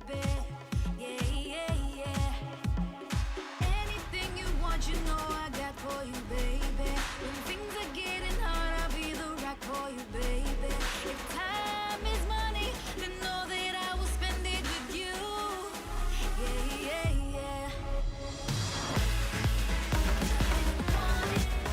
We're locked in and ready for the last series of the day, and this ought to be a good one. I hope I didn't curse it straight out of the gate. Twisted Minds taking on VP. This is the battle for second, if you will. We're going to find out which team is, for now at least, taking that spot. They are playing slightly different styles, so the big question is how will they stack up against one another? Let's start with Twisted Minds and what we've seen and learned from them about them thus far. You know, I think Twisted Minds, they're more or less running it back on what's been super successful for them in the past, which is putting Quartz in the driver's seat on the hit scan, really, especially the Sojourn, where he's able to, have not only big moments on the ultis, but just a lot of opening picks. And then for the most part, running Psycho. So having the versatility to try to follow in Qadsiah's footsteps, to try to also make the sim work, but also just have a really sick Tracer strat behind it and be able to continue to take those deathmatch battles. Funny Astro, I think, has been one of the best Wu Yangs so far in the stage. There's a lot to be excited about for this Twisted Minds team. However, VP have shown an incredible aptitude at playing a pace that I don't know historically we've ever seen from this squad, right? To play the double flanker, to be the team initiating a lot of these fights. Historically, that was not VP's MO, but it's been working out for them very nicely so far on the stage. Yeah, I feel like you rarely see that pace coming out in Overwatch Esports these days. Usually have a hit scan player to go with. And so Quartz is going to be under a lot of pressure from Virtus.Pro today. And I think the question from Twisted Minds will be, can you peel for your hit scan player? I also want to shout out Psycho, of course, taking the place of UB, who saw most of the play during the EWC. But Psycho has a good Tracer that could potentially match Kevster, and he will have to do that because when we looked at Virtus.Pro when they played against Qadsiah, I thought that Kevster got the better of the Tracer matchup a lot of the times, and that is going to be one of their win conditions, just like Kevster working the Tracer angles, finding a way into the enemy backline. And so Psycho will have to be on his guard to kind of fend off some of those Kevster double blinks, etc. Yeah, but Quartz was public enemy #1 against Vision. Absolutely lights out performance. Like, you gotta shut that kid down. Like, you cannot let him run free like they did. This guy's a beast. However, I do think he's going to face a very tall challenge when it comes to Jwoo's Gen.G. I think Jwoo has, been the best Gen.G in EMEA. I mean, he's probably been playing it more than anyone else, but there's a good reason for that. It's because he's tearing opponents apart limb from limb on the Gen.G, and very strong matchup for Gen.G into some of these heavy hitter hit scans. So how Quartz navigates that is, I think, going to be crucial, right? If Jwoo was able to get a couple of resets and get these fights rolling, Qadsiah was able to beat VP. It was a 3-0, but relatively close maps off of some really intelligent counter picks. For Twisted Minds, they haven't been the team that's wanted to be that flexible, right? They've wanted to stick to their guns, let Quartz be in the driver's seat. I just wonder, is that going to be enough to weather the storm from Kevster and Jwoo? I mean, so far it was enough for them. We talked already about Psycho coming in. We've seen a lot more of Psycho over UB, who's taking a backseat due to the meta. And we did have actually an opportunity just last week to talk to Psycho about this matchup against VP. So in case you missed it, here is what he had to say. I mean, I'd love to give you a cocky answer or full of ego, but honestly, VP is very good right now. And like you said, you can't really underestimate them. And I was very surprised that Qadsiah 3-0'd them. But I guess Qadsiah just looks like on another level right now. But yeah, I mean, VP is very, very good. So I think it's going to be a very good game.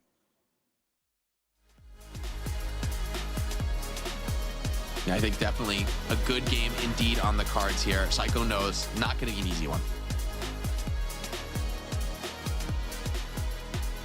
Yeah, let's talk about this new look, a new approach from VP. They're playing that fast pace. Can they keep that tempo up against Twisted Minds? Well, I think this is a really interesting damage department. I think Virtus.Pro probably have the most interesting damage department in all of Overwatch Esports right now. They have 3 fantastic players, and obviously Qadsiah and Jwoo has been seeing most of the playing time, just playing this really aggressive dive, and then Qadsiah can swap over and play the Sojourn if necessary. Jwoo here, as we're seeing on the Reaper as well. But Shockwave is kind of waiting in the wings, and Shockwave was a big reason that Virtus.Pro had success. You know, the communication in that hit scan role, making some of the decisions for this team. And so I think Shockwave is back in the mix. Qadsiah on the bench. I think this is insane. I think this is just Johnny's fantasy team is falling apart. Okay, not only the fantasy, Jake. The fantasy can take a back seat, but this is what I was talking about. Whoever you bench on the side of Virtus.Pro, it's going to be a massive decision to bench Jwoo, who popped off on the Gen.G, or Qadsiah, who's one of the best damage players in the entire world. Smash does not have an easy answer because his damage players are all so good, but seeing Qadsiah benched for Shockwave here, this is a shocking decision. I can't. Here's what I planned. What I will say, Johnny, well, let's see what map this is, right? Because if this is a Lijiang Tower, Jwoo's been your sim player for VP. Maybe they want to bring it out. I mean, watching that last match, it looked like, okay, you just need to play sim on Lijiang. I mean, 2 of 3, you need to play sim. And honestly, I think even Night Market is pretty good.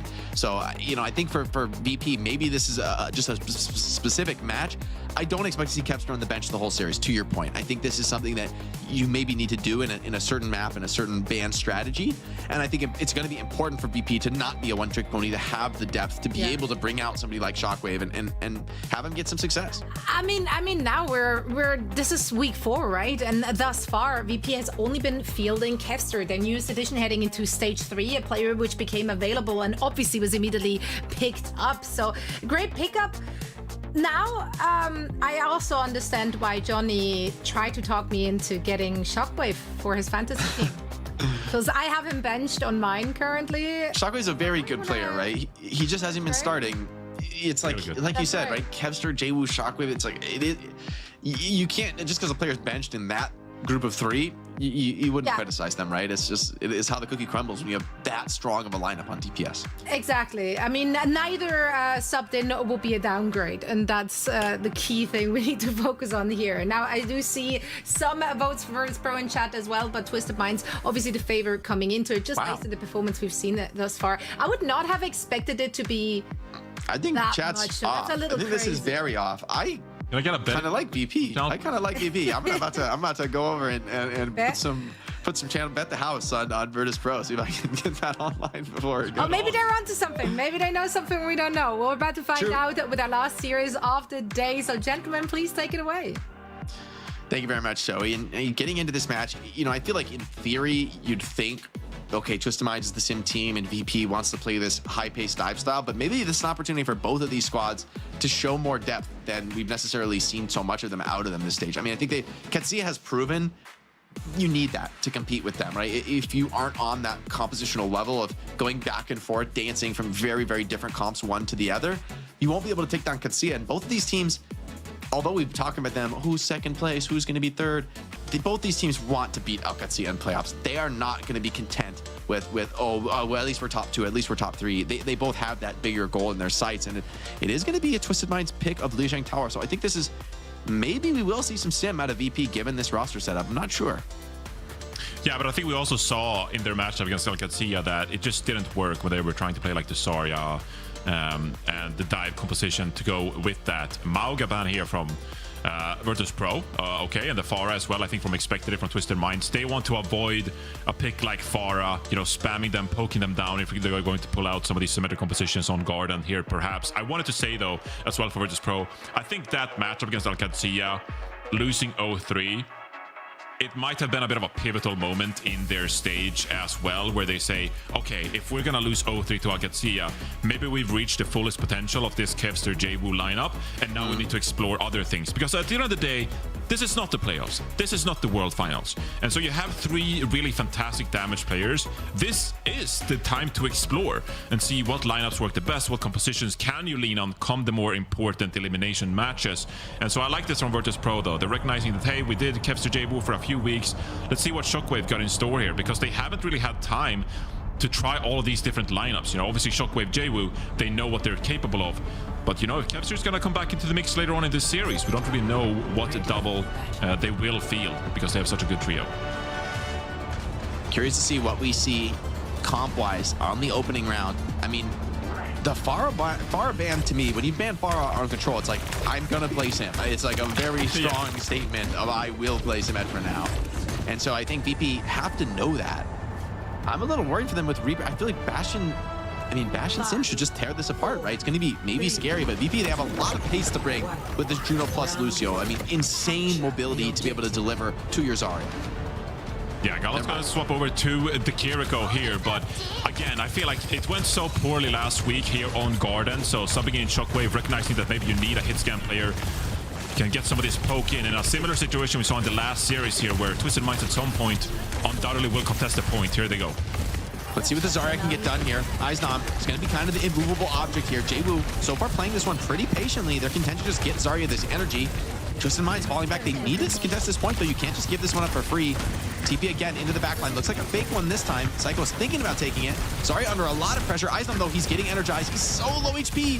Virtus.Pro cracking a little bit under this pressure. The counter push is very strong from TM. I think Quartz getting a lot of damage done. Close to this high noon. Psycho charges forward and shuts down Shockwave. And all right, TM, they are right into this round and very decisive opening fight. That was so opportunistic of Psycho, recognizing that, of course, Shockwave dropped low and TPs to finish him off. Very impressive play there from Twisted Minds. And yeah, Virtus.Pro, like, taking so much damage, and that's what happened when you play this Zarya, right? High risk, high reward. Funny Astro pushes the spawn, gets a couple of more kills. But you saw Twisted Minds, so take their time, saying, okay, Ice Dome, you have a lot of damage throughput when you play this Zarya.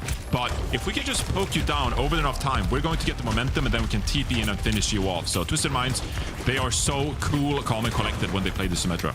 This is also like a protect the president strat for Quartz. He is going to get so many enabling skills on him, and there's not much pressure to really deal with Quartz. Kitsune Rush is traded out on the point. Zarya benefiting a lot from this, but a very tanked up high noon. Quartz gets a shot off, but just goes down. Eisnum has the bubble to tank through it. Beats traded. Eisnum with a big grab here onto two. They need to find these follow-up kills, and they do get a good connection. So VP gonna be able to flip this point back around 60, 63% here.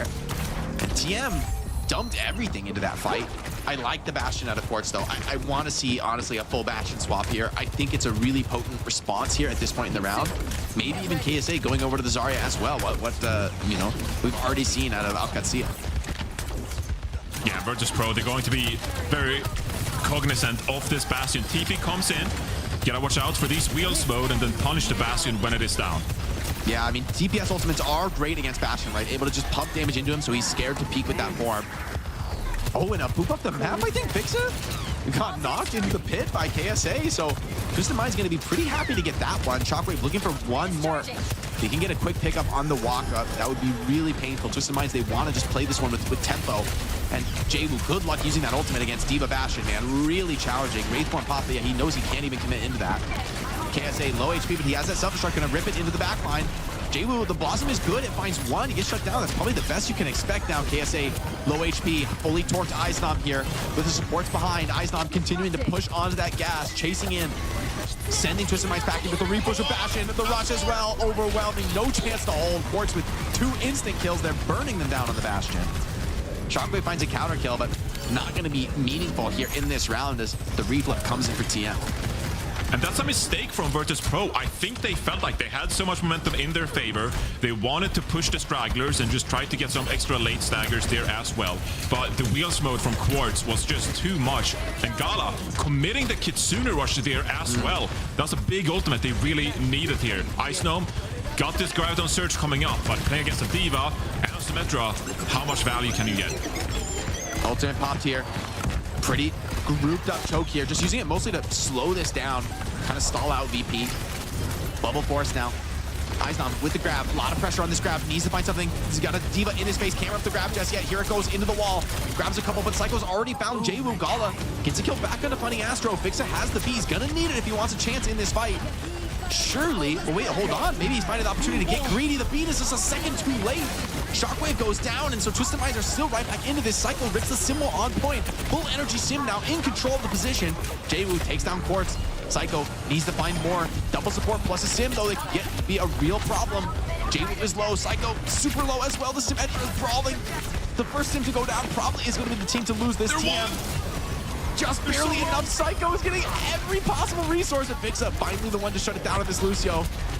Eichenwalde fixed back that on the live? Doom. Full desperation here on the Doom to get back into the fight. And Shockwave has an OC as well, so staggering back into this isn't going to be a great play from TM. But they don't need to stagger, Johnny. They got a big bank of ultimates. Eichenwalde, I feel like he needs to Ajax this Lucio or drop somebody off the map. This is such a hard fight when it comes to that pound-for-pound engage.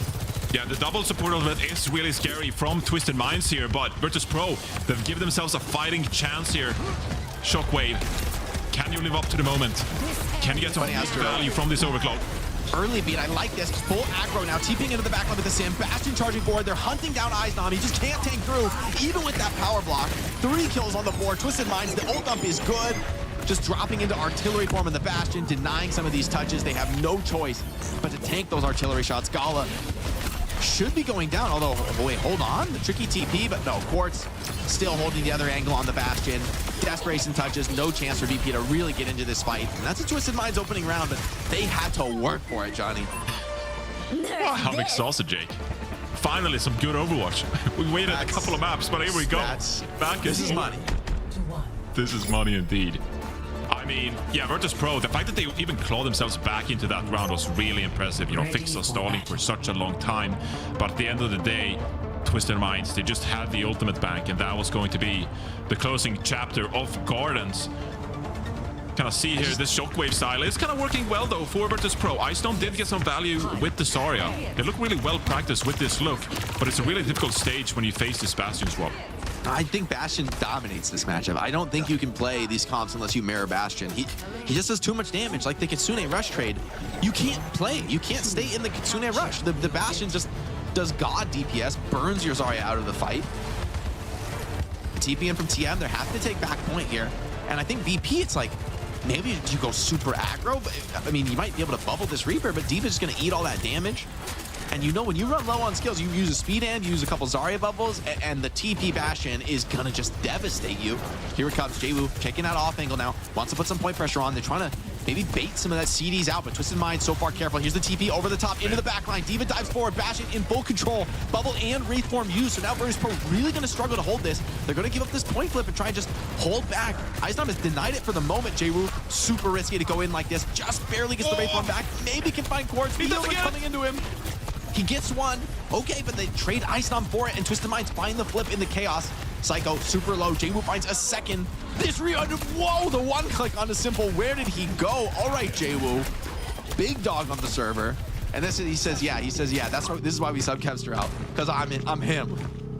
Isom's on the ball. Isom trying to get back. He's on ball.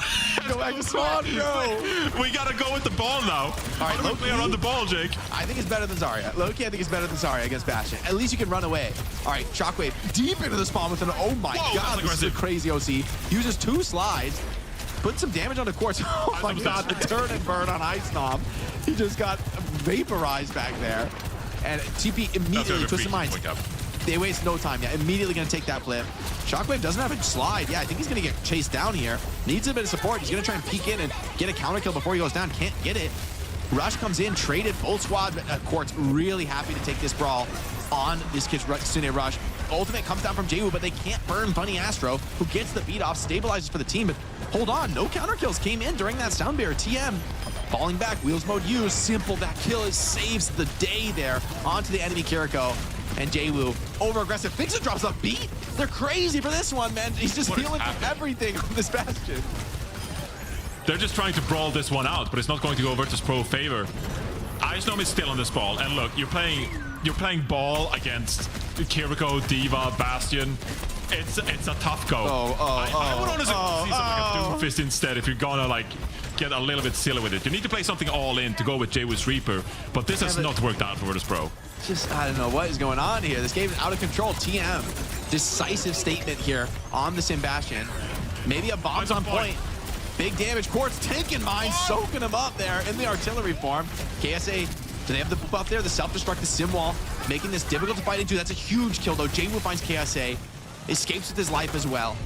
So finally, only the minefield was strong enough to take down the Bastion, and it does get VP to get a replay. They still have something to say in this round because that was a couple potent ultimates delivered from Twisted Minds. They weren't able to get the fight win off of it. Without Bastion, okay, maybe Shockwave can start to get a little bit more action in this round. OC just needs to be a big fight from him because the rush is coming up a little bit quicker from TM. 89% here for Twisted Minds. Virtus.Pro, they have to be flawless from here on out, but they're facing this kid sooner. Or Shockwave has this overclock, and he has to make good with it. Has to get a couple of picks here as Icedom goes in for the slam. Yeah, rolling through, causing a lot of distraction, but the damage isn't good. The sim turrets on the ground cook him up. Gala and Jabu, though, find some kills off the engage. And TM, okay, the chaos of that dive in. It wasn't Shockwave finding the kills, but the rest of the team did follow suit. They hit that all-in dive, and they hit it hard. I mean, that's exactly what you need out of the ball, disrupting the sim. I mean, it's kind of crazy with the Reaper, but somehow Jabu is finding value in this matchup. Yeah, but this is a really difficult matchup because FACEIT does not have the sound barrier here. Some aggressive pushing here from Twisted Minds. They have double support ultimate here. TP comes out. Now you have so far away. Here. Yeah, and you're going to give up that last 10% now. So it's going to be a 99 retake attempted. Beautiful play from TM there, punishing the ball in the back line. And now they strike forward aggressively. Once again, a huge kill from Shockwave before the beat comes down.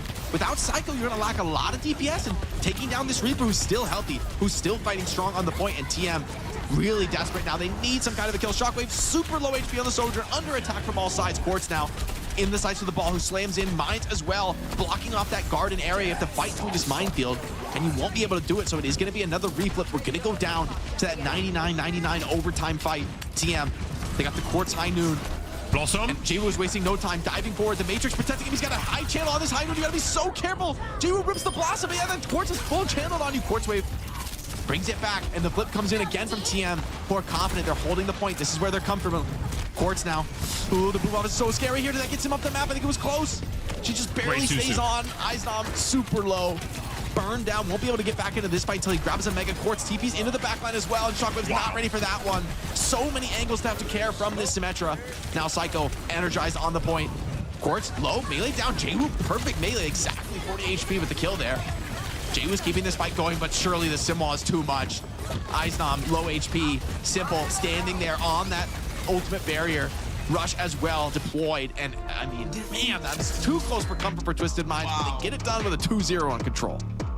What a map.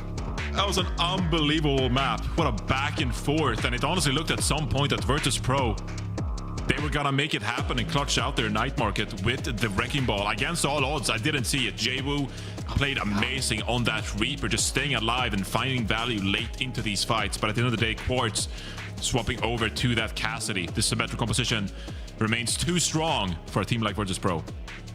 Man, and honestly, the ball kind of worked. It kind of did make some of those engages chaotic enough. You know, you knock the Sim off of her teleporter. She's not able to really, you know, play the fight as she pleases. But ultimately, the adaptations, I think really the backline, you got to give a lot of credit to Funny Astro and Simple, who are really the stability here, right? The players who keep Quartz alive, who enable him to succeed, allowing KSA and Psycho to kind of go for some of these big plays. And VP, there were signs of success for them, but I just think, man, in this meta, the Sim Bastion is king on Lijiang Tower. I've seen enough, man. I just don't. I think it's even better if Twisted Minds play Azaria on it, and just because Azaria is another hugely problematic threat. The grab combo is really nice, but even without, right? We just saw so many of these fights just over before they began, and VP are forced onto a very odd comp to be able to contend, right? The Ball Reaper is not what I had on my bingo card. Yeah, we had a couple of these Lijiang Towers here today, though, but I feel like this one is different, Jake. This one is different. I think this series spicy. is going to be a banger. All right, the next map pick here for Virtus.Pro, they've been so competitive against this symmetrical position that with first ban map pick in their favor, I have no doubt that they'll put themselves in a position to succeed there and at least take this next map. I mean, taking a look at the damage stats here, so close on the point here. So incredibly close here. And Twisted Minds, obviously, they're going to get more heals. They're playing kind of that death ball strat. So Funny Astro is just heal lamping 5 players 24/7, but man, that is about as tight as it gets there on a control map. Both rounds going absolutely to the wire. And honestly, some of these fights, man, these two teams are playing at such a high level. Even losing a player or two, they're not out of it. They're continuing to have that clutch factor to bring fights back. And that's a mark that we see in these top level clashes, right? That the fights go a lot longer. Teams they might bend a little bit. They might lose pieces here and there, people taking risks, but they don't break, right? And they don't crumble. They continue to fight well, even when the scenario isn't what they were hoping for. And I think we might see some more of that, especially with, you know, potential roster swaps on the cards. And it's Kevster's turn to come in, but Shockwave is staying in, and it's going to be Jaewoo coming out. Okay, curious to see where this leads us. And I don't believe we've seen this this entire stage either. We haven't seen Shockwave, period. Yeah, like I talked about here, like this is Virtus.Pro now. They're making full use of their 3 fantastic damage players. And so Kevster gets now the opportunity to play more of these Tracers and Gen.Gs, of course. Jaywu has looked fantastic on the Gen.G already, but even Smash recognizing that, hey, Kevster is Kevster. So if we have a hitscan player in the game, then we want Kevster to play alongside him. We'll see. A lot of choices here. Eichenwalde seems to be the pick here, and it's what they picked against Qadsiah. That time, Vestola played the Sigma on defense, and that did not work out. But nevertheless, it was Virtus.Pro preferred destination for map 2 against Qadsiah. I do think the Sig was good, though. I think it was really sick that Qadsiah figured out to play the Mei in that matchup, and that really was the perfect answer. But I don't know that. I don't know if that means you should give up on the Sig. I think that, like, so a lot of teams, like, is Twisted Mind going to go Mei? Maybe they will. I mean, something seems like Psycho could pilot it well, but like the Mei Tracer Lucio is very much a comp that almost only Qadsiah could really make work in my mind. So, you know, I think for VP, I don't hate the idea of a Sigma. Maybe like a first point, maybe a little bit of cheese, force your opponent onto the back foot, just have more depth, more swaps on it. But with Shockwave in, it throws everything into question. And you say it's good that they're deploying all more of their roster, but I also think this is a little bit shaky, right? The stage has been very strong for you so far. Apparently the scrim results in the previous week were really good, and Qadsiah maybe just had a big day to dominate you 3-0. But do you throw off what's been so successful for you, being the team to bring at super high pace? I mean, it seems like the scrim tide may have turned against them to bring about such a big change like this. Yeah, I mean, we have, that's one change, of course, bringing in Shockwave into the mix, but we haven't really talked about that Icenome is also the tank here, and we didn't see any notification that Icenome was going to be subbed out. So Vestola played both Lijiang Tower and Eichenwalde in their match against Qadsiah, but now Icenome is the preferred tank player instead. So Virtus.Pro, it looks like they're changing it up, Jake. Yeah, and it's like you said, right? There's something to be said about experimentation and about, you know, getting deeper into your roster when maybe, you know, in this region, like, VP is not a team that's going to be, you know, it's not make or break for them to be at a specific seed when it comes to the playoffs, right? Like, they're going to get their shots. They're going to get their chance to qual. It's all going to be about playoffs. The seeding maybe helps, maybe gives you a bit of an edge, but in the end, maybe you are willing to build that depth and prepare for possible patches that could be coming. By the way, of course, it's a big moment. It's a holiday. It's a special celebration here. Overwatch 10th anniversary coming down the pipe, man. 10 years, Johnny. We've been doing this 10 years. Are we counting closed alpha here as well? I think so. Gotta. Yeah, I love these throwback events we've been seeing in Overwatch. You know, like we've seen some of the old metas of the past, and you know, some of the 6v6 compositions here as well. So I love that Mass Res franchise. They celebrate the history of Overwatch and some of the, you know, memories. Did you play the full release, man? Like the OG release patch one? It is so scuffed, man. There's some of the stuff I'm like, we don't need that, man. D.Va blowing herself up with the bomb. I actually forgot about that you have to run away from your own self-destruct on D.Va. I had forgotten that was a thing until I saw a clip of it. It blew me away. All of the iterations of Symmetra ever. Remember the shield barrier, giving armor or shields to your teammates? The shield, yeah, you like hide it. You're like 5 shields. We're gonna play Tracer, Gen.G, and Symmetra, and we just give shields to our Tracer and Gen.G. Amazing. Oh my god, the teleporter was legendary, actually. The OG teleporter that's built like in your own spawn, gets your team back really fast. All right, good times, Jake. It's VP abandoning out the Bastion. Fun to think about, but not as fun to play. There's a reason it's not anymore. I like this responsive Zarya ban. I think when you take out Bastion, you don't want to be worried about maybe the unstoppable Zarya, which I think would be super comfortable for VP. You still have that Sim ban in store as well. Deploying the Bastion ban here, it's like, okay, you let the Sim through, but this isn't the best Sim map from my perspective, right? Like the map flipping on Eichenwalde, I'm like, a little more sus on it, you know, compared to some of these other more open maps where there's a lot more of these like corners and high ground, low ground situations on Eichenwalde to make it just a little bit more awkward for Symmetra to get that value that she's hoping for. So both teams, I think the bans make sense here. And let's be honest, they're both well coached. They both have a lot of experience. And so this one, it's going to be blow for blow on the bans, and it's going to be down to the players, the flexibility. And if those first two 99-99 control rounds are anything to go by, we're in for potentially a close one here. Yeah, but I don't think this Bastion ban does much to kind of like disrupt Twisted Mind's style, because I think they're very happy to just kind of like play the Diva. We're gonna sit back, Quartz, you can swap over to the Cassidy, and we still play like Symmetra Cassidy. And so the question is going to be for Virtus.Pro, like, okay, you failed so tremendously against Qadsiah on this map. Although, I gotta say, their push was really strong. Obviously, that map went to overtime, and so yeah, there was no problem with the attack. The questionable part of that Eichenwalde was the defense, which didn't really work out for Virtus.Pro then. But Ice Gnome, over on the hazard here, so I think they're still gonna take it to this defensive look of Twisted Minds.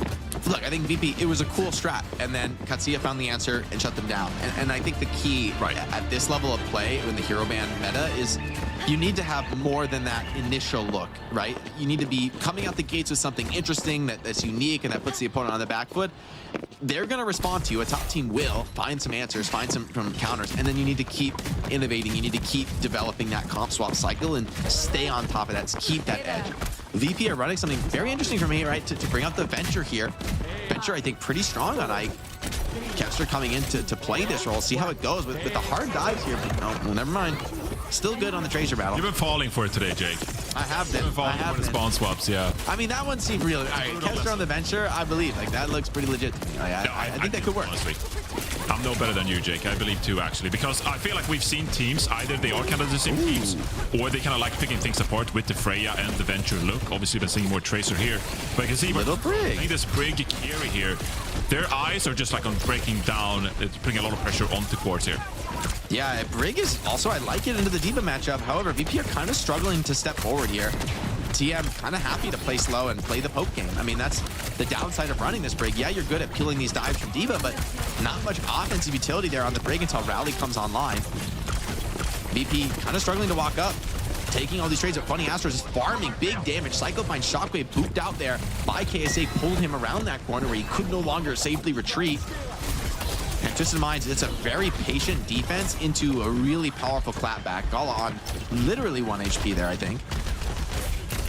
Yeah, I mean, it's a pretty immobile composition here. So Fixa, you know, obviously a good matchup for them, but at the same time, you can kind of be exposed if Twisted Minds decide to engage here. Shockwave, of course, as well, need to hit some of these shots, right? Because if you don't, Freya can be a hero that doesn't really contribute when it comes to the spam. You need to find some of these picks. Eichenwalde trying to get in, trying to punish some of these flankers. Has to just spike on himself, trying to stay alive out of this under a lot of pressure, but KSA now taking trades on his own right. And Eichenwalde, that knockoff, knocked Funny Astro off the map, caught him as well with the violent leap. And that's just the opening you were looking for as VP. They crack open the defense, and now they're splitting it like an egg. Quartz low HP, just can't really get into this. And VP, full momentum here after capping first. Let's take a quick listen in and see how they go with the rest of the map. What's happening? Okay, we're happy fighting on point. I think we have stronger comp, so like stronger. Yeah, but don't give it. Yeah, I'm holding top. But I'm gonna like pick one time. So. You know what? Let's go to the jump out, man. That's it. Yeah. There is some point. Connection on point. Just under me. I'm here. What's up for the point? So I'm jumping up again. I play under in the bomb, Lily. I play Lily. What's the point? Just play for card. That's fine. One back? I think one back. Yeah, I'm hiding below. They're gonna come to me. If they come to me, I can literally. If they only on you. If they only on you, I can literally. Diva me. Only Diva? Diva. Curious, he come. We can fight. There's one. Chest one, money, gala. Chest out. Diva one. Switch one. No. Diva. Can you camp me, man? Walking me? Okay, yeah. Oh, no way. Diva, someone kiss. Kill. I'm chasing. We have split on by the drive. Coming. Can you try me? It's great composure there from Virtus.Pro, really playing patient. Fixa knows how powerful the rally is in this matchup, and he's holding on to it here for the crucial last fight on second point, which could pay dividends. Kepster, I would love to get some kind of a pulse bomb connection here, and here's that ultimate on to that Diva. No knockdown. Kepster does get the good connection, and Rally, you just can't stand toe-to-toe with this. Quartz taking some counter damage, even sitting here with OC, kind of scared to look for the peaks. No value from the overclock. Virtus.Pro do a great job at disengaging from that, and now pushing the high ground, really splitting Twisted Minds up. Twisted Minds are just all over the place. Now Virtus.Pro can't punish them individually. Yeah, and Kepster looking for some chase down action here. Wants to hunt down Psycho out of this. He's getting a lot of kill from Lijiang though, and maybe a little bit difficult. Kepster could be in a bit of trouble running low on the cooldowns. Isolated, has to run and grab packs. Perked up, though, is going to be just fine, getting some extra blinks off of that. Now Gala finds himself in a bit of a compromising position. Eichenwalde as well, playing around that jagged wall, trying to stay alive. Twisted Minds, so far making this defense difficult to crack. FACEIT, I love this position, though. They've retaken into the corner, but they need to save Shockwave, and they do just get the perfect cleanse, getting them through the choke. Eichenwalde finds one, pulse bomb onto FACEIT, but Galax is still healthy, does drop the rush on the point, and Twisted Minds just running out of gas. They cannot stand tall into that ultimate trade, and this is a resurgent VP, right? I love the comms from everyone. Eichenwalde and FACEIT just really coordinated with where they're going to take those engagements. And I mean, despite the problem Simple is giving them here in shutting down Kepster's Tracer, Kepster's still producing. Kepster still producing indeed, and KSA is going to swap over to the Mauga here on the 3rd point. Perhaps maybe why Virtus.Pro got rid of that character on the very first map, and the engage comes in. Virtus.Pro, look at the peel here. Oh, he's locked down. Kepster with the pulse bomb. That's enough burst to shut down the Mauga. And Virtus.Pro just tank that engage. They do have to expend the rally to survive through it, but they are able to keep all 5 players alive, so they keep that full map presence, full snowball onto the cart. And it's really just the Tidal Blast to work with here on the retake for TM. Gala, you know, really gonna have to pump the heals here to keep people alive and the pressure from Mauga, but immediately attacking down Simple. That's one of your most important heroes to lose here. Kepster just keeping players trapped in the spawn.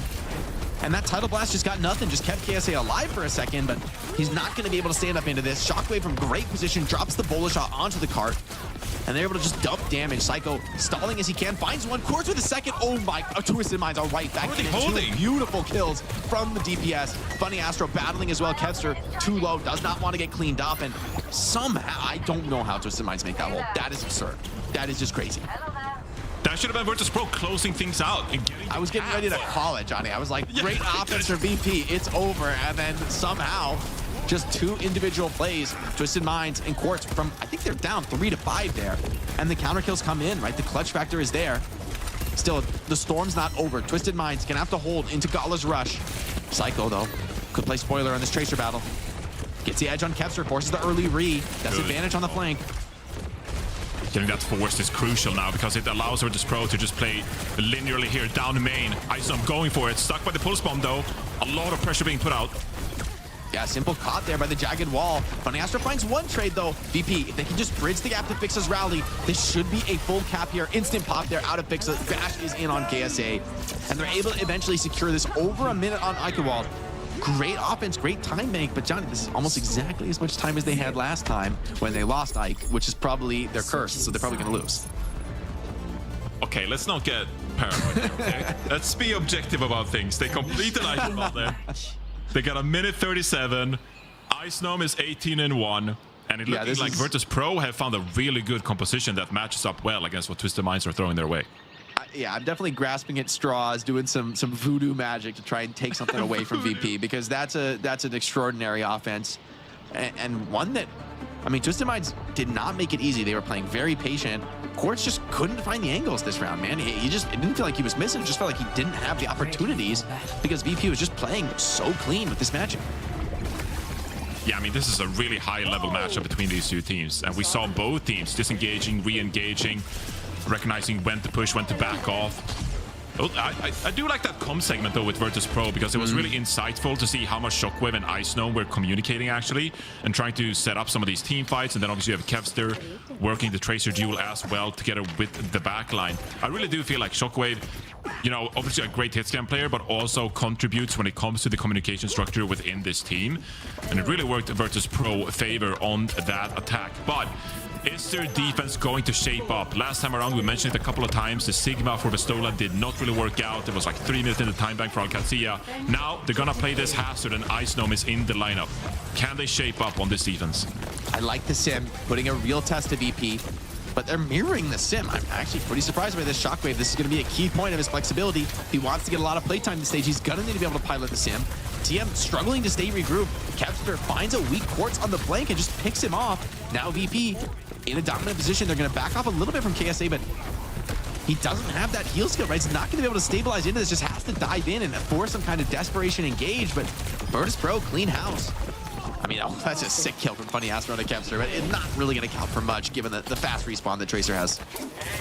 Yeah, and I think you've seen that Virtus.Pro, they're really confident when it comes to sort of like deflecting this big engage coming in from KSA on the Mauga. And Funny Astro is playing this Lucio, of course, with the speed as well. But Virtus.Pro, they're going to disengage, they're going to wait out the cardiac overdrive, and then try to look for picks themselves. It's working really good so far.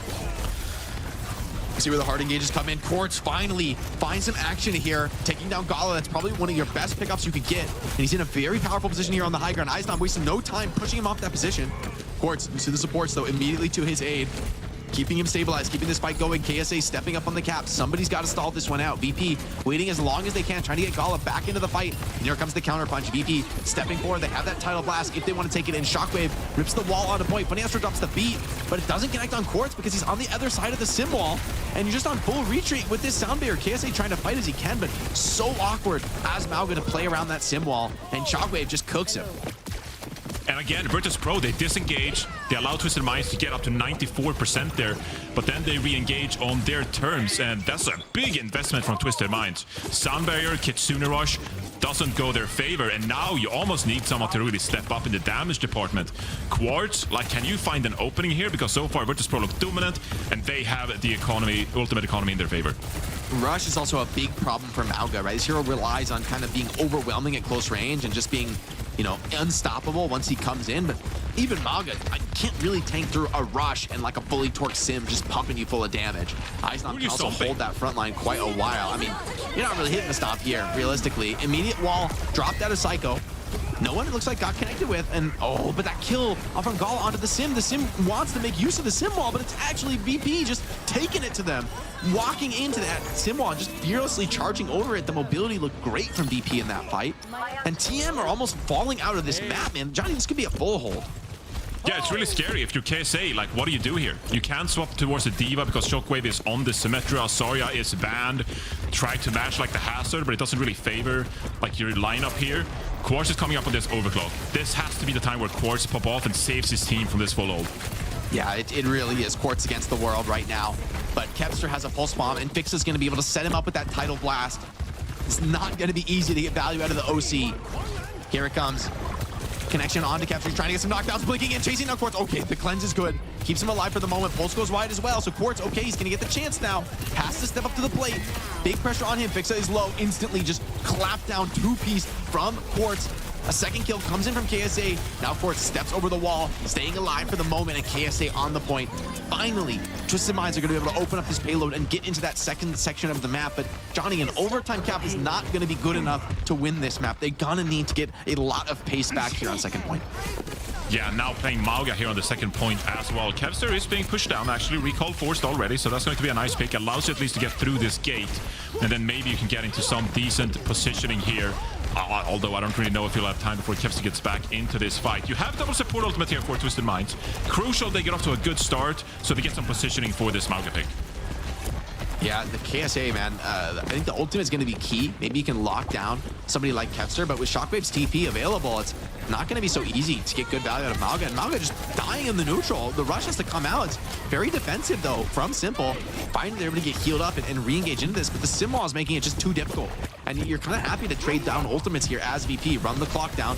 KSA passes through, but just doesn't want to commit. Turns to shoot people in the back. Okay, Quartz finds one, but so much pressure on the front line. They're just crumbling. Shockwave's full energy. Kepster and Fixa both find kills. And I mean, there might be a spawn camp on the cards here, Johnny.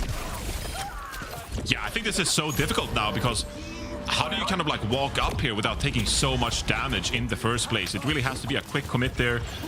I'm almost thinking that Twisted Minds, they're kind of regretting not being on the Symmetra in the first place, but that would give so much room for Kevster just being solo in that Tracer duel. So really tough position here for Twisted Minds now. Yeah, the Sim Tracer is able to get a lot of pace for the team. They just TP out of it, right? A hard counter. Ultimate, no value. KSA tries to go forward with a Desperation Stomp. Needs the beat to just continue the fight. It might be enough, though. VP tried to commit for that kill on the KSA. Weren't ready for the beat to turn the tides on them. And pretty healthy players here for TM. Virtus.Pro gonna look for the clutch. Trying to get that knockdown. They do knock down KSA off his feet, but the team is there supporting. Simple finds Fixa, and now VP down 2. Surely the engage slowly starting to go against them, but that clock is continuing to tick down. You really need to get through into second point. TM backs against the wall here. They're in similar position that VP was last round with a lot less time. Let's go to a listen in and see how they approach this next crucial fight. side, pick the strong point. Yeah, flip to that side if they take top. Flip to that side if they take top. It will be left side. Frey bottom left, yeah, Frey bottom left alone. Yeah, Has been. We push Brain. Has no job. I'm on has. Still on has one.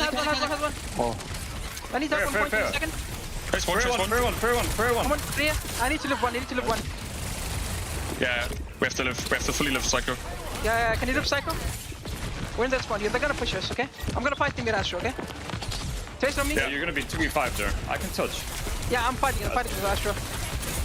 No, he's fine. Has on me. Has. Trace one. Yeah, I need to live one here. Help me. Help me. Has no ult. One of Has. I beat 10. Has one. Ping pong. I can touch. Well. Has no ult. I can nice. Coming in from fighting Astro, this is allowing Twisted Minds to have one last look into this. They don't have that frontliner. KSA trying to come back from spawn. Eichenwalde surviving through the beat, and now the touch is coming in. Virtus.Pro looking to hold the overtime, looking to end the map here, and Kepster and fix it. Maybe they've done just that. The rush on the point is overwhelming. KSA a second late to get that overtime rolling. And VP, even the series 1-1, a decisive Eichenwalde map pick, incredibly well played. Great communication from both teams. And Johnny, I feel like we're going to 5. This one is not going to be one-sided. It sure looks like Virtus.Pro, they've found the recipe for success and looking dominant there on the defense as well. Recognizing that KSA on the Mauga, they are on a bit of a timer there, and you gotta give credit for Twisted Minds to stay alive throughout that listen-in. Great job by Funny Astro organizing them, staying alive. But at the end of the day, if you can't get the picks on this the Mauga Lucio-centric composition, it's not going to work out for you. Virtus.Pro, phenomenal job there, and Kepster 33 and 4 on the Tracer was a big reason why. My fantasy team is crying. Johnny. That's right, Jake. Crushing with this pick. I didn't say anything, but you did. I gotta set you up for the trash talk, Johnny. I know you're too nice to just go for it. But Eichenwalde, man, I think Eichenwalde, one of the best hazards in the region here. And then showing why. Like, the communication is on point, the execution is amazing. Just good work here from VP to deliver a big win on Ike. That being said, I think taking away the Zarya is a really important ban to utilize against TM. I think this meta, like, the Mauga is not the same hero, right? Just especially into the sim matchup, it's just in so much more one note in terms of its playmaking ability. And so I think both teams have started to expend some of these valuable bans. And as we get deeper and deeper into the series, there's going to be more freedom for these teams to show us their strongest looks. Curious to see where this goes, especially with the amount of Lucio that's been played in this series, if that will maybe come up and be featured at a ban at some point. Yeah, looking back at Twisted Minds series when they went to 5 against Qadsiah, their 2 map picks in that series were Rialto and Atlas, which, the Atlas pick certainly makes sense. I think it's a map that kind of favors their playstyle to begin with, but Atlas is not going to be available, so it'd have to be Suravasa if you want to go to something like a Flashpoint, but I don't know if you want to necessarily go there. Rialto, though, could be an interesting map pick here if they feel confident on that map. What could you kind of see them playing on Rialto if they wanted to go there? Or do you think there is a better map that they could take us to here now? Now that we've seen that Shockwave can handle the sim, and honestly, I think that's maybe like the biggest upgrade for VP right now is like that they look great on the sim comp. I think it's necessary to compete at the highest level. TM obviously can do it, but I wonder if you go to something like a Rialto and you ban away the sim. That's going to make the game much more hit scan centric and really put Quartz back in the driver's seat. And I mean, Shockwave's not going to be necessarily upset to like take that hit scan mirror heads up. But we talked about Quartz being the player to watch. It's actually going to be a Junkertown, but I think similar story, right? This is a very powerful map for hit scan. And I think for Twisted Minds, you got to have faith that Quartz has just been lights out since the beginning of this stage, hell, the beginning of this year. And Shockwave is coming in relatively cold, like hasn't been getting as much playtime with the team. Maybe in a more straightforward hit scan duel, that could put the edge back towards Twisted Minds. Yeah, I think if you wanted to make a direct comparison, I think we'd say going into this series that Quartz is the better hit scan player between him and Shockwave. And we know Shockwave is a great player, but Quartz has just been, out of this world, really. And so maybe you put a lot of faith into a hitscan player like that if you are Twisted Minds here. It's going to be a very interesting matchup to see how this one plays out. I think the tank duel is one to look for here, and that's kind of been the story of the game so far. Ice Gnome, as you said, obviously playing Zarya, Wrecking Ball on Lijiang Tower, then playing the Hazard there on Eichenwalde, KSA flexing over to the Mauga. There's been a few like unorthodox tank picks in this series throughout, but I think that's both teams recognizing as well that like this is not your typical matchup. Like they're probably, you know, they know each other very well from scrims and such, and so they've had a lot of time to think about what they want to do to counter each of their styles. And I think there's also a lot of game time adaptation that is just the new reality in Overwatch, right? Like you can come in relatively prepped and knowing maybe a few looks that you know are pretty good. But to be the best, you need to be able to just constantly through the series, through the match, adapting, making little tweaks and changes to how you're playing. And I think Eichenwalde does unlock some of that hotter pace from a tank role that has been great for VP. So while they're not running, you know, Qadsiah plus JWoo, which does put them in a pretty aggressive, committed position, I think bringing Eichenwalde in, you know, almost replaces some of what was lost in taking out this double flanker style and is letting them continue to be that aggressor team that dictates the pace of engagements and dictates the fights. I think FACEIT has also been really sharp with the counter picks this series on the main support, bringing out the Brig at times into the D.Va matchup and really understanding how to get the most out of that pick. So, you know, I'm expected to see more out of FACEIT. A lot of pressure, I think, on these backlines with the amount of kills coming in these series. Like, you're just looking to clutch every single fight. Yeah, I don't think Virtus.Pro necessarily like upset about this Junkertown pick. Like, I think that they find this a very winnable map, actually. So Wu Yang is actually going to be a crucial ban from Twisted Minds because it forces Virtus.Pro away from a potential, you know, Wu Yang Kiriko kind of playstyle, right? So very interesting ban there from Twisted Minds, and VP, they're going to pull out the Symmetra ban here for Twisted Minds, recognizing that maybe this is an opportunity for us, for them going to Twisted Minds going to one of their map picks, but leaving the damage ban open, that gives us the ability to ban out Symmetra here. Yeah, I think taking out Wu Yang makes a ton of sense. You know, putting those title blasts on Eichenwalde and having him charge in, or, you know, Qadsiah, very similar story, right, has kind of destroyed a lot of these heavy grouped up tanking setups out of Twisted Minds. And so banning it out here on Junkertown, I think, is one of the more high impact places you can ban it. Of course, the response from VP is to take out the Sim. So they're saying, all right, look, if you're going to deny one of our best heroes at breaking up a heavy deathball comp, we're going to deny one of the most powerful enablers of a heavy deathball comp. And maybe that means both teams might have a little bit of faster pace here. Some Lucio, some Hitscan, some Tracer. That's what I'm seeing. Yeah, I was going to say, I feel like Wu Yang and Symmetra being banned here, it almost puts us in a position where they'll play more default kind of compositions, where maybe we'll see a Tracer duel between Psycho and Qadsiah, a Hitscan duel, of course, between Quartz and Shockwave, and then we'll, you know, maybe see some D.Va play coming out of both tanks here, which wouldn't necessarily be Ice Gnome's kind of flavor there, but maybe sticks on the Hazard. But I think we might shy away from some of those specialist compositions and see more traditional compositions, which we have seen in Overwatch lately, where you have a flanker and a Hitscan player. You know, it's on. I don't know if I ever thought I'd miss Tracer Hitscan, but you know, it's kind of exciting to see it here on Junkertown. Wonder if there's going to be any kind of wildness, wackiness here on the Hitscan roll. Like, do you ever go with a Widow on a first point? I think there's room for that. Hanzo. I think when you take away Sim, actually, Widow gets a lot better. I don't know if it's good enough, but it's a very, very good Widow map on first point. I've been loving Hanzo play, so every time now I'm just like, can we please support Hanzo? True. North American region is kind of feasting.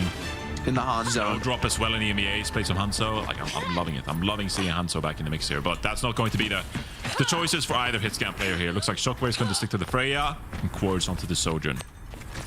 No, you're getting baited, Johnny. This TM comp is not real. This is actually Mauga versus Zarya. I think that is a good matchup for Mauga. Okay, yeah, you got baited. Play that.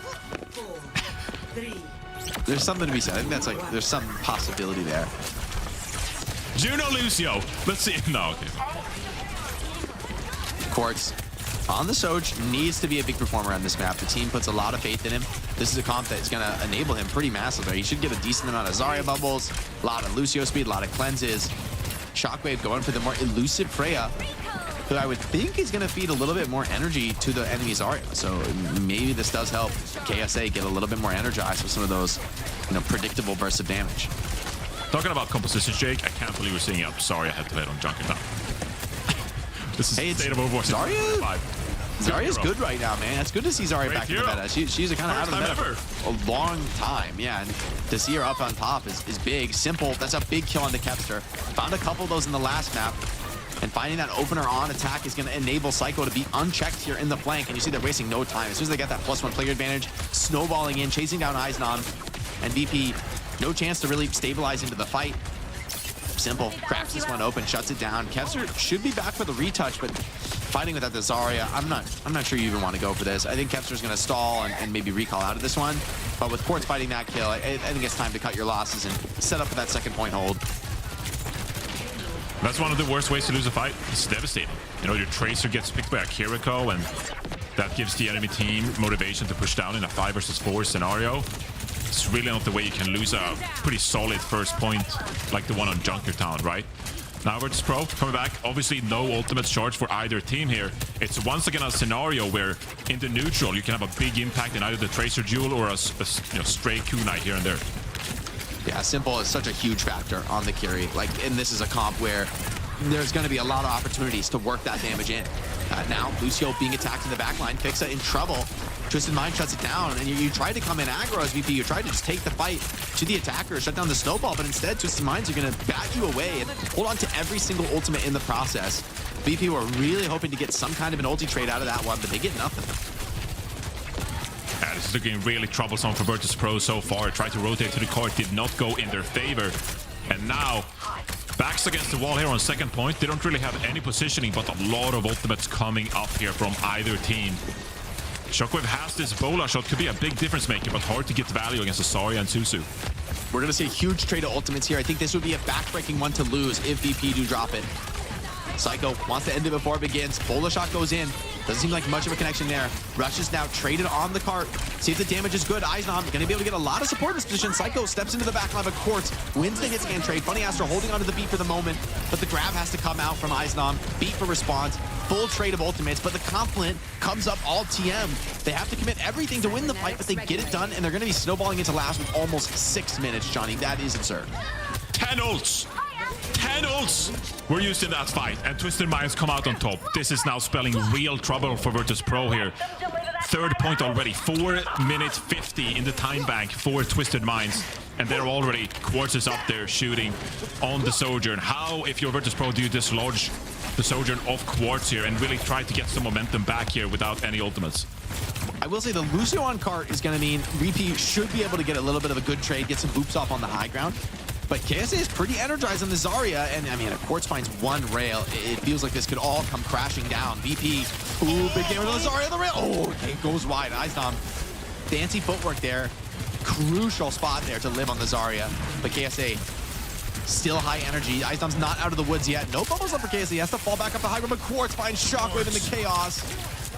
Eichenwalde, under pressure, needs to find some kind of a counter kill, but TM are all healthy. He's got to get this one done, all on his own. Some 100 energy on this high ground. Not able to stop the cart. It's rolling forward. KSA, oh, cooldown advantage on the Zarya. Fixa crucially boots that enemy Zarya down to keep Eichenwalde in a position, but he has no way to back out from this. He is all in, and there's no retreat from that in a losing fight. Damage on the Quartz, but he gets healed right back up, and the feed is all TM, man. This is an absolute beatdown. VP have not really challenged a single fight so far. I don't even know how many eliminations Virtus.Pro has gotten. It's like a handful, if at that. There'll be a last-ditch effort here. Simple's going to pop the Kitsune. Rush is big here, but Virtus.Pro don't have the timing with their own support ultimates. Yeah, just not online. Gala a few seconds slower there. That cleanup from Simple is good, and the C9 as well. Oh, VP. Oh man, Junkertown. You're in such a hole now, Johnny. You got to dig your way out of a monster deficit. A full cap with 323. That is disgusting. Wow. Oh, that just put a dampener on this series as a whole. Like you're Virtus.Pro, oh my God. You're facing 320. Johnny, one. What? One Simple. single elim. I will say that was in the 10 ult fight. So surely, surely in the 10 ult fight, somebody can die. Oh, that is so. Oh my God. Oh my God. Like that was crazy. Whoa. All right. Okay. And it's, I mean, this map's just done. Like, how do you come back for that? The mental boomage alone. All right, VP. I mean, you can try because you never know in Overwatch, but like, you just try. look, it is Escort. So if you get an overtime cap and you have some crazy OT round, there is hope, right? There is, like, especially on Escort, there's hope to make a comeback after a brutal first round. But I feel like it's just like they're just going to run back the mirror match. I mean, what's going to change? VP, how can you flip the script? How can you get such a radically different result in this next round that you need? I mean, honestly, this comp, though, is just the dream scenario for TM. Quartz on Sojourn, able to pop off. The Funny Astro and Simple on Lucio Kiri, maybe one of the scariest backlines in the game. And honestly, I like the Widow. Do some crazy stuff, but he's going to have to go Soj after the first second. He's just going to go back to spawn. Dude, this would be like the biggest map comeback ever. Like, this is even worse than like a push map that's like 120 to 0. Like, this just, there's just no way in here for Virtus.Pro unless they just rack up some crazy momentum and some big plays from Chocolate and Kepster. Yeah, I mean, attack, it's a fresh start, right? Ultimate's off the board. Kepster going to start working an angle on the flank, but bye-bye. Quartz just snaps him off there. Eyes on to follow. The overwhelming repush, man. When TM catch an edge in this fight, they give nothing back, man. They absolutely delete you. And I think we got a spawn camp on the server here. I think we got a alert, spawn camp alert, Johnny. Red alert. You are getting spammed in the spawn by a high-energy Zarya. And, I mean, it's not a full committed spawn camp here from TM. They're ready to back out of this. They're just getting some extra spam on it.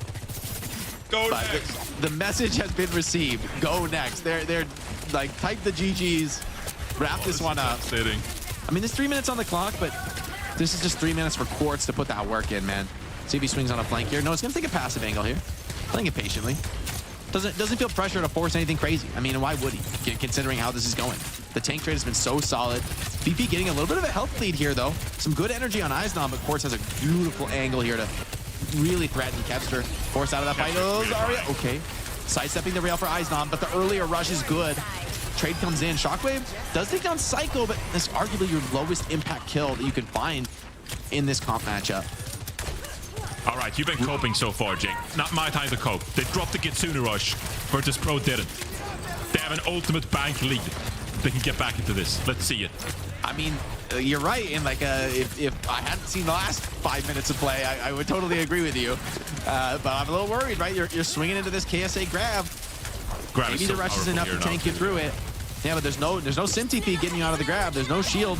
Here's the rush coming in. Big trade. A grab on the corner really stifles the aggression. Eichenwalde should be okay to tank through this. Ooh, just barely. He's so low. And Quartz might have to win the trade. No way. The grab into every single skill in the world dumped onto Eichenwalde, and he just can't hold, even with the Kitsune rush. And VP, I mean, okay, they have another 4 ultimates. Surely at some point TM are going to break, but even if they lose first, right? They have such depth in this map. Quartz very aware. I think somebody's on the flank. I don't know that anyone is, given that we have X-Ray, but aware of the possibility. This has to be the fight for Virtus.Pro. You got 4 ultimates. Advantage by far. Here comes the grab. Here comes the overclock. They're gonna cap first point, Jake. Good news. No, they're not, Johnny. They're gonna get refight. This is not a free fight. You're gonna get, I think you get a chance because you died so early on that cart. TM are really happy with where that fight took place. I mean, if you just get into this fight as TM and you do a decent beat trade, Simple's gonna have the Kitsune rush. You're winning Junkertown. I mean, this is VP have to make some sort of a pop-off play to close this one out. Beat off the freaking skybox there. Almost didn't get it on the KSA. Got a little bit wild and wacky with that one. But there's the beat trade. VP get a little bit the better of it. Oh man, Psycho is sharp on this Tracer. Really denying Shockwave from his aggression. But Simple couldn't quite get the rush off. Okay, that keeps him in fight. Oh, but Quartz takes down Eichenwalde. KSA low HP, but it's trading out kills. And all is all falling apart. VP. Oh. It worked out. You wanted, but the worst part is because they killed Simple, Simple didn't rush. That's actually so bad. Like, if he lived 100%, he presses the rush there. But now, VP, it's all over with the crying on this one, Johnny. Eichenwalde maybe can get some cheeky touches here on the Wrecking Ball. Get that OT rolling. Kepster's slow. I think Recall scores too. I mean, the Wick is burning down. Kepster's touching as he can. Funny Astro pulling away. Eichenwalde now starting to get really low, and you're really running out of options for the touches. I like this. Play on the flank here. Fixa and Shockwave trying to get some action there. Gala finds Psycho, but it's already been traded back, and this Quartz OC is just the hammer about to come down on your head, a few percentage points away from that. And you can imagine he is just spamming the Q button, doesn't even get it off. Twisted Minds don't need it. 2-1 in the series, but whoa, that was a junker down, man. Wow. Goodness. I need to see the scoreboard. That was disgusting. I think Virtus.Pro ended up with like 9 eliminations because they had that one team fight. But that was just absolutely nasty work by Twisted Minds. Yeah, Hey, like a they got little more something. elims than But... deaths. 2 and 7 from Gala, but besides, there's Bro, no Quartz is 24-1. Like you can't cope that. I got those 2 in my other fantasy team, so I'm always happy. I'm always a happy camper, Jake. Yeah, you're gonna right now. You're gonna need to make some subs, Johnny. You're gonna need to. You're worried. You're sweating. Qadsiah had a tough one there, man. It was. You can't even put that on one player, man. Other than maybe you can put that on Quartz being a demon on the Soda. No, there's no way. I mean, you lost you had 5 ultimates in a 10 ultimate fight, and what? Didn't you get one of them? That's tragic. That's tragic. It comes down to like ultimate value and everything. Sure, Kevs got picked that very first fight here on the first point, but like, yeah, this is no one's fault. And I think Jake, they probably knew by the time Twisted Minds got that cap with that time bank. It was like, oh, this ain't our comp matchup. Next, yeah, it's a difficult spot to be in. Of course, just sitting here at the OC, chilling, farming. Psycho also, man. Okay, Psycho. Heavy hitter there on the Tracer. And like you would think this isn't a bad comp for VP. This should be pretty comfortable. I think Simple is another maybe big difference maker. Just everybody on their dream hero, really, for this TM squad. Like that's a comp. I don't know if anybody wants that mirror match into TM. No, for sure. Definitely not. Twisted Minds, they look incredible on that composition. I think the real question has been the past few months, just like how do you get Twisted Minds off that composition, because they're all playing comfort, and that's pretty unwinnable, right? I think Virtus.Pro, they face a pretty interesting choice here, because they can either go towards Suravasa for their Flashpoint map, or they get a pretty interesting choice between New Queen Street and Esperanza, which play very differently. And typically I'd say that most teams, they just pick Esperanza. It's like one of the more commonly played push maps there. And you really would have to like practice New Queen Street to be confident enough to go to that map and feel like you have something up your sleeve. Stylistically, one could maybe argue that Virtus.Pro style favors New Queen Street more. We've even seen Ice on the Wrecking Ball so far a little bit, but I wouldn't blame them in case they decide to go for like an Esperanza instead. Soj does kind of go crazy on either one of those push maps, but then if you pick Flashpoint, it's like even if you win, you're letting your opponent get control over where you go here. So I think that's an Esperanza pick. Esperanza, right? yeah, it looks like it. And I mean, I can't say I blame him. New Queen Street's definitely the wilder and wackier of the two. Esperanza definitely going to be more comfortable, and I don't think VP. These are very experienced players, right? Yes, it's a tough loss on Junkertown. Yes, you got destroyed, but veterans like this, in the end, mentally, it's not going to bother them, and I think they're not going to be slowed down on the next map, right? Like you just write those off. You say, look, it was a good comp for them. They had a good game.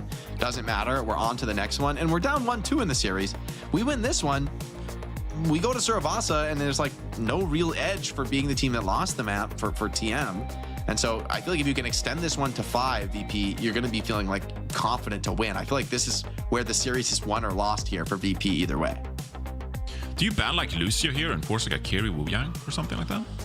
Ooh, the Lucio ban. I need to see the bans from the series because I don't know exactly what's remaining in the pool. But I if they haven't banned Lucio, I wouldn't mind it. That being said, I think Funny Astro has been really happy to play the Wu Yang, so I don't know that's going to be a problem. I do think TM's style has been more Lucio-centric. I think VP, the Wu Yang is going to be protected for them now, right? The Wu Yang can't be banned out anymore. Right. But I think Hazard may still be vulnerable to a dive. And I think that actually is pretty decently likely to come out from Eichenwalde, or might be what Eichenwalde is hoping to bring out here. Good synergy. Maybe you in terms wouldn't of... want to leave that open either.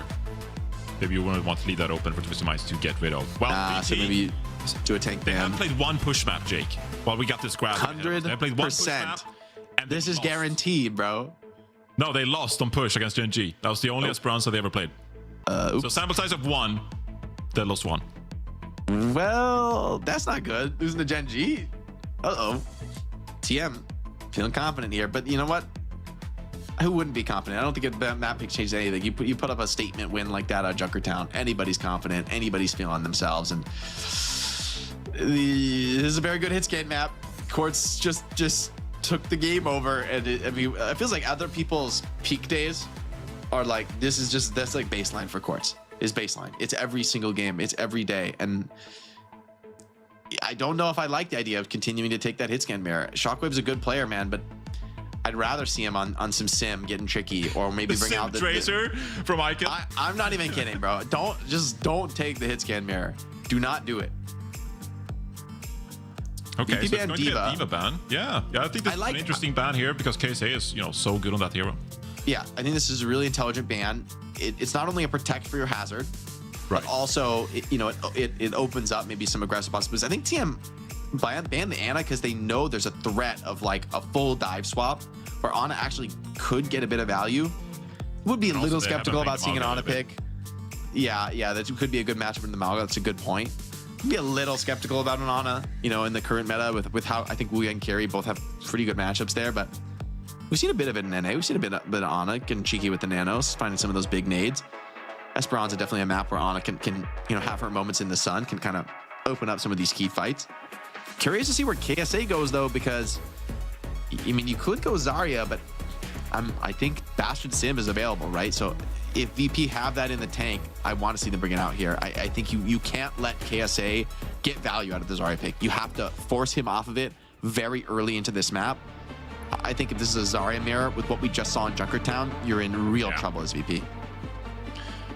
No, I think you're absolutely right. So I think the ball is back in Virtus.Pro court here. Like, what composition can you figure out that matches up well against Twisted Minds? Because I don't even think what they played on Eichenwalde is necessarily that replicable. Like, are you really gonna pull out and play like Brig Carry? This is really not the map for that, right? No. So Virtus.Pro, they're in a completely different spot now compared to what they were in Eichenwalde. And again, you pointed it out at the start of the series, Jake, that like the later the series goes on, the more Twisted Minds are going to be allowed to play their composition. And it's actually something they talked about like back in Stage 2 as well. It's like, we're really comfortable at the end of these series because our heroes are going to be available to us. And so Virtus.Pro, they're going to play the ball, which they did on map 1. And now they can see if they're going to be able to take down this revered composition of Twisted Minds. Yeah, with what TM just did on Junkertown, there's no chance of VP taking the mirror. However, Eisnom's going to be pretty free to get wild and wacky here with the Wrecking Ball. It's pretty much only Funny Astro to mark him, but it does take a lot of damage every time you go for one of those engages, right? The punish is pretty overwhelming here from TM with the amount of damage they can bring. And KSA holding this forward high ground position means that VP just have to give up a bit of card time. I don't think you're worried about that with the ball comp. You always knew you wouldn't be able to, take that tank-to-tank raw trade on the objective. But it's giving Quartz a lot of space to work with. Big slam, though, and the follow-up is good. Shockwave, the beautiful cam over the shoulder on that one. Eisnom, just can't slip away for the Mega Pack. And losing ball means, the cart is going to start to roll here. KSA doing his damnedest to get that around the next corner, but he's taking a lot of pressure from the DPS. VP are holding on to this ball. Is going to come back very, very quickly into this one. Kepster forces the re, though, which is going to mean it's going to be a little bit harder to get aggro again. Funny Astro also back into this fight, and when the dust settles, VP still have had a lot of cart progress against them here. Yeah, because Funny Astro was gone, Simple gained so much ultimate charge on the Kitsune Rush as well. So if Virtus.Pro stall things out here, it's actually going to put the ball into the Minds court where they have the ultimate advantage. Yeah, Shockwave and Kepster, though, gonna have the first DPS ultimates. I think these almost need to connect, but it's so challenging against Zarya, right? With the Zarya bubble pretty much saves you from either one. And a dirty burn there onto Funny Astro, who's struggling to get that sound barrier online. KSA punishes Kepster, but KSA running out of gas here. Just doesn't have the support on the Zarya. And it is just on death's door here, getting cleaned up by Eisnom. And that's decent progress from TM, but VP, in the end, they win the fight. They're sitting on the full stack of ultimates. That's the way you wanted it to go as Virtus.Pro. You're kind of accepting in running this comp. You're going to give up a little bit of progress. But now you take the lead. Now you have map control. Quartz with this OC is kind of like the critical player standing in your way. But even so, Quartz won't be able to pull the overclock here without being contested by so many ultimates. He's not interested in anything. He's not interested in anything except Quartz. I'd argue he's just going to full hold slam until he can get that. Rush comes in, Tidal Blast into the Tracer mirror, and it shuts down Psycho. Psycho just has to disengage out of that one. And that overwhelmed Psycho, who, by the way, was fighting on his lonesome for quite a long time due to that delay that Eichenwalde put down on him. And with that assist as well from the, Wu-Yang, Eichenwalde comes in with the help of Shockwave, cleans up Quartz. And VP, not just capping, they're going to get more progress. They're going to get a pretty enormous lead here. They haven't yielded any map control whatsoever. Yeah, and you can see that Virtus.Pro, they're doing a really good job combining all of this burst damage at once from the Wrecking Ball and the Freya. The pulse bomb comes out there, doesn't get a pick, unfortunately, but Quartz now turning things on its head with the overclock and the sound barrier from Funny Astro. I mean, that's only your pulse bomb, and it forces a heavy response of 3 ultimates out of VP. They're going to go for it, though. You're right. The rush as well comes out. Mines on point are problematic for Quartz. He's trying to just play his way out of this one. Stands tall, face-to-face against Eichenwalde, who just can't get rolled into Fireball there. The bubble keeping Quartz alive. Virtus.Pro, though, they're not out of the map yet. They're keeping some position. They're staying alive on the double support. But this could get awkward for them. If they die late, they're in real trouble. They're trying to regroup with those forward spawners, and it looks like VP have played their way out of this one. Yeah, TM kind of struggling, though, to get these cleanups. VP are strong in this part of the map. They have players coming back into this. Yeah, this has just turned into an absolute scramble so far. Fixer goes down, but it's going to be able to get back relatively quickly with the serve. See, high ground positioning here for Virtus.Pro. One pick here from Shockwave could really put Virtus.Pro in a really good position here. But Twisted Minds, they have ultimates. Yeah, so much pressure to get a good grab here. So hard to get rush value as well. KSA and Astro getting pressure down. Feels like you need to get this grab off for KSA, but it needs to be big. It needs to find connections, and you're just so low on the CDs here. Shockwave's doing fantastic. Boulder shot in as well. You have to bubble that off, but you just don't even have the heals even inside the rush. Gala and Shockwave, 2 openers. VP with total map control, and they profit off of it. Twisted Minds, now in a very different matchup they find themselves in on Esperanza, and this Zarya come. Asked and answered, man. VP playing these skybox spots from Eichenwalde every fight. He's like opening with these incredibly powerful slams. Zarya does not look good into this. Yeah, the momentum is really getting into Twisted Minds' head here. They do have the Graviton Surge, but Virtus.Pro, they have a lot of tools at their disposal. Getting a pick like that is so impressive. Wow. What a 180 from the last one to this one, man. This has been all VP all day. And now TM, I mean, they're staring on down the barrel of a map 5. They're starting to worry about the full cap potential. VP have a pretty significant ultimate advantage. And I'd say you've got like 2 fights left. TM, okay, KSA is going to go to the hazard, try and match some of this pace. Quartz as well in the Cassidy, trying to maybe slow down some of these stress from VP, but with Minefield coming in, it's not going to be easy to get into this fight. No, it's going to be very difficult here. Funny Astro with the sound barrier. Has to be Johnny on the spot here and hit it at the right time. Gets a rush from Gala. This Virtus.Pro pushing the momentum here. Nice sound barrier from Funny Astro. Should be able to stay alive this time. Yeah, it resets them well. Eichenwalde super low on that engage. Can't escape from it, but Gala and Shockwave still find the kills. Quartz, okay, shutting down that hit scan is crucial. And the spawn advantage is going to be Twisted Minds will make this hold here. But, I mean, it's not, you still haven't evicted VP from this map, and they're still fighting you out. Wu-Yang still brawling, still fighting. The double supports healing each other. FACEIT and Gala staying alive. Quartz couldn't even step to them. And the Roadhog has to come out for KSA. The final answer to this ball silliness. I mean, I do like the Hog here, but you're in such a ridiculous hole. And VP are going to be pretty comfortable playing it slow and just grinding you out. KSA, see how comfortable you are in the Hog. It's looking not very comfortable to me right now. I think Virtus.Pro are pretty happy just building charge there. The hook comes in on Qadsiah. Insane pick from KSA, actually. Shockwave gets his one on the Quartz here as well. 4 versus 4 situation. Yeah, still in this. I mean, TM are just holding, but this is at their spawn, and they haven't done more than trade Johnny in what feels like just minutes of staggered fighting. Like, VP never backing down. They really have never once been reset in this map, and on push, that's so impactful. It means the enemy never really gets a chance to come back into the game. Big ultimate here, coming down the knockdown. Oh, maybe looking good, but Quartz just drops the headshot. Simple as well. Nice cleanse. Protects him from the knockdown. And that might just be enough. Quartz should feel a little bit more confident now, stepping up. Eichenwalde just has to die on the cart. And all right, okay, I think the Roadhog is a good pick here, and the ultimate status is very strong for TM. So VP need to stifle this momentum, but they have a lot of chances to work with. Yeah, Twisted Minds is going to work up here and get the high. Another great hook by KSA. These 2 hooks have been tremendous. They need to get off this hump. They're in such a big lead. This is not a good matchup into the Roadhog. I mean, they've been dominating so far, but I think VP, they're in trouble if they're, you know, overconfident with this strat. I think this is a real chance for a comeback for TM. KSA just soaking insane quantities of damage. Funny Astro just farming that beat up. He's gonna have sound barrier for this next engage. Speculative hook there from KSA, but he's sort of happy to just hold it down on cart. Grab the full cap. Whole hog should be able to secure that cap. Very challenging to touch into this ultimate, of course. Simple draws to Kitsune Rush there. So they're going to get the point cap here, Jake. Twisted Minds are... You can wait out for the bot here a little bit, but Fixa gets a pick onto Psycho here, and this is just turning to an absolute scramble. Nice pick from Funny Astro, showing off the Lucio mechanics here. But this is Minds on point now for Icenom, and they're going to grab control of the bot as it walks back, and Gala still has this Kitsune Rush in hand. So this should be Virtus.Pro stabilizing somewhat, and they're gonna know that Funny Astro has this sound barrier. Oh, a lot of damage onto Icenom here.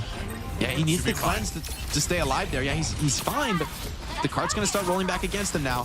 VP, they need to look for picks, and a quartz pick is exactly what the doctor ordered. Shockwave.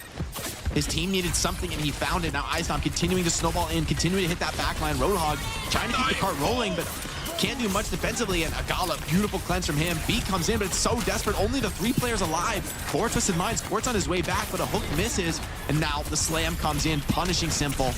And Twisted Minds, they look like a decent rollback coming back into this, but now losing the map control, and the cart is going to roll very far against them. It's the weakness of this Roadhog, right? Is once you do lose map control, the retake is punishing and slow. I mean, I think it's super impressive from Virtus.Pro to be able to pull off this composition in the first place.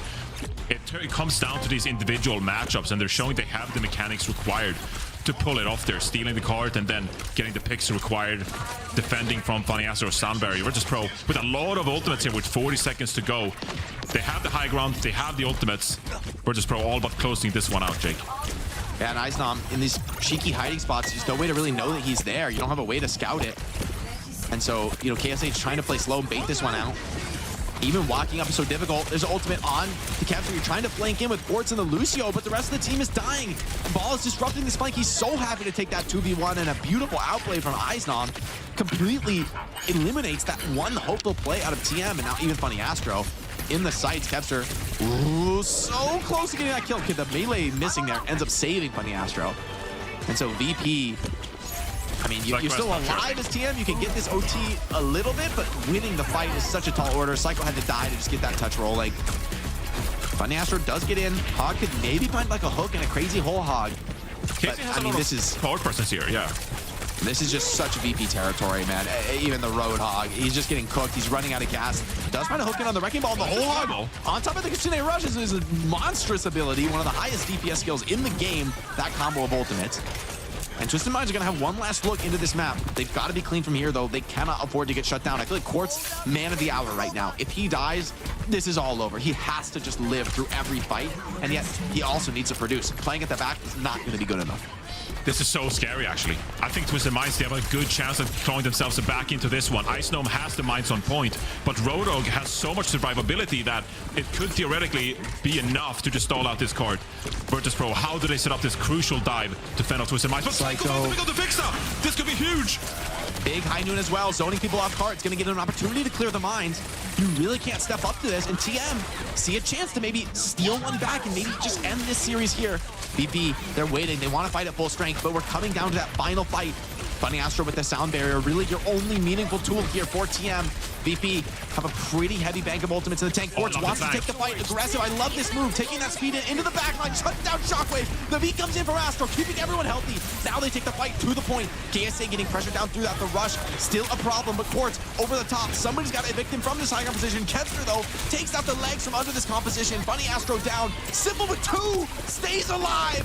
Miracle for Twisted Minds here on Esperanza. KSA healthy on the cart. Psycho has to find something. It's Kepster, though, standing tall against the world. Spawn's so advanced for VP, but in overtime, it takes so long, and Psycho is found. Vixa! Kepster has to hold this one down. One of the toughest tests he's faced in his career. Can he answer it? Supports are in. Gala is good, and VP hold the line against a resurgent Twisted Minds. Way too close for comfort. Oh my, there's no way. There's just Psycho left alive. And we're just pushing close to that. Oh my god. Wow. What an Eichenwalde. Or no, it's not even Eichenwalde. This is Esperanza. Oh my god. I knew we were in for a series, Johnny. I was not ready for this one, man. These two teams, they are never out, man. They are never out of it. And VP take us to a game 5. One last moment of respite. We are going to Surabasa. We are going to be bringing that pace, that tempo.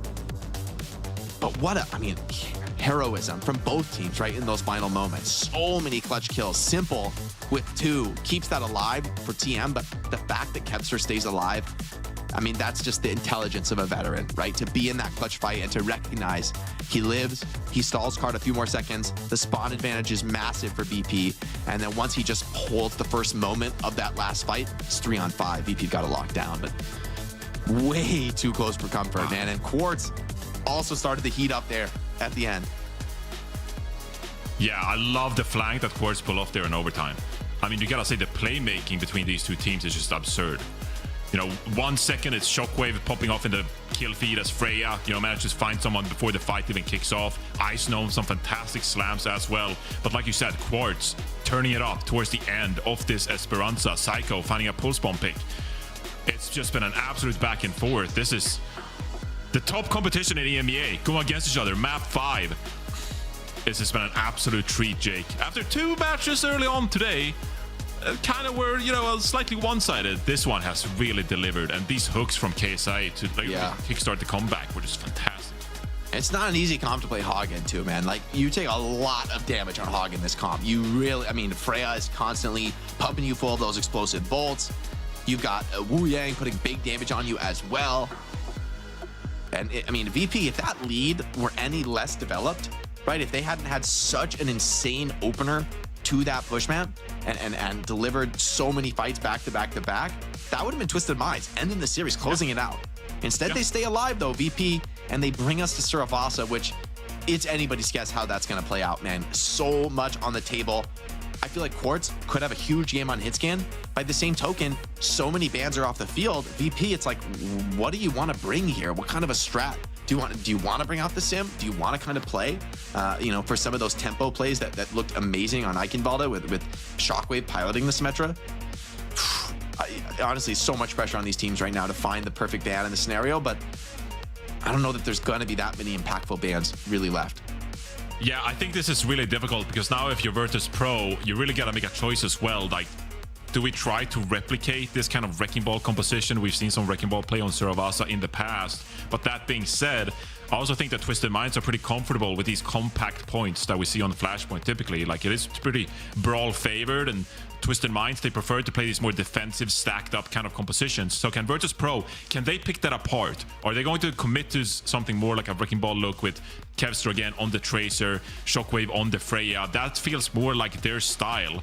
And it is a pretty decent counter like we've seen against what Twisted Minds are bringing here. So with less bans available for either team here, I think it's just going to be a stylistic matchup between the two teams heading into Surafasa, which favors both styles somewhat. Yeah, because we've seen dive work here. We've also seen, you know, the heavier rush setups work here. And I think you're right. I think both teams are going to be doubling down on what's been good for them so far. TM, it's like, on the one hand, I agree. I think the Zarya is really powerful on this map. I think it's just like a straightforward map. You know, put the Zarya on the point. She holds it down. Too hard to clear her off the point.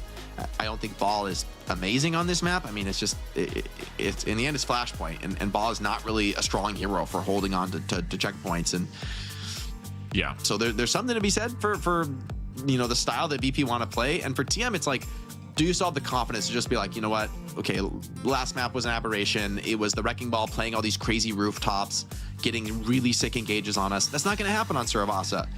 But you're also going back to a comp that you did just get rolled on Esperanza, right? Like the Zarya, it looks so good in the mirror, but you got destroyed on Esperanza. Are you gonna go back to that? Also, I mean, there's the Hog now. Maybe you can play the Zarya and then go towards a Hog if Ball is what is chosen here for Virtus.Pro. A lot of layers to this one, Johnny. It's a veritable onion on map 5. Yeah, there's tons of layers on this one. I don't think we've seen a Wrecking Ball ban from Twisted Minds, so that's still available. And also, that's a good point. I guess the Lucio ban is also still available for Virtus.Pro. And I mean, if you're gonna try to play that, Twisted Mind's gonna try to play that Symmetra style without something like a Lucio, it's going to complicate things somewhat. But like you said, like if a Wrecking Ball ban comes out and then you're banning Lucio, then we just end up in some weird territory where we're playing some kind of like mashup between different styles. And so I know we're at the end of the series, but I still think the compositions from this one have the potential to get pretty crazy. I think Sim is going to be so potent here as we take a look here at our overall standings. Twisted Minds, VP, neck and neck these two teams have always known that they'd be challenging each other to really battle for these top spots. And so this match comes as no surprise for either of them. They knew they'd be in this position, and they know they'll probably be in it again, right? Expecting to face off deeper into playoffs, maybe again in Stockholm. So this is just that teaser, right? Getting the chance to see how they go blow for blow. We talked about the possibility of some experimentation, of some risk taking. I don't think this is beyond the time for experimentation. You've got to play for the win here. And it's going to be TM opening with the Tracer ban. That's huge. Which I actually love because it's, I mean, how do you play this Wrecking Ball style without Tracer? I'm not sure you can. I mean, maybe there's like the Venture, but I think it's decidedly weaker, especially on Flashpoint where Tracer is just a monster of a hero. I think taking away the Lucio makes sense from VP. It's what I would have done too. However, I do think the Sim style absolutely still works. With Lucio off the table. I think if you just play off the Sim, use TPs rather than speed amps as your engage tool. You could go for the Juno if you really needed speed, but maybe it's just Wu Yang Kiri with Azaria, a Sim, and whatever else you want to play on DPS. Whether it's maybe a hit scan for Quartz would make it the most sense. Yeah. It's we have seen a couple of times that when this Tracer ban comes out here in Stage 3, teams actually favor playing the Reaper instead, and again go for these scary commits. And I guess theoretically, if you wanted to, you could play something like a Zarya Reaper kind of composition. That's almost been established as a type of composition here in Stage 3, which used to be a thing like way back in the day. And now, because Zarya is somewhat viable, it's been brought back. It's going to be very difficult, but with Tracer not available to someone like Kevster, you really have to make a difficult choice if you're going to commit something like a Reaper, Gen.G. It's also really run out of options pretty quickly. It's also scary because you have to put your roster in before the bans, and so you would have put Jabu in if you knew you were going to play Reaper, but they didn't. They have Kevster in, and so I mean, I think Kevster's good on the Reaper, but I think Jabu is the Reaper player for the team. Like when they want to run it, that's who they're bringing in, and so it would be awkward to kind of force Kevster onto that role. Is he comfortable with that? Is he experienced with that? Probably not. And in a map 5, sticking to your guns, it's a tough call here. He's thinking about it. He's on Hanzo. He's on Soldier. Don't play the Soldier. No, play Soldier. No. Low key. Soldier's coming back in the meta. Soldier's back on the menu, baby. What? Back He's actually gonna go Soldier. I'm calling it. Okay, Sombra. That's a much more sane pick. I do think Sim is going to be very potent. Twisted Minds could have called this one, man. Juno is just used to replace the Lucio. They still want that speed for the Symmetra. They want those hard engages. Eichenwalde coming in from behind. A nice big boot to disrupt this opening fight. But Kevster, what can you get done on the Sombra? A little bit less efficient and effective than a Tracer. They're going to peel away from this TP that Psycho put out actually and get point control here. So when Twisted Minds come in for this point cap, that is really, Virtus.Pro will have all the angles required here to have a pretty good job at executing what their composition wants to do. Eichenwalde trying to get a slam off on the TP. Big slam, but they're all on the TP. If they want to play off, it looks like a fake TP. They're trying to turn in on Eichenwalde, who plays his way out of that one nicely. He's going to be able to back off, grab a pack, and re-engage on the fight. VP, full point position, but TM haven't given the flip up just yet. Pack into KSA doesn't come to much. VP looking for dives. The dives are relatively impotent with this Sombra, right? You just don't have that same pace that Tracer brings. Virus on the Simple, but he's just standing there. He's continuing to fight on the TP. And the cap pressure is just too much. TM don't have the tools. Or rather, VP don't have the tools to continue to stand and contest into that. Quartz now in the sights for these divers. And you're just trying to hunt and peck at all sides, but TM, the supports have been immaculate, not giving up a single kill so far. Yeah, this has been really difficult for Virtus.Pro because Shockwave doesn't obviously have line of sight there when the dive comes through from Kevster and Eichenwalde. And Kevster and Eichenwalde haven't been able to combine for a good dive in the first place. The synchronization between the pile driver and the hack and the virus really hasn't been there from Virtus.Pro. So forced to make an adaptation here with Tracer out of the mix. And Virtus.Pro don't really look comfortable with this. Quartz takes a lot of spam, just barely enough to stay alive. Quick looks from the supports, keep him alive from that dive from Eichenwalde. EMP there from Kevster. He just solo EMP somebody. I didn't see that on the feed here. Interested if that's enough with the Quartz pick off by Eichenwalde. See if he's going to drop the mines on point. Juno rips that ultimate, keeping the fight going. The mines are going to make it very disruptive, very hard to get value off that. The TP flip, though, away from the mines. Nonetheless, Shockwave just found Psycho. And so Virtus.Pro, with the point flip, are starting to duel their way out of this one with the player advantage. They do not want to allow Twisted Minds to hit a regroup. Simple. Should be going down on literal 1 HP. And just bowled over by the wave from Fixa. KSA is going to live with his... If he's able to escape with that damaged mech, it's going to be a lot of ultimate charge fed back towards Funny Astro, which is quite nice for TM. BP, they want to fight off the point, though. They want to just disrupt on the walk-up. Eichenwalde just a little bit of a distraction play here. No, he doesn't really have the teammates to support this kind of a play, but maybe they can come in on this one, potentially. Not going to go for the slam, though. Seems like the team calling that one off. But Eichenwalde, I mean, those types of roll-throughs is expensive. That's a lot of HP drop. Yeah, Qadsiah gets taken real low as well. Goes down to Qadsiah, actually, in case they eats the bola shot. Oh, the slam comes in, but Quartz kills Gala just before he goes down.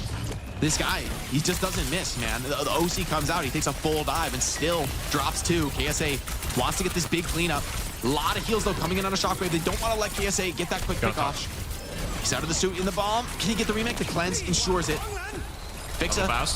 Yeah, idle blast on a shockwave, but they just killed through shockwave. Burned down. Eichenwalde trades onto Astro, and this is still a fight. Funny Astro. Without him, it's going to be much more difficult to stay alive. Simple has to pop the Kitsune Rush. These two teams so evenly matched here on map 5. Touch comes in for OT. TM taking the fight. Mind's on point for Eichenwalde. Really limiting the options for Twisted Minds in terms of where they're going to play this one out. Sim trying to dance on the high ground, but Gala still has the cleanse, still steps up toe-to-toe. Quartz is very low HP after getting that kill. Funny Astro now flanked, assaulted from multiple angles. Just dances his way away, but the whole explosive bolt still gets him. And I think that's going to be VP with a very hard-fought first point. KSA out of the suit surely won't be able to stay long for this one. Cleanse is, this is up to the high ground, but oh my god. Insane back and forth there. And like you mentioned, the amount of like disruptment that Virtus.Pro brings Twisted Minds' way when they just walk up there makes it really expensive for Twisted Minds. And again, they're playing this like Juno, Kiriko kind of composition here as well. Great kind of targets for Virtus.Pro in this situation. I can't believe Shockwave didn't die either. The peel has been on point from Fixa and Gala so far. Now, Kevster has the EMP in hand here to go with Shockwave's bola shot. This should be Virtus.Pro stepping up the tempo and taking things aggressively here towards Twisted Minds. Yeah, Eichenwalde goes for a roll through. Kevster thinking about that EMP, but wants to bring Twisted Minds more to an exposed area on the point where the EMP is going to be extra valuable. And that pick off by Gala is massive. Gets VP right into this fight. And Quartz, without Quartz, I mean, that's one of your most dangerous threats.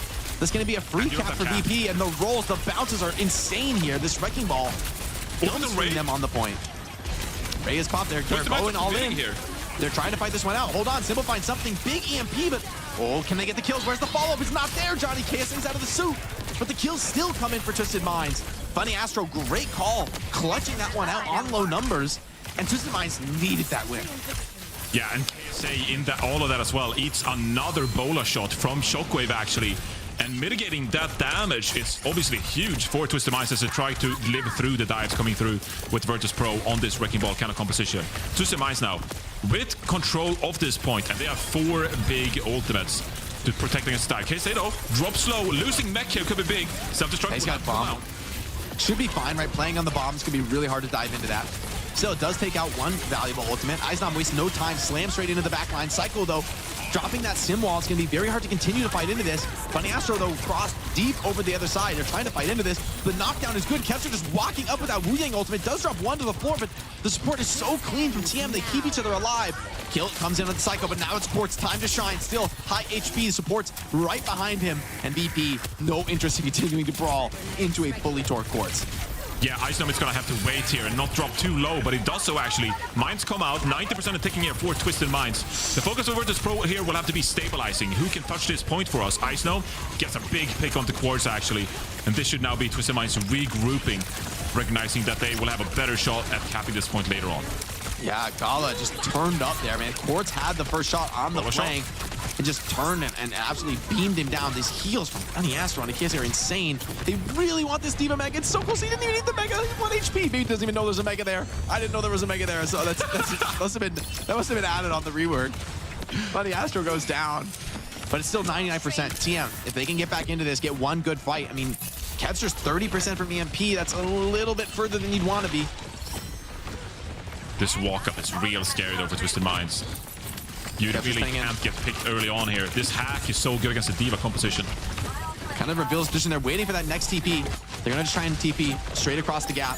They know the threat of the slam, but they all get slammed there. But the cleanse is good. It keeps them alive. Not enough to keep Quartz alive. Funny Astro drops that orbital ray now. And they're down 1, but they're continuing to fight this one out. Minds make it so difficult to utilize that tool. The Minds do break the teleport as well. Who's going to come back in and get that touch? Hack in on the first toucher. KSA out of the suit. Psycho, though, energized. Rush comes down from Simple, but I think this might just be VP taking a second point. Yes, it is cleaning up that feed. And TM now on the brink of defeat from what looked like a foregone conclusion to win this series after Junkertown. VP are right back into it, making it work without the Tracer. Quartz pulls out the trusty Cassidy. It's do or die. Funny Astro to the Brig. I like these responses. I think these are powerful responses. I think there's still the road back for TM. But it doesn't start easy, man. Big ultimates on the cards for VP. Great slam initiation from Eichenwalde. Yeah, not only do you have to live through all of these dive tools coming through from Virtus.Pro, you have to get towards the points within the next 10 seconds. And that's what happens. Gala finds a pick, and Twisted Mind's already looking to regroup. And they haven't built barely any ultimate charge to give them another better chance going to the next fight. Oh, the cleanup here. It would be deadly. Here. Yeah, you would love that. Self-destruct again. Somebody's got to grab the cap, though. So, you know, a little bit patience for Virtus.Pro, I think, is wise, given that they're on the point. They don't want to fight that close to enemy spawn. And they're sitting on nearly the full bank of ultimates, so the full complement. TM, we need to see an insane value sim wall here. See if that TP lets them cross the gap. Slam is dodged, juked out away from that. Map flip now by TM. They've taken that backside, but VP are ready for this. They've rotated away. They're kind of comfortable here, slowing this one down, and the rush is going to make it so difficult. KSA gets hacked. Rush. Does get that self-destruct out. The TP brings the self-destruct out of the point. It's trying to be used to stabilize him, but instead kind of saves the squad. But Simple finds Shockwave and crucial fight. VP, do you want to double down with ultimates? You're down a player. You're down a second. Surely not for Kester. Whoa, it's the EMP. Is that a fat finger? What? Oh, I think he fat fingered Johnny. That is so rough. He turned around to like throw a TP, and I think he hit his ultimate. That is, you needed that for Twisted Minds. That's a gift. And Kester he's onto the sim. I like this even more, right? You know the rally's coming up on the other side. You don't even really necessarily want to be on the Sombra. Something to be said about this. Well against Twisted Minds, yeah. But TM, man, big bank of ultimates. Very durable comp, very challenging to break. Like, can Kepster stand toe-to-toe, man? If you overstep on this imp, you're going to get rallied and just run through. Quartz as well. Always a problem on this Cassidy. You got to put some respect on this guy. TP at a high angle of point here. Kepster trying to put some cap pressure on. Eichenwalde as well, trying to do the same. TP straight into the backline here. Rush comes in from Simple. Fix up, force to ult himself just to stabilize, just to stay alive for the moment. Now the rally as well from Astro, continuing to double down on the chase. Quartz finds Shockwave. And Twisted Mind surging forward, cleaning VP off the server, and they're going to grab their first point on the board here. Surely this checkpoint going their way. Virtus.Pro not even able to regroup. On to the next one. Yeah, and Kepster swaps over to the Symmetra because his matches pretty well into the Diva, and Icenome doubles down and over to another beam hero in Zarya. And so now KSA is going to be under a lot of pressure, but we're in a completely different matchup than what started out so well for Virtus.Pro. And now if you're Virtus.Pro, you're looking at a pretty vulnerable composition with no real movement abilities at your disposal besides the Symmetra teleporter. This could be Twisted Minds now, feeling way more confident up against what Virtus.Pro are playing than they did previously in the dive. Zarya should be potent in the neutral, but getting energy is not necessarily easy against this comp. That's one bubble deploy, got about 30 energy. Needs to be fully torqued on the Zarya, right? Needs to be just a huge damage threat. Offense is the best defense here, I think, in this Zarya matchup. KSA perked up as well. Quartz drops the high noon. Maybe gonna have to TP out of this. Zarya trying to dodge away. They both have teleporters on their disposal. Oh, still the connection is good. The boop out from KSA sends Eichenwalde to his death. Now Quartz standing tall on the objective. They tried to put what damage they could on him, but it's not enough. Quartz holds the line. Twisted Minds now.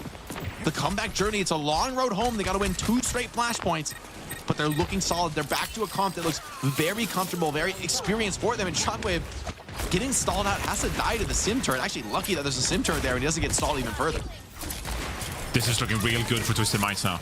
They look way more comfortable in this kind of a matchup, and Virtus.Pro, they're scrambling for any kind of momentum. They do have the Tidal Blast, but who are you going to use that on? Who's going to engage for you? Kitsune Rush for both sides. Twisted Minds, they have to be so comfortable in this kind of composition now. Icenome touching the point here for a brief bit, but who are you going to get a pick on? And TM are going to run the clock so hard here. That Sim wall really going to make it hard to step up. You know, you just don't have the damage to really break through that. Even with the Kitsune Rush, Sim steps up a little bit aggressive. Kester has to get the Tidal Blast and drop a Sim wall of his own, but somehow in the chaos, Quartz takes down Gala. Sim wall needs to find some kills. It's about to evaporate here. KSA standing on this point. Remember, he has self-destruct, doesn't mind even getting desuited here. The Sim wall, as it breaks, you're looking to be in real trouble. Gala still not back into this fight. You're still down 1. Quartz drops 2 before he falls. And TM, even the score line, it's 2-2. VP scrambling now firmly in a Twisted Minds world here, playing into this sim brawl style where TM are just dominant right there. This is their matchup. They have forced VP off of the comfort. The brig pick from Astro is exactly what the doctor ordered. Sort of Kelix's innovation from last week, now paying dividends for Twisted Minds. And FACEIT actually forced to swap over to brig themselves here on this very close, narrow point to cap off this amazing series so far. Graviton Surge here from Icegnome, but KSA with the defense matrix very much aware. Very scary. Opportunity to look for the grab. Double 2. It's always so scary. Grabby would be backbreaking. KSA playing with the house cash here, diving in. The grab is very good for the TP out. Oh, and another big flank. Big shot on the Icegnome as well. Shuts him down. Gala with 2, though. Some of the Kiriko is the carry of the moment, but double support alive alongside KSA, and he has the self-destruct. If he does lose that suit, he's going to have to rip it out. You're still trying to fight this one out as Virtus.Pro, still trying to clutch this, and you're forcing Simple to drop a pretty speculative Kitsune rush that keeps KSA alive and fighting. Are you able to get the cleanup kills? Yes, that's Kevster dropping for now. And the support's working together with the D.Va, just stabilizing, right? This Twisted Minds core, and oh, Shockwave couldn't get over the wall! But he does slip around the corner, somehow he lives! Oh my god, I thought he was dead to rights there. Zarya holding strong. I don't know if you necessarily want to push into this. You're trying to just double down into it. Vagala rips the rush. The bolt is good. Shuts down Quartz. Icegnome energized on the Zarya, and he's starting to clean house. Twisted Minds gonna be cleaned off, sent back to the respawn. KSA just gonna stall on point, get what delay that he can. Virtus.Pro, though, I think they found themselves in the compositional advantage. I think KSA needs to swap now against the Brig and the Zarya and the Sim. Surely. There's too much damage. KSA just won't be able to get any kind of ground as they walk up towards this point. Yes, they have the teleporter to work with, but he swaps over to the Zarya. Yes, you're right. Both Symmetra walls online here. This is going to be a matter of flipping the battlefield into your own advantage, navigating what your opponent has to work with. Kevster, the veteran, but how experienced is he on this matchup? How comfortable is he on the Sim? Psycho, I mean, Twisted Minds have been playing this for years now. But they're a little bit tentative on the engage. They know the threat of the rally is there. They know they're a little bit down in the ultimates. Yeah, they're waiting for that. Oh, and Simple, he's coming up on the Kitsune rush. This is going to be a problem. TP has already been used, by the way, for Kevster. Maybe a little bit over-aggressive. Grab comes in. Baby overextended on the Zarya. Fixa comes in, tries to put that barrier behind the Zarya. Symbol comes in and stabilizes for the moment. Fixa over the top with the rally. Icegnome still healthy. Funny Astro commits a rally, but he doesn't have a Zarya behind it. Fixa finds 2 on his own. And he's looking for more. Even Astro just can't step up. Has to bash away, get the teleporter. Maybe try and push the map back for another reset. Quartz needs to get out of this one. We're coming down to that last fight. Virtus.Pro cleaning up, and this is going to be Virtus.Pro in the feed. Twisted Minds eliminated. It's Virtus.Pro, the comeback in a series that looked completely over. Back on Junkertown, it's easily forgotten. The vets on Virtus.Pro on top. Last stage, pretty tough for VP. Now they assert their dominance over their longtime foes in Twisted Minds in a series that, I mean, they had to work for every single map, every single point. Both teams, man, what a tour de force here in EMEA Stage 3. Oh my god, what an absolute banger of a series, and the way we wrapped it up. It looked like Twisted Minds. They had found a solution on how to take down Virtus.Pro with that D.Va composition, but the hard swaps from Kevster, Icegnome, they remained faithful, and in the very final round, they have the edge. It comes down to that very old heavy fight there, onto the point with the Symmetra walls, and Virtus.Pro, they do a phenomenal job closing this series. Icegnome, I think, just a sensational player, obviously very impactful on the Wrecking Ball, and then the swap onto the Zarya in the final moments of Suravasa to have a big impact. Very impressive play from Virtus.Pro, closing out this series against Twisted Minds. This is a big come up for a team that struggled a little bit in Stage 2. Yeah, wow. Man, I thought after that comm swap that you know, TM had found the edge. They were going to bring us back here on Suravasa, but VP, to their preference, to their compliment, really, it's like to bring out the Brig, the Zarya. They found the strategic edge. It took them a couple flashpoints to bring it back, but once they had that edge, they continued to play off of it and weren't scared to rip those ultimates. I mean, you got to give a lot of credit to Icegnome coming in with the full starter. We've been talking about his potential to maybe be a key leader, a key figure in Virtus.Pro's lineup for a couple stages now, and it feels like it's finally coming into fruition. The whole team looking amazing, utilizing the whole DPS lineup. Really impressive stuff. I just love what we've seen, not just in terms of substitutions from both teams, just the switches they made to the compositions within the game. So much adaptation, so many layers to this series. It was the series that was promised. That's what we wanted to see. And usually when we're hoping for a close series, it's a complete stomp, an absolute beatdown. This one delivered. The last 2 maps alone, just highlight reels. Esperanza and now also here on Suravasa, like that was about as close as you could possibly imagine. VP coming out on top, and Twisted Minds must be kicking themselves right now. It just doesn't get better than that. So I mean, that's peak Overwatch right there. Every single map. I mean, okay, Junkertown was kind of a beatdown, but literally 4 out of 5 maps were insanely close, down to the absolute wire. I think this entire series would constitute as a DHL daily highlight for sure. For real, we just play the VOD. Just put the VOD down. That's the DHL highlight. Yeah, just an amazing series throughout. You. I have to give credit to Virtus.Pro. Like, they played such weird compositions that time, like pulling off this Tracer Freya composition with the Wrecking Ball, and you got a Wuyan and a Kiriko, and then flexing over and playing like a Symmetra Zarya composition. The Brig is coming out from Fixa. I was just really impressed by the way they were able to make these compositions work, and sometimes they're really fragile compositions, you know? You take a stray kunai, a stray shot by Quartz, one of the best hitscan players in the entire game. Like, you're going to lose a fight, right? But Virtus.Pro, they find a way to navigate all of that and set themselves up for success. And this moment was so key, right? I think TM knew, okay, given the comp they have, they got to take some gambles and risks. But VP were ready. They stand tall in the clutch. And Shockwave's pretty massive as well throughout the series. I think on the Freya had a lot of big openers in the match they were able to win. And I mean, those are some of the DHL daily highlights. And just insane from VP. I mean, like after Junkertown, we talk a lot about the mental fortitude from these teams, but to pick yourself back up after a brutal loss like that and deliver not only a great opener in Esperanza, but an insane, you know, last second clutch to then come out on map 5 so confident without the Tracer. Wow, without the Tracer, you're right, yeah. Yeah, this is a fantastic look for both teams, really, and they are, without a doubt, just those are the teams to beat alongside Qadsiah, and there just seems to be such a gap between those 3 and everyone else really we currently have in EMEA. Like, if you're looking ahead to a match against either VP or Twisted Minds, you're going to be a little bit worried. Yeah, you gotta be worried. Absolutely. I think Virtus.Pro here, the way they're shaping up has been an incredible story for them as well. Obviously, we heard they were good in scrims, playing some Gen.G Tracer, obviously very strong for them, but running into Qadsiah and then losing, and now you found something that could work for you again. This has been a really interesting story for Virtus.Pro so far. Then yeah, absolutely. Like, I agree. For them to like reiterate on not just the compositions they're playing, but also on the lineups they're fielding every single week, that takes a lot of confidence. You gotta have a lot of trust in your players.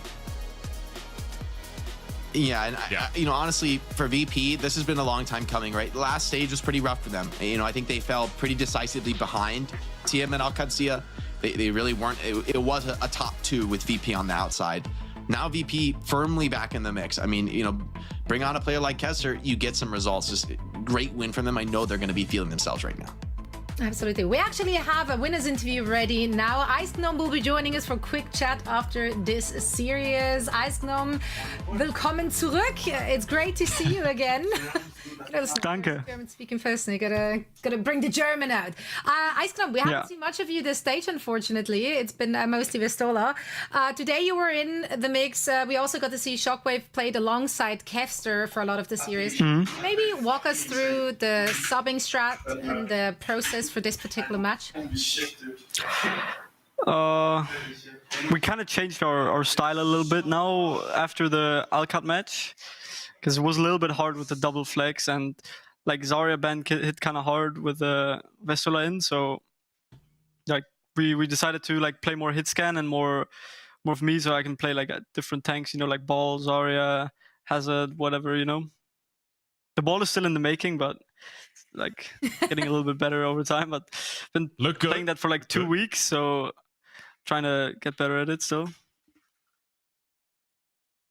I mean, this is a big win for you guys, right? Like in the last stage, I feel like you guys were kind of outside, right? With TM and Al-Qad rather fighting in that top slot, where this is like a big revenge match for you guys to get that upset. I'm curious though, thinking about, you know, back on Junkertown, right? Like that was just a huge game, a huge map from TM. Like that's a big blow.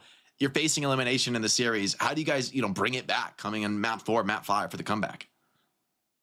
On Junkertown, we kind of just like on our defense, we kind of shat the bed and got snowballed, and then like it's kind of hard to come back, and then like our attack wasn't too good either. But I mean, we knew that like, okay, this matchup might be hard, but we have like other options still, you know. So we just went Esperanza with like good win rate on it in scrims, so decided to go there, and was a good choice. We can like pick other matchup, you know. We don't have to take that exact mirror.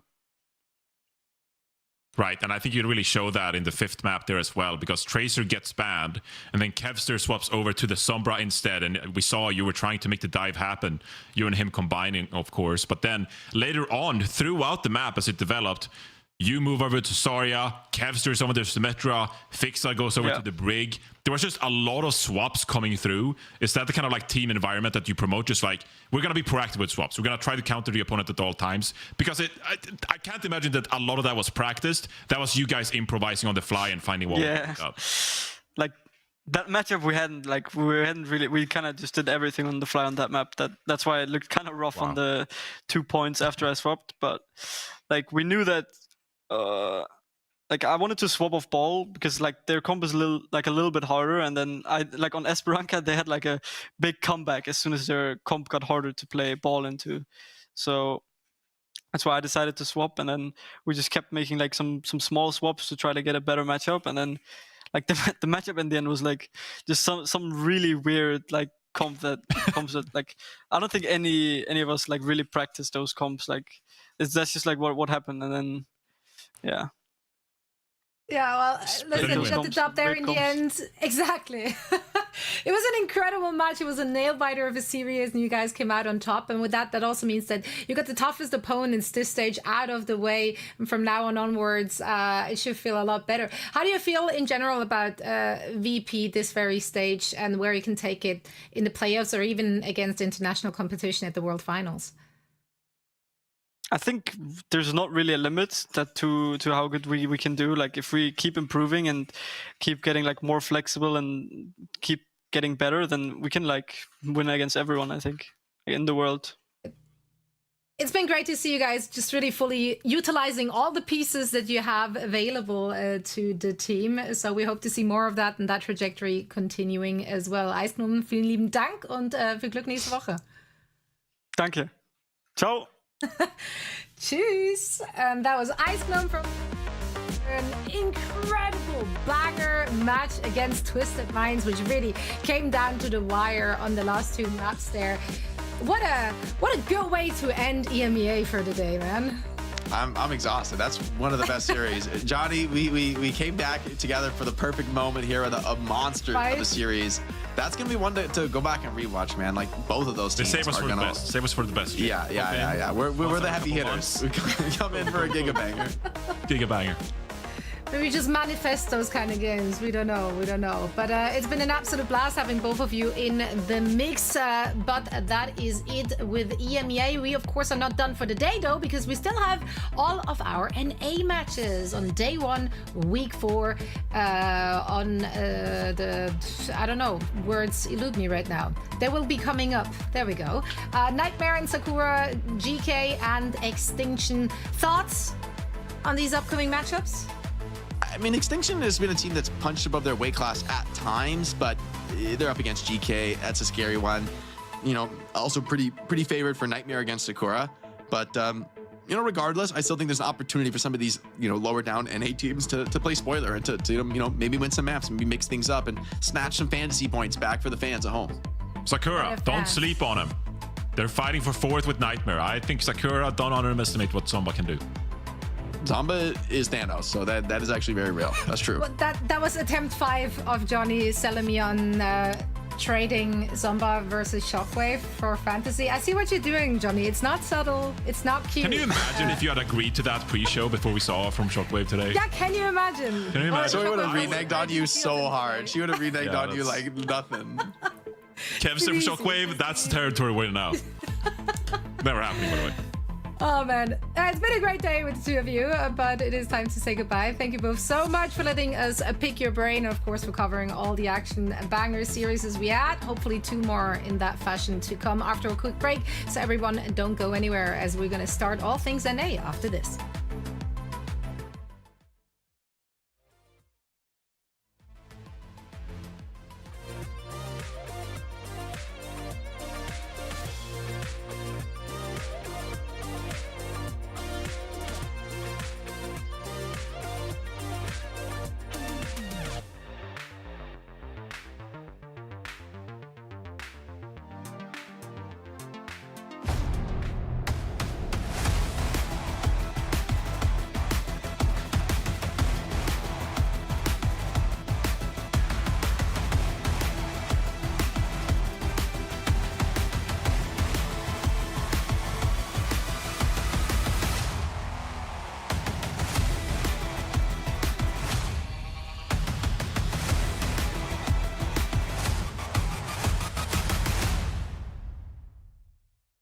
Don't use your back. It's really heavy. There you go. You got it. You got it. Okay. So this flipped over like that. So our supervisor, Paul Lackey, he years ago saw some construction happening here around campus, and he saw that there was just a loose piece of sidewalk and just asked if he could keep it, and he brought it in here, I don't know how, with the help of 40 men, because it's freaking heavy. And a wheelbarrow. We have used this piece of sidewalk to record footsteps for every Overwatch hero that has footsteps. So it really is like, it belongs in a museum. It does belong in a museum. It's like... This has been used, I remember when I was an intern using this to help record Malga footsteps.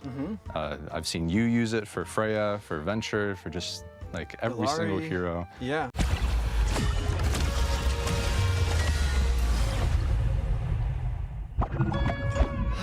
What was it Shrifu told me? Nothing in the world is as yielding as water. But in its ebb and flow... I honestly forget the rest.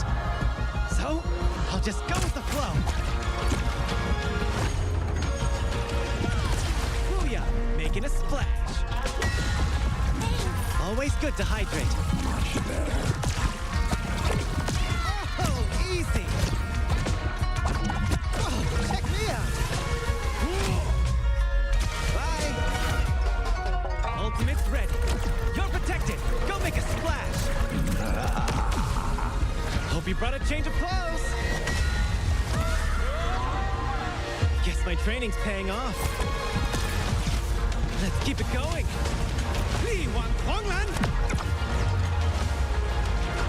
Wouldn't want to be ya.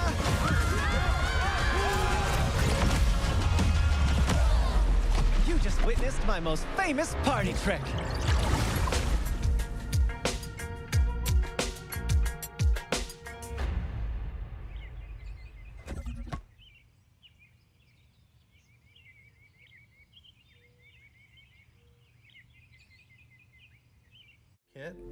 So these first items are the bouting balls that I used for his Orbs of the Destruction, his primary and his secondary fire. You can actually hear there's a little bit of a ding when you shake them. And what I did was use these in his actual Orbs of Destruction, his primary fire and in his secondary fire. So when he's shooting his orbs, you'll hear that little ting of the bell sound off every time he fires.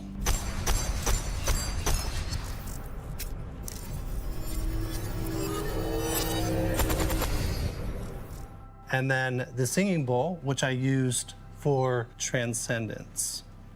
It's a tonal sound that continues during the duration of the ultimate.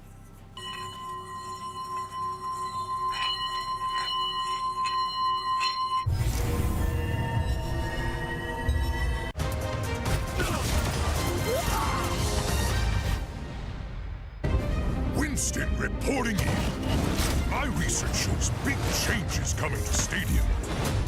Ooh, I've been waiting for this. Okay, team, let's jump in.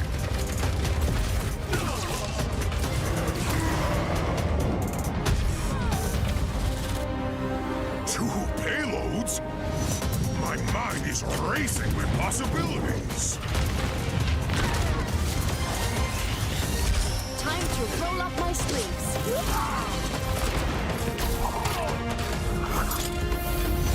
Winston! Tracer, glad you could make it. Just in time! Think you can keep up with me? Such confidence. Shall we go another round? Wow, they're making waves. One day, that'll be me. Until then, time to dive back into training.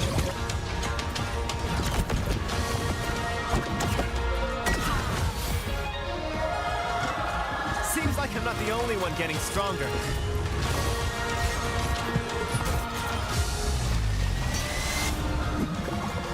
Here we go!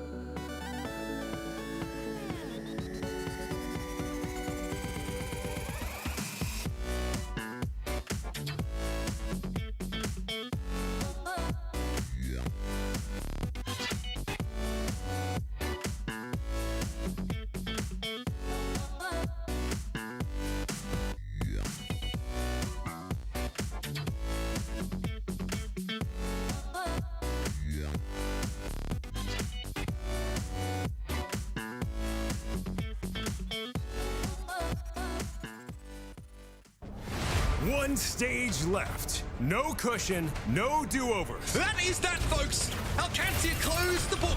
Every map matters. Every second counts. Rocket is looking clean with these plays. You can't win this fight. World Finals on the line. Stockholm in sight. Just lasered. I mean, there's just nothing stopping Chronic right now. Pull W. Win. Ticket punched. The bowler just detonates everybody. Lose. GG's. Season over. In a dominant position. Oh, what? That flick was insane. The strongest will rise. The rest will watch you. What? There's no way! GK have done it! Rise as champions. OWCS Stage 3 starts now.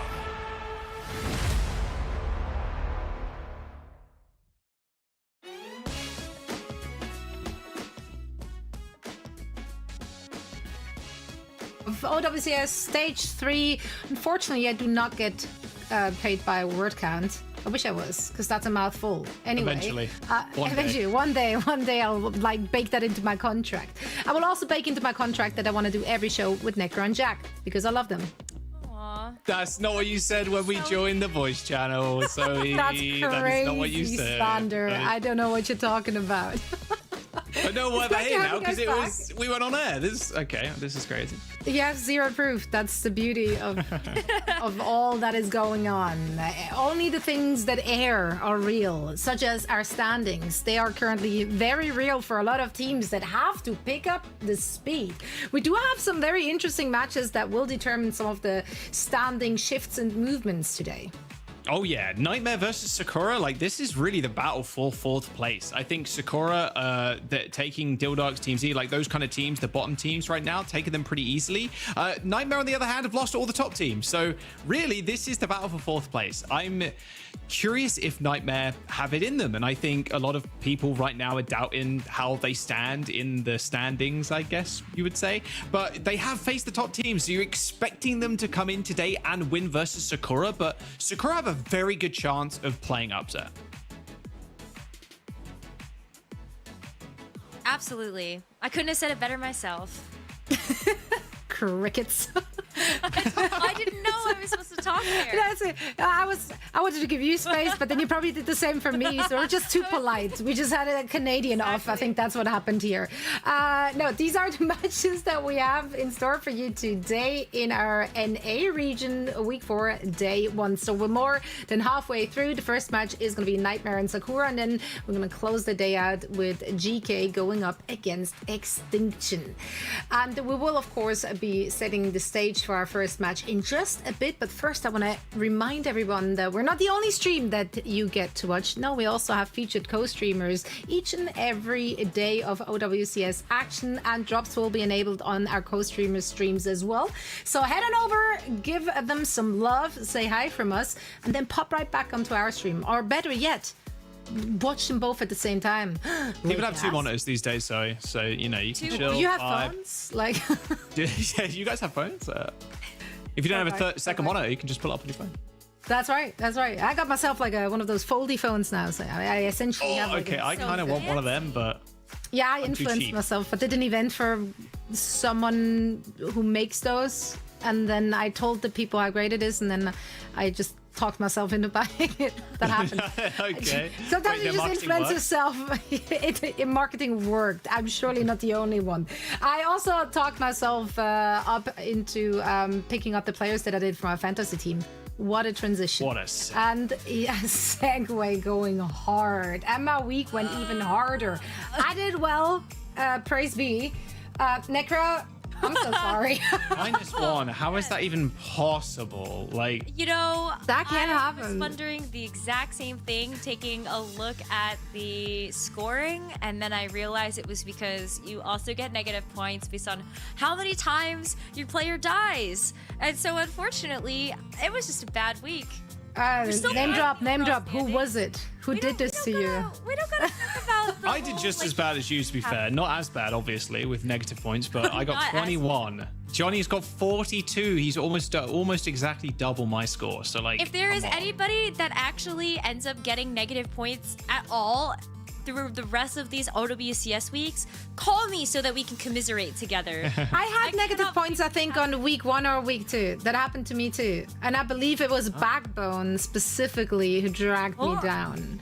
Yeah, that's right. I'm just gonna throw players in the mix. Hey, listen, it's not my fault. It's about the players' performance. If they're not performing, I can't take like accountability for that. That's crazy. So who let you down, Jack? I don't know who let me down. I don't know. Like, Admiral and Lethal are kind of goats. Look, they're playing today as well, which is going to be great. Z's also playing today, so I'm expecting big things. Should be a farm game here for GK you expect against Extinction. So, Lethal Admiral, do some work for me. Do some work. Okay. See, how does this team get negative points? This doesn't make sense. I know, that's what I'm saying. I unfortunately, I know where the negative points came from, but I You're a feel nicer bad person than me. calling them Got it. out. So I'm not gonna do that. I still believe in this team, especially when you take a look at the individual pieces as a part of greater wholes. I mean, Virtus.Pro popped off today.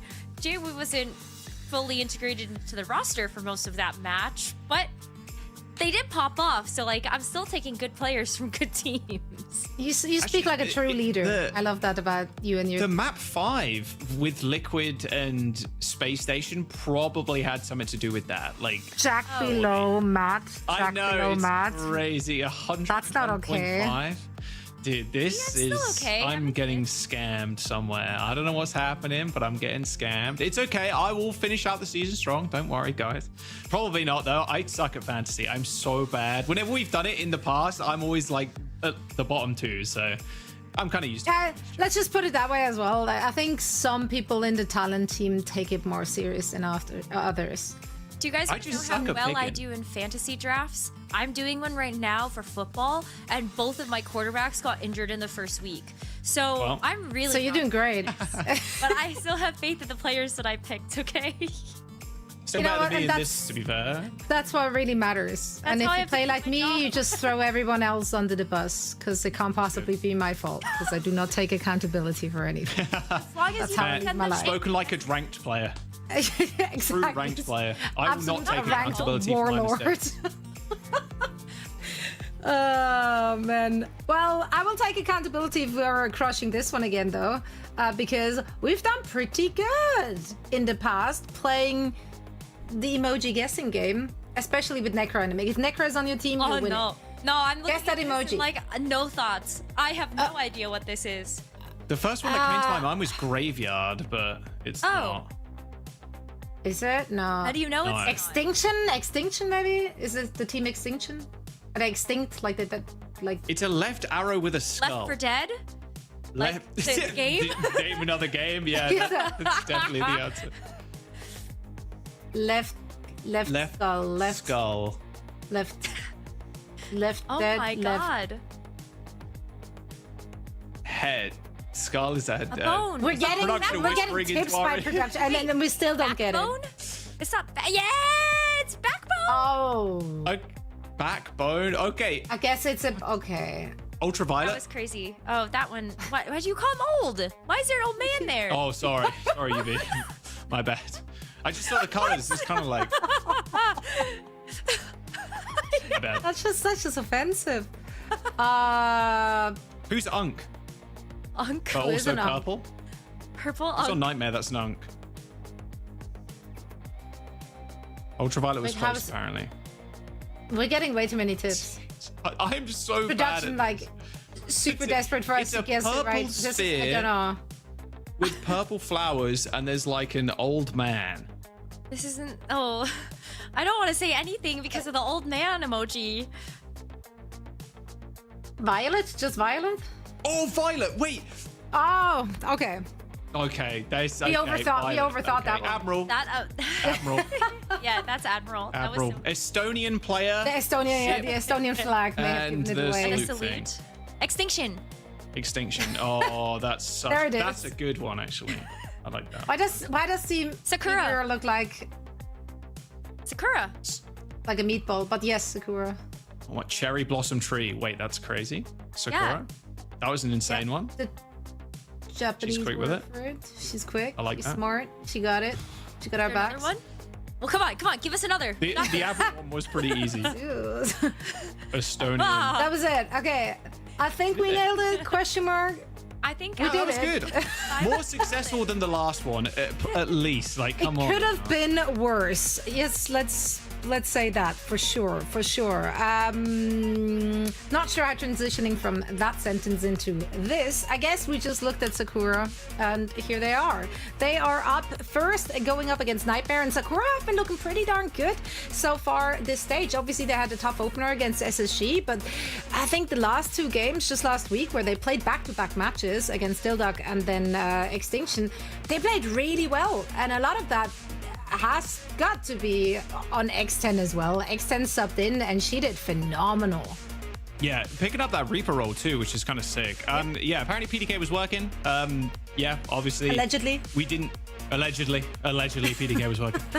But I'm curious if we'll see an X10 again today. I think when it comes to hit scans and like the DPS lineup in general, I think they've got a very good core for the meta. And if it does end up moving towards more of a hit scan role, which now the mid-season patches come, I don't think that's actually going to be the case. And it looks like it's PDK starting. So it's going to be PDK Reaper, Zomba Tracer type dealio. I think Sakura have, after that Extinction match, firmly cemented themselves in 4th, 5th. Like, this really does hinge that 4th seed.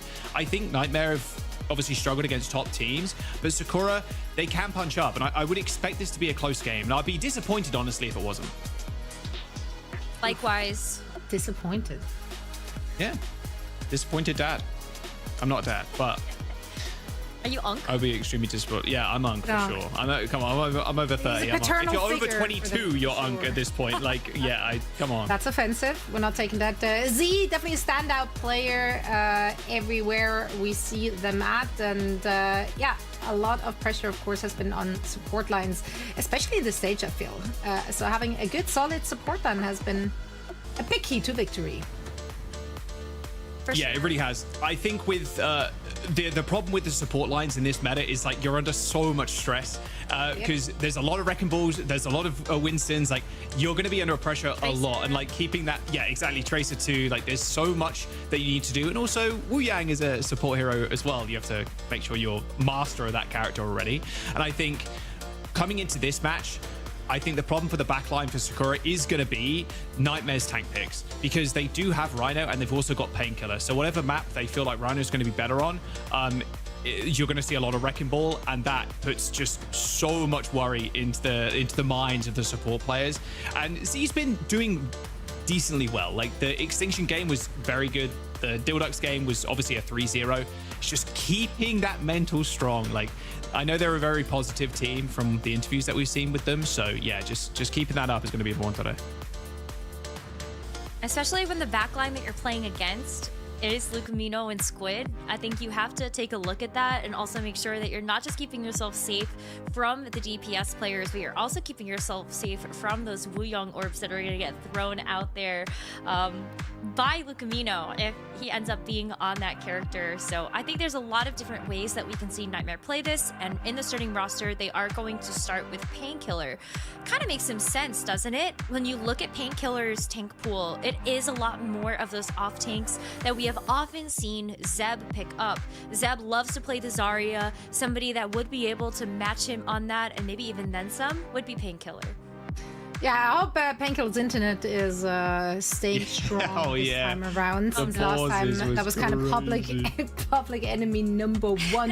Here, a quick look at some of the bans we've seen from these teams. Again, we do have to take into consideration something that you've already mentioned, Jack, that the schedule from Nightmare was very front-loaded. So really, their stage starts here and right now. And this is an important match. We've said that about, I think, SSG all our stage. Yeah.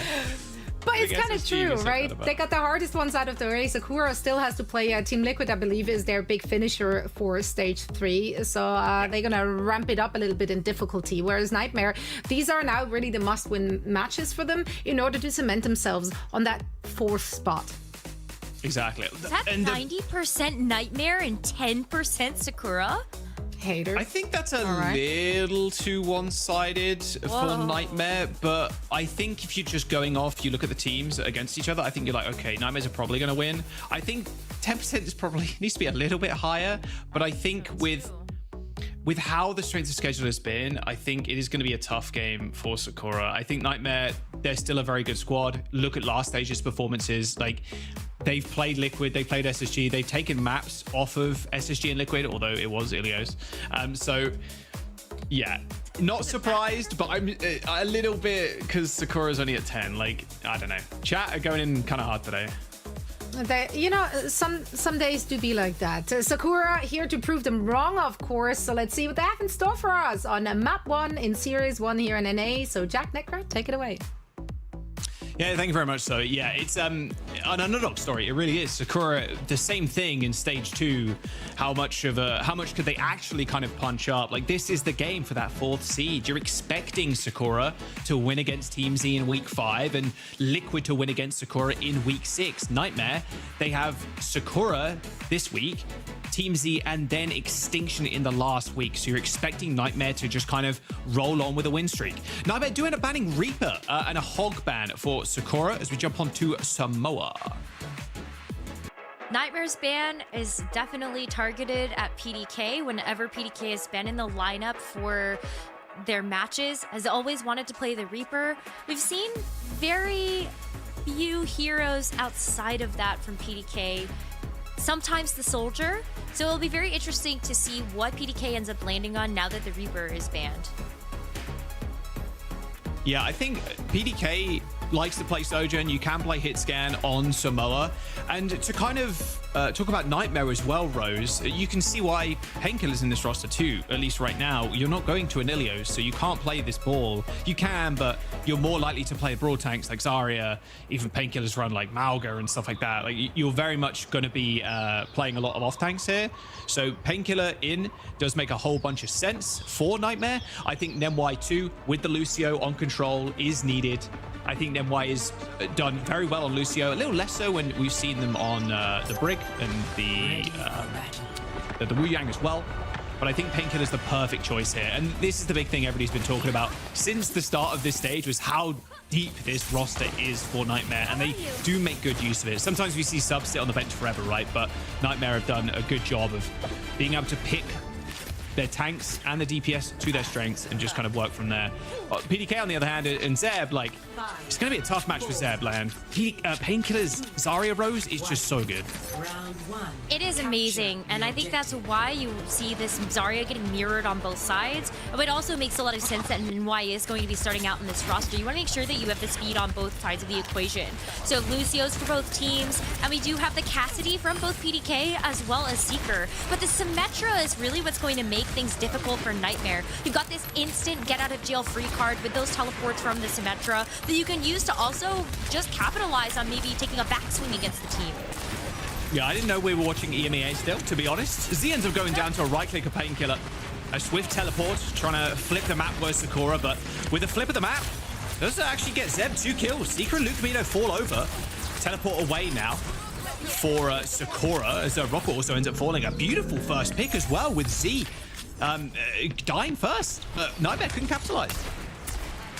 It was really tough to also just play around the Symmetra, but now that Sakura Esports have control of the point, it gets even harder. The Symmetra can set up the turrets so that whenever Nightmare moves in, you're going to be taking so much damage, and it just allows the Symmetra to get even more set up. And look at the positioning that the supports can take as well. You get the chance to use the teleporter up to the high ground too, so Nightmare's getting surrounded on all fronts as they move back in. Yeah, Nasuki does end up going down to Seeker. Zomba picked off by Seeker. Double kill, triple in fact, for the Cassidy. Quad? Okay, given the 5th. Oh, Painkiller steals it. Seeker with 4 kills in that fight. Dirty stuff, and he can play aggressive too. If he's ever in danger, he gets bubbled. I love the quote that I heard recently. Hitscan is good in the meta as long as you're hitting the headshots. And Seeker has definitely taken that to heart. And it's working. You can see how Nightmare are also trying to let Seeker take this off blink. Zeb gets hit with a huge amount of damage as they move in. You cannot let Seeker take an off angle like that, man. Well, a little teleport to point, and Sakura do end up flipping, but Zeb's bubbles have run out, and 100 charge on the Painkiller. That's an easy cap. Honestly, I actually like that from Sakura. TP into point, denying some percent, but look at the ult bank for Nightmare now. It's full. And they have everything to use here. Even the Graviton Surge is going to be up in a couple of seconds. And that means they can pick. The fact that there's no Lijiang is also kind of letting this pulse bomb be a little bit more free. You still have to worry about the Suzu that would be coming out from Z, but Rocket actually just let that rip it. It found nobody off in the corner. Z didn't TP, Rose. Oh, Z didn't TP, had to Suzu themselves, so the team got split up. Zomba died. Not quite on the same page there are Sakura. They're going to back up, and honestly, if you're Nightmare right now, play this far up, grab the corner, and then just go for a Sakura reset again. and if they teleport back to point, I don't think it really matters to you because you still get a chance to play around these corners. Then I burst for Seeker as you see Sakura make that rotation to point. Yeah, big teleport. That's a lot of damage on Zeb, though. That was almost a fully charged Deadeye on Zeb and an insta-kill. Graviton Surge, PDK rips the high noon, but, I mean, it's all over there. Even with that wall, the entirety of Nightmare just walked through it and just decimated Sakura. And they still got beat. They have beat, and Sakura Esports used a lot there. That was 3 ultimates that got them nothing out of that fight. Final by territory as you see the nice grab. combo. Yeah, double sound barrier ends up coming in as well, but they're fighting in this doorway, so it should be a pretty easy disengage for Sakura. They do lose Seeker in the mess of things, but they're closing in on 99, and they force Sakura to use both of their big ults for this fight with not much to gain. You've lost Seeker, but it's still a 4-on-5. Rocket's in the backline now, trying to harass PDK, who's gone pretty low. Z's on an off angle on the Kiriko, but almost forced to dash away there, but luckily, the rescue, Natsuki, just boot away the Tracer. And there's still time for the rest of Nightmare to come back. So you see Painkiller already working towards the front lines, getting the Symmetric Teleporter down, and now all eyes on Zeb. Zarya can't stay charged. Zeb's so low, though. Painkiller just runs him down. Stick on the teleport, and Sombra and Natsuki didn't press the interact key quick enough. And that's the Rocket with a 3K. Lovely stuff from Nightmare to start us off with a round win. That double pulse was crazy. I thought there would be enough time for Sakura to get through that teleporter and actually get away from the bomb. Oh, the bomb followed them. Unfortunate. What a great start from Nightmare, though. It just felt like Sakura didn't have any say in those fights, despite the fact that they had the Symmetra. Almost felt like those teleporters backfired on them, whether it was to try to use the teleporter to get to the point. Nightmare made a great rotation to go back there.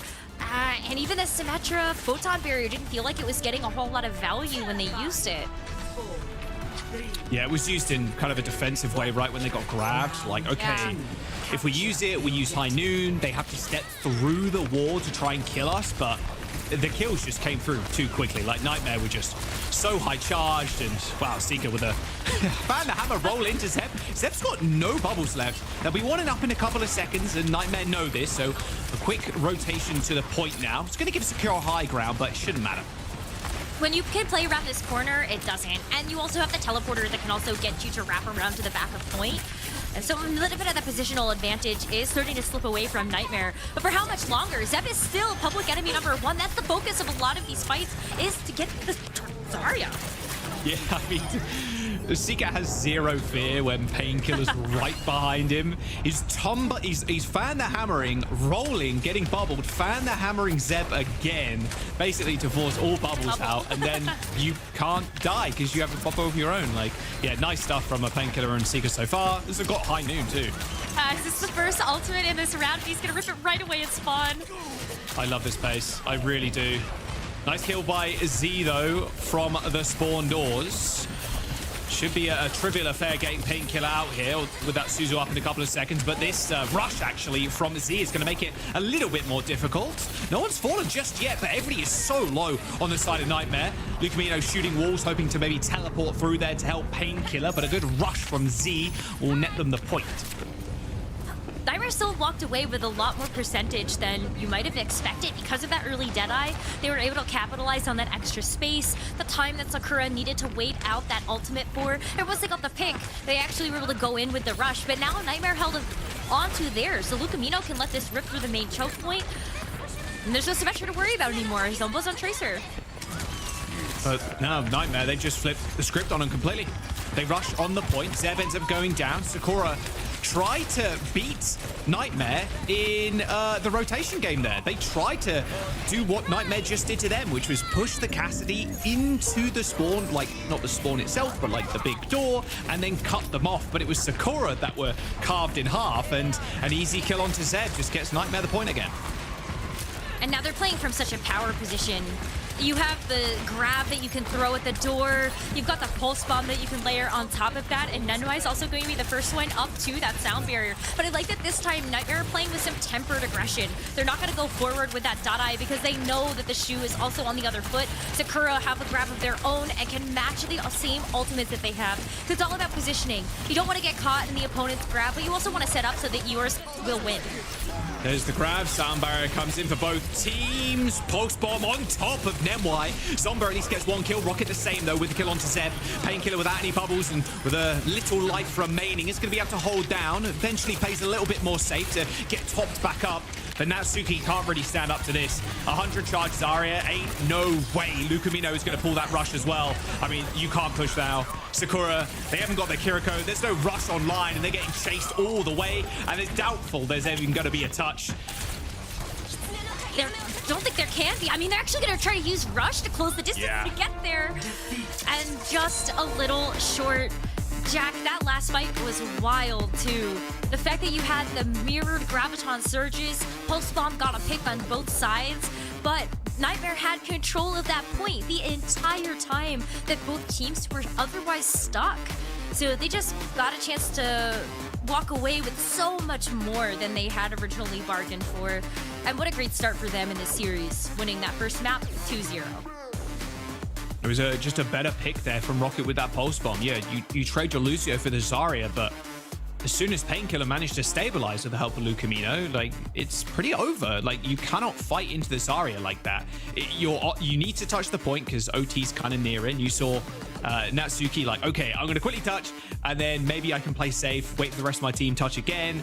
But because Painkiller's so high charge, like you said, they end up just pushing again to those spawns. Yeah, it's a real tough one. A very good start from Nightmare. You know, maybe the chat were right, but, you know, it is control. Little 2-0 doesn't dictate the series just yet. We'll see where Sakura end up taking us for the next one. Oh my god, Seeker also, just watching back these highlights, what a menace.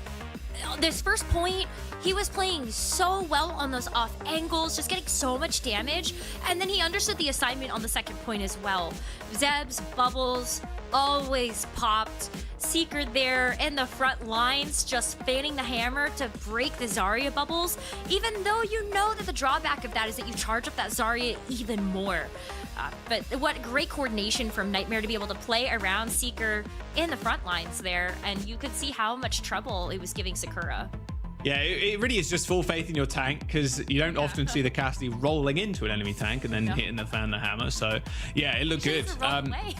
Yeah, exactly, right? Like you don't want to be that close to a full charge Zarya, but yeah, full faith in Painkiller there, and the supports of course for healing him up when he's going a little bit too deep. But yeah, good start from Nightmare, a little 2-0.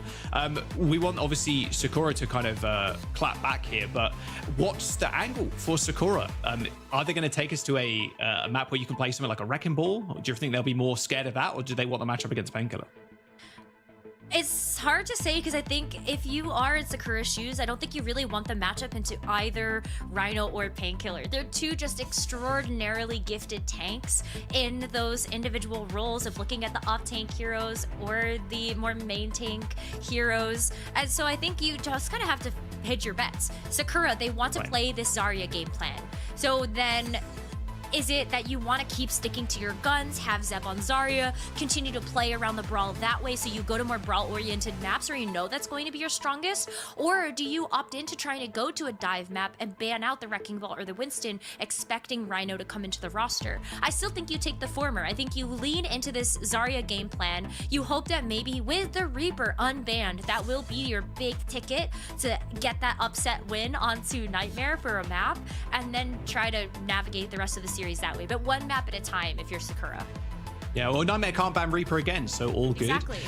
Make sure you go check out the FACEIT website as well. Season 7 is just around the corner, so if you want to compete with the very best, FACEIT.gg/FACEIT League, and you can climb all the way to OWCS. But if you're a little bit too scared about facing teams like Sakura and everybody else, like, it's okay. There are different tiers as well, a tiered system, so you're not always facing some of the very best that North America has to offer. So yeah, make sure you go check that out and sign up, because yeah, season 7 is just around the corner. It's going to be a good time.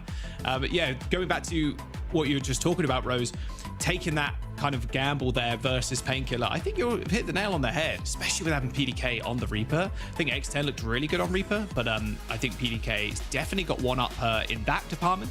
Looks like we're going to go to an Esperanza for the next map, which is a push, and probably Painkiller's going to stay in. Could play Wrecking Ball here, but I think with the Reaper not being able to be banned anymore, would make sense to just keep Painkiller in and just have out the Zarya battle again. I think so as well, but I also wonder, maybe do we end up seeing Sakura actually try to play something that's a little bit different? Last time we were on Esperanza, we did see Zeb on the Zarya, and we are actually going to see the Orisa get banned out from the Nightmare side of things, but it's not like we've not seen Zeb only play Zarya. In the last couple of matches, we actually have seen this Orisa, maybe something that Nightmare was anticipating heading into this particular map, but also the Malga and the Diva. So it's not like Zeb is entirely a one-trick Zarya, and so I think if you are going to bring out anything special, you do have other tanks that maybe we could see Zeb make an appearance on, but Orisa will not be one of them for this upcoming map. Yeah, I think the Zarya right now is just a little too strong, and with how they want to play as well, like, yeah, I think you just keep the Zarya in if you're Nightmare, unless you've got something cooked up, of course. Sakura's bad at the Sojin. I know obviously PDK is a pretty good Sojin player, but Seeker is as well. This probably just makes them lean again towards the Cassidy, to be honest, and we might see close to a mirror of what we saw on Samoa as well. It could be, we could see the Wu Yang, but I think both teams have been kind of happy to play Lucio Kiri over the Wu Yang Kiri. Feels like at least the support players, they want to play the Lucio a little bit more comfortable there. And because we saw the bans, I believe that means we don't have any substitutions. So NY staying in the roster, you would see the Lucio there, as well as being able to see a little bit more from Natsuki. I think Natsuki has been a phenomenal Lucio coming all the way over from EMEA. I think this has definitely been one of his best heroes. So I love that you get a chance to see NY get a little bit more play to mirror that composition. And it feels like with the Zarya comps especially, it's very helpful to have the Lucio. Being able to gap close is super important. Less important with the Wrecking Balls. That's why you see like the Wu Yang and the Kiri. You can put the heal from the Wu Yang on the ball and just let him do his own thing, or just, you know, let him pick up health packs as they should. But yeah, this is what we expect from Sakura here. The Reaper, the Zarya, bubble PDK, send him in, kill Painkiller, and that's it. Seeker, on the other hand, no Reaper, just his scan, going Freya, which has seen a large spike in popularity, and bans too, by the way, in rank. So yeah, Freya definitely kind of creeping back in to the meta. And I love the Freya on this map in particular because of all the high ground that you can play around. Those bridges are so potent for your hit scan-esque heroes, where you're able to just have that high ground and shoot down onto the enemy team. And look at how well Seeker fights the Lucio while riding off the pillar. What? Yeah, whoops-a-daisy. Oh, Natsuki straying a little bit too close to the sun there. Zomba chases him down, but Spike might as well be over, especially with the Wraith form already been used. Rocket just kind of dominating Z and PDK. Yeah, good initial pick, but Seeker and the rest of the gang are going to take that in their stride. All good. It's okay. Seeker sacrificed himself for the greater good of that fight, which was, once you get the Lucio out of there, there's just no more group mobility that you can play around on Sakura. It's just going to be so tough for you to actually disengage from a lot of these fights. So when you have the Lucio on Nightmare that's going to amp it up speed and go into your face, there's just no way to escape from that. Painkiller does get quite low, so the Suzu gets forced out and used really early. But if you're Nightmare, you're still able to play around this corner where you've got these long-range sights. And Lucamino can get some nice hits like this. Yeah, really nice headshots coming out from Lucamino. Might need some help though on Painkiller. That Suzu was, what, like 0.5 seconds away from being able to be used. Seeker still comes up with a kill though, and Lucamino just putting in work on this Kiriko. Seeker finds 2 in the meantime as well. So despite Nightmare losing their tank, they still come out on top. Pulse Bomb, a slight graze on the shins of Nemwai there. No kill for Zomba as Painkiller comes back on Ram, and Nightmare win back-to-back fights. Nightmare didn't even have to use the Kitsune Rush there. I actually thought that losing Painkiller might have been an okay time to use the Rush just to secure the fight, since Nightmare have shown great mechanical skill in this match already, but they don't even need it because they're getting the raw picks. So now, how difficult is it for Sakura to play onto the Rush that's on point? They could basically guarantee themselves the checkpoint here. Yep, they're gonna rush. That bolus, well, it just ends up missing there, I think, but it's all good. A little bit of a space created. Rush used by Z2 to try and keep Zeb healthy and in the fight. Rocket and PDK do end up trading, and now Zeb can kind of step up. Getting through the barrier is going to be frustrating, but now in the wrong place at the wrong time. Natsuki, and losing these last 2 fights back to back means they don't have that sound barrier to match Nemwai, and that is Nightmare with 3 fights in a row. Should be checkpoint 2 after they get this cleanup. That's why they invested a little bit more there. The bot moved to an unfortunate positioning where the Kitsune Rush from Nightmare just wasn't as potent as Sakura's.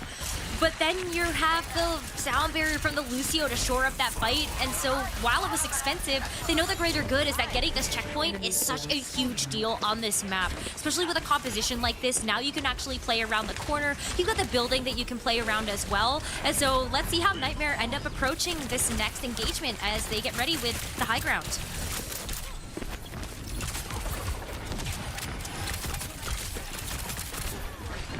I'm flanking them. I'm flanking them then. Living in their spot. I'm living in their spot. Good bottom, man. Just pull him in. Just so. Look where I am, guys. Look where I am. Go back line. Yeah. Gonna shoot card in 3, 2, 1. Lucio, keep me on Lucio. Lucio wanna cart. I think right now, Rocket.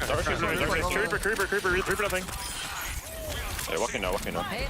We're swinging 3, 2, 1. Swing him in. I grab Blossom. That Reaper dead. I have Carol. Get up. I wanna get up card. Grab Blossom Kitsune pulse. I'm an unstoppable object on the cart right now. Okay, kill them going through window. I think Trey's going window, maybe. She's the left side. Okay, yeah, I hear it. She's ours. Reaper's gonna TP top. She's ours. Reaper. Hold off on Trooper. Shitting's our Reaper. Reaper's dead. Kill bottom. I'm 20 might be. Reaper 1. Reaper team bad. Reaper on. In bottom. Yeah, these grab. Grab Gary. Secret go.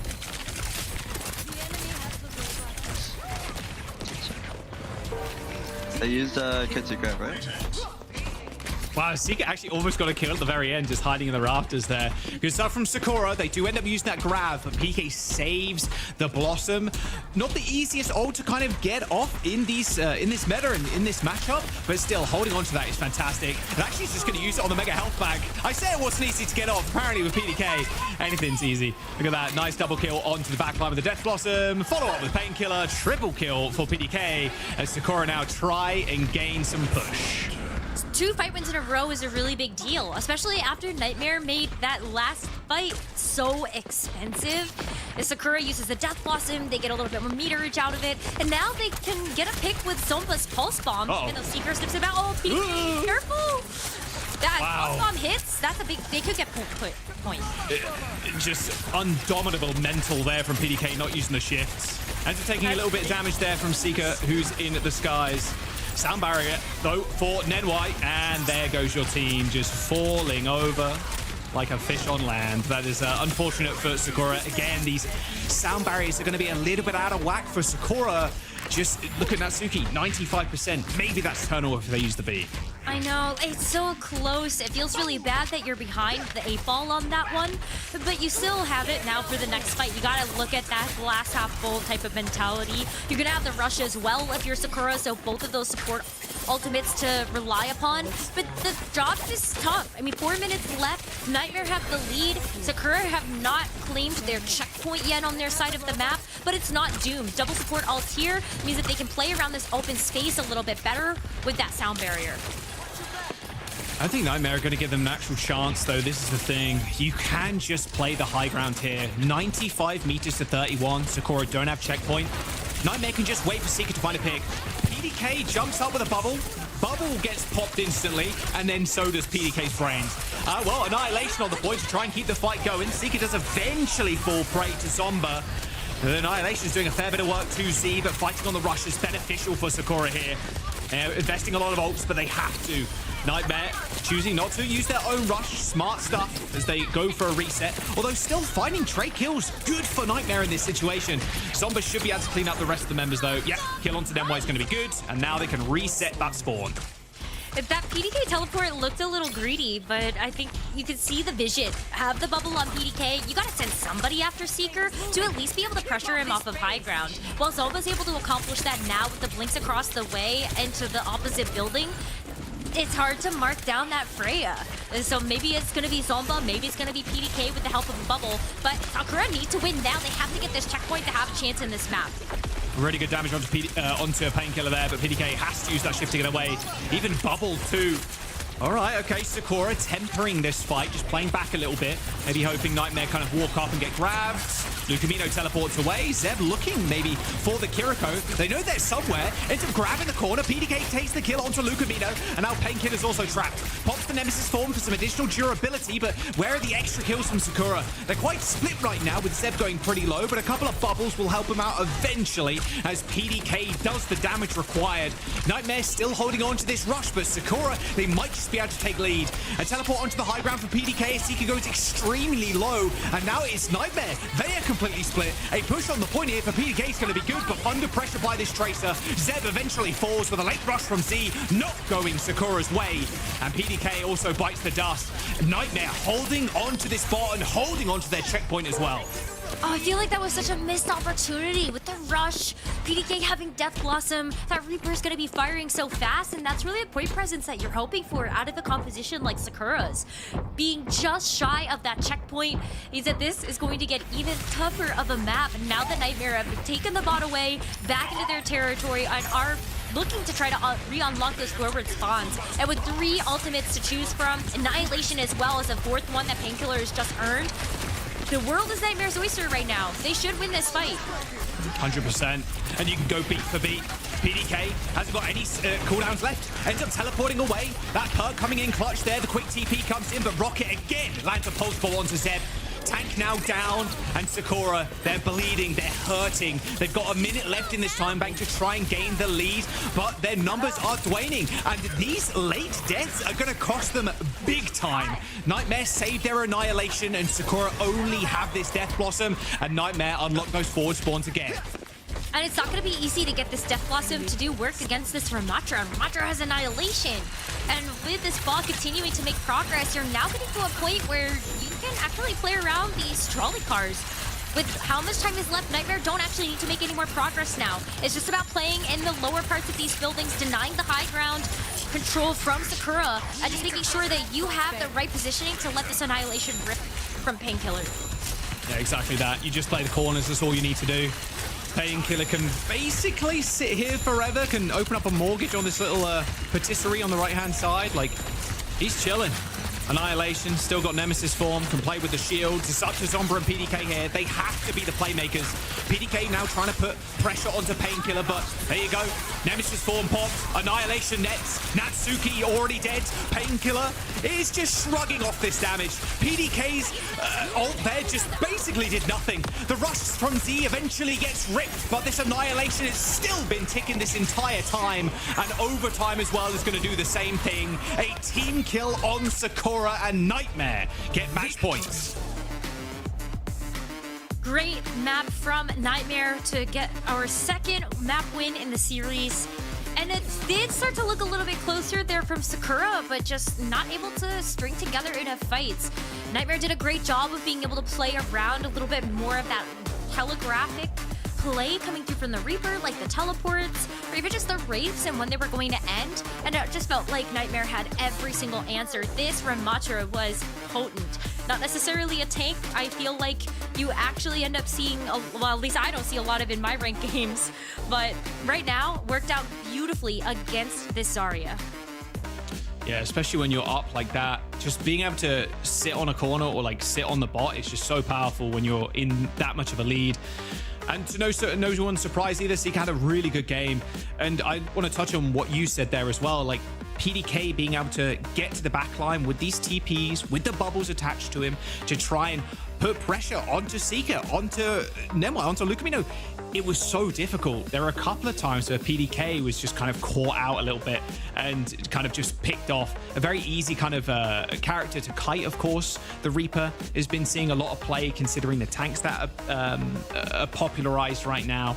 But Sakura, they just couldn't shut down this long-range DPS in Seeker. And Rocket, too, also had a phenomenal game on Tracer. I think overall, Nightmare, and, you know, maybe the chat was right, you know, 90% to 10 Rose. Like, yeah, they're looking good. This could just be a 3-0. I was really hoping to see some different looks from Sakura. I think especially with the way that they experimented last weekend with Zeb playing a couple of other tanks outside of the Zarya. Some of that was necessity, having the Zarya banned out. Some of it was simply that we got a chance to see just some different flavors of what Sakura can bring to the table. I think that's what they're really going to need to pull out here is one of those picks. Maybe it was the Orisa that ended up getting banned out from Nightmare in this map. But maybe it's going to be the Malga that might have a little bit of a better matchup into something like the Zarya if you choose to. Yeah, I mean, you could even honestly sub in X10 if you go to like a long range map, like you go to a circuit or something. It's you could try the Freya out for yourself. Maybe you don't think PDK on the Reaper is working out too well. Of course, X10 is still chilling. Like she can come in whenever. We'll see if Sakura end up going to a map or a game type like that, or go somewhere like, I don't know, King's Row, where Reaper's a lot better than something like a Circuit Royale. So yeah, we'll have to see where Sakura want to take us. But Rose, in all honesty, if Nightmare win this 3-0, the last couple of maps have been pretty one-sided, pretty decisive, I'd say. I think this puts a tier break below that fourth. I think it's weird. Nightmare are in their own little tier in fourth seed. You have the top 3 right now, and then tier break, and then you have Nightmare, and then a tier break beneath that. So, and it's looking a little strange this stage. I think people expected Nightmare to put up a bit more of a fight in the first half of this stage, but I mean, hey, if you're still clutching in fourth, it's still going to feel pretty good. Speaking of which, there are the standings right now. Nightmare 1 and 3. But you called this out at the very beginning. Even though they are 1 and 3, their 3 losses are to the teams that we have all expected to be at the top tables. GK, Team Liquid, and Space Station, which are reflected in the current standings right now. So can you really hold it against Nightmare for having losses against those 3 teams and still finding a win on Ilios versus both Team Liquid and Space Station, which you would expect to be teams that can win on that map? I think you have to still give them a ton of credit that they were able to take those maps off of those top teams, even if it's control, you know, whatever. But Nightmare can win, and they will have the chance to prove that with the rest of the season. Let's look at the maps that are available. Suravasa picked by Sakura. First point, not as rough for the Reaper, and I'm getting word as well. No substitutions for either side, so same 10 entering the lobby. So again, it's probably just going to mean Zarya on Zarya violence. Maybe a little bit of Ram too, you know? I think, well, depending on the bans, it looks like Nightmare want to ban the Sim. I actually don't mind this ban at all. Obviously, Sakura showed that they want to play maybe a little Sim on Samoa. So banning the Sim here is nice. Sim on this map especially, pretty good. Very easy to get to the high grounds on certain points. And that first point as well, really easy to kind of close that giant gap with PDK. And Sakura banned the D.Va. Almost feels like it's a bit more of a safe ban, protecting the Zarya, so that that's not something that could actually get banned out. But I definitely wouldn't expect to see the D.Va come out in the face of a Zeb Zarya. That's for sure. Let's have a look. We'll see if Sakura can come back. I mean, really wanted this to go all the way. Or at least have 1 point on the board. I think if I was doing predictions, I'd probably say Nightmare 3-1. From what we saw, especially last map, it doesn't feel like it's going to be the case at all. See if Sakura has any tricks up their sleeve. Zomba's still going to be playing Tracer. PDK, yeah, maybe over to something like a Cassidy. That wouldn't shock me either, to be honest. Oh my god, seeing those pigeons reminded me, I have something to show you about fancy pigeons. Okay. They're really cute. I saw one online recently that's named Pot Roast. He's adorable. Dude, this pigeon lore is getting insanely deep. Wikipedia, you know what to do. All right, but back to the match at hand. We actually are going to see a bit of a shakeup, a slight little topsy-turvy with the supports there in the lineup for Nightmare, but PDK coming out on the Cassidy is almost exactly what we needed. I think just a little bit more range to play around with. You also had the same type of effect with what Seeker was able to show us on Samoa, with Zeb being able to bubble the Cassidy and stand up a little bit taller to the Zarya of the other side, as Natsuki does unfortunately take a nice little shot there from Seeker, but you kind of still have the same problem here, don't you, Jack? How do you get rid of the Freya up there? Who goes up there to get her down?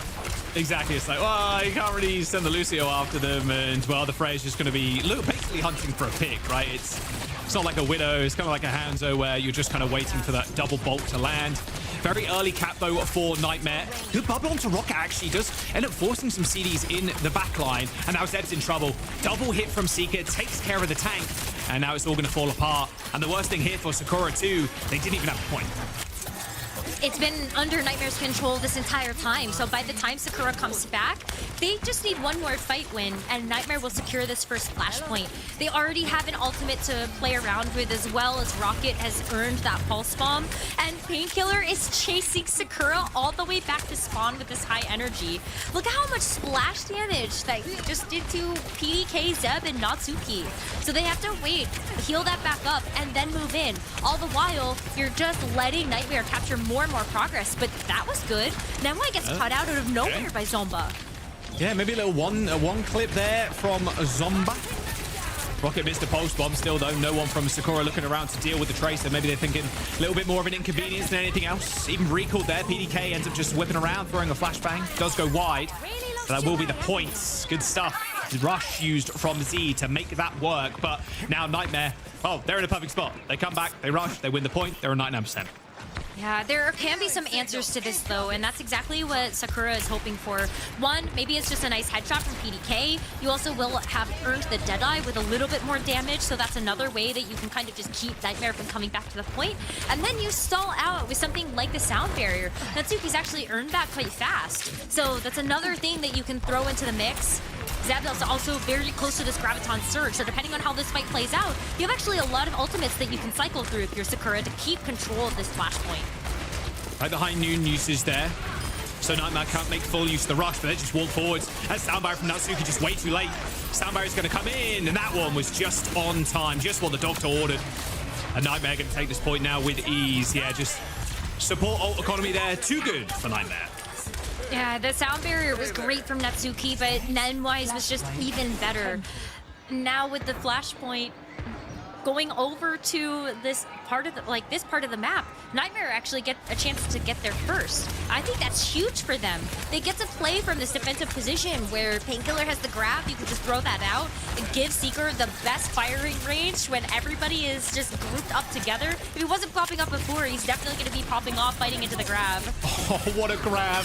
That was such a nice grab by Painkiller. I think that caught PDK directly in the chest.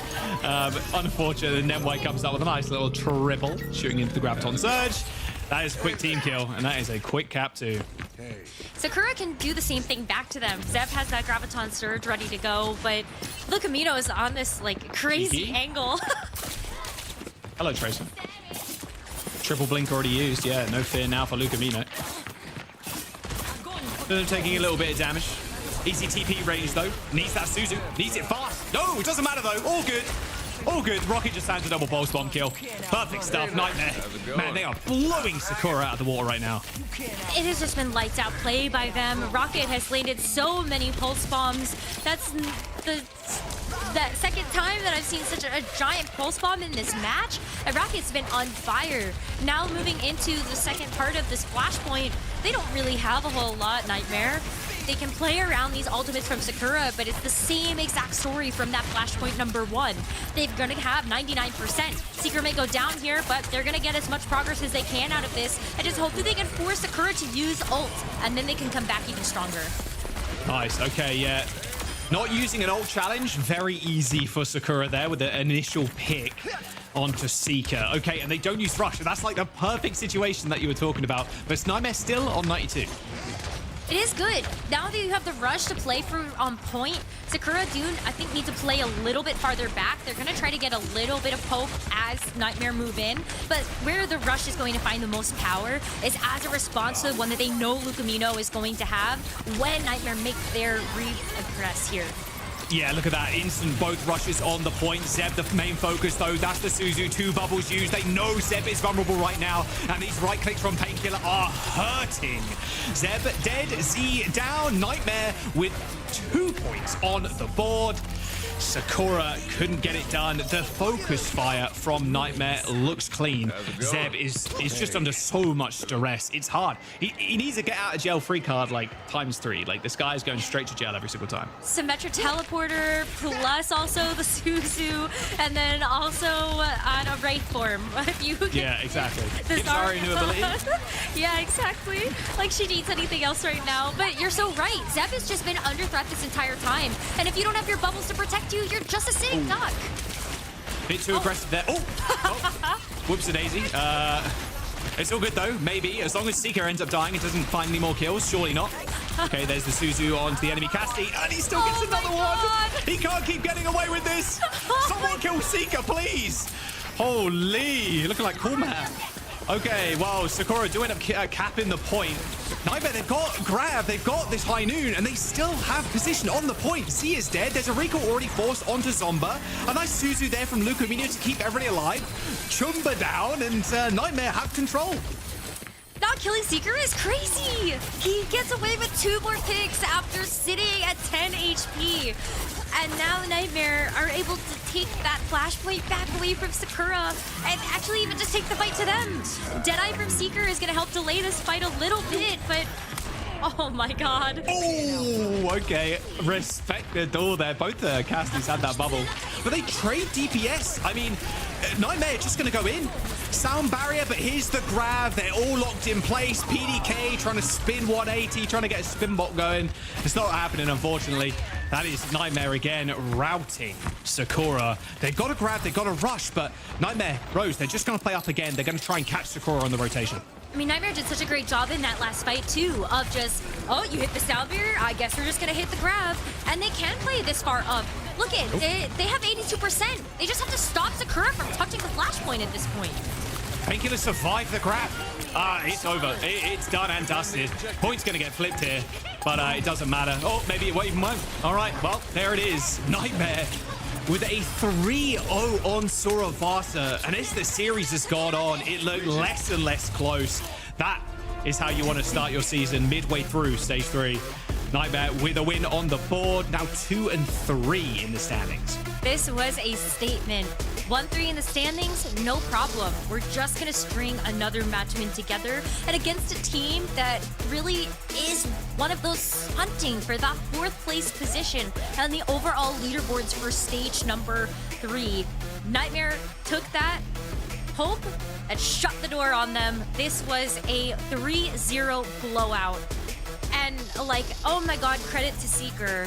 What just like confidence he had, and so much trust. A monstrous performance, especially towards the end. Yeah, not dying there is crazy. I mean, the title kind of perfect soldier. It was in the front lines permanently, and the Painkiller, yeah, like the trust with Painkiller's bubbles being able to, we saw it a few times, fan the hammer, the Zarya bubbles, so they have to use them on themselves. Nightmare look good. 99 limbs to 37 KD to 0.83. No, Nightmare are looking clean. Their next matches are Team Z and Extinction. This 4th seed and kind of, like I was explaining before, this kind of tier break is well and truly in effect now. We'll see if Sakura can finish out their season strong, but the statement maker, no doubt, Rose. This was something that I really want to give some more credit to the supports as well. None of this happens if you don't have the same type of trust in your tank as you do to your supports. Lucamino put in just a monstrous effort on that Kiriko. Whenever there was low Zarya, you're filling them up. You have Seeker that's also on an off angle that is just going to town on the enemy team, and he gets low and he survives through all of that. So it's the supports that are enabling the DPS and the tank to do that, saving them when they are in the biggest threat. Yeah, we talked about the immense pressure and responsibility support have in the current meta, and if you have this solid backline, the world's your oyster if you're in those front lines. And then why on Lucy also so slippery, like barely ever died, like they just didn't get anything to work. Sakura was kind of not really able to show up in this match, which is surprising given that they had some really good matches and some really strong showings the last couple of weeks. But Nightmare's stage, not season, started today with a really dominant showing. Also, peeking a little Ramatra here. I'm happy, I'm thrilled, elated. Little Ram action. Yeah, I knew you'd like Ram that. action. The Ram look good. I mean, especially on this map, I think it is very powerful. Just Ram is so good at just holding corners and being that far in the lead. You're just waiting for Seeker to hit a couple of shots, Rocket to land a pulse, get a one clip on somebody, and Painkiller just sits there, holds right click in Nemesis form, and doesn't let go. And yeah, it was perfect. But you know, Painkiller, he defend, but also he attack. The grabs look good. I think overall, this Nightmare looks a lot cleaner than they have done the first couple of weeks. They found their groove, they found themselves, and now they just got to finish the season strong. And what a threat that they have, not just this Brawl look that absolutely demolished one of the stronger Brawl teams in North America, but they also have the dive. Rhino can fit in, no problem. Play the right Winston, play the Wrecking Ball, and I think that's also going to throw teams for a loop. It's so hard to have to play against a team that can do both of those things really well. Yeah, this was a fantastic look, and let's be real as well, Seeker just had a phenomenal day as well. Seeker and Rocket put up so many numbers. Like, it's hard when the threat is literally coming from every side and then some. So tough day in the office for Sakura, but Nightmare is looking locked in and strong. I'm very excited to see their upcoming matches and just generally how they will fare come playoffs. Yeah, playoffs is going to be the big test. I think the next couple of weeks, they're just going to want to get over with, prepare for playoffs and find their groove. And it looks like they have, so maybe they can topple some of the giants. The playoffs are going to be, it's going to be some spicy stuff. And I hope those tier breaks, like I mentioned, shatter, because I think the top four is very competitive in North America right now. I couldn't agree more. Painkiller is actually going to join us for a quick chat, so let's bring them in. As we are there, they are. Painkiller, welcome to the show. Thank you so much for joining, and of course, a big congratulations on the dub. Let's talk about this match though, because heading into this, I kind of joked about Nightmare's stage starting now, but like really though, it was a very front-loaded schedule, a difficult start for you guys. How do you keep the mental up and rally for the second half to perform the way you did today? I mean, for us, you know, we're just thinking ahead towards playoffs. Like, 3 teams qualify to Stockholm, so we're thinking, you know, it's just going to be in playoffs. We just need to get one win versus the top teams, and given our schedule at the front, it wasn't really us at full strength, especially with the new roster. So I think just look out for us in playoffs, and we're going to make our mark there. Is there one team in playoffs you really want to be? Obviously, you did end up going down to Liquid, SSG, and GK already. Like, is there one team on that you're like, okay, we want you? I mean, last stage, the only team that we didn't beat a single time was GK. So that would probably be the team that we look to beat. But also SSG, I think we would be looking to beat as well. You know, they took 2 of our players after last stage. So going into this playoffs, you know, if we could beat SSG or GK and qualify to Stockholm from either one of those, that's what we're looking forward to. I think that's been one of the most amazing parts of Nightmare, is watching every single player that goes through that team ends up in just phenomenal places. So Painkiller, what has it meant to you to be playing for Nightmare and also alongside your teammates? I mean, I really enjoy playing with this team. It's a lot more fast-paced, even compared to last stage. Like last stage, you know, in the regular season, we beat almost every team except GK in a map 5. And we took some losses at the start, but playing with this team, I feel like is going to be really strong in the long run. You know, we're going to be looking to win North America this stage. Right on. I'll take that as a promise, and I'm very excited to see what you guys have in store for us in your upcoming matches. Painkiller, thank you so much for taking the time to chat with us, and best of luck in your next match. Thank you, guys. Great to hear from Painkiller. Today the internet held up, and aren't we glad it did. The dub on the board, Nightmare now securing that 4th spot.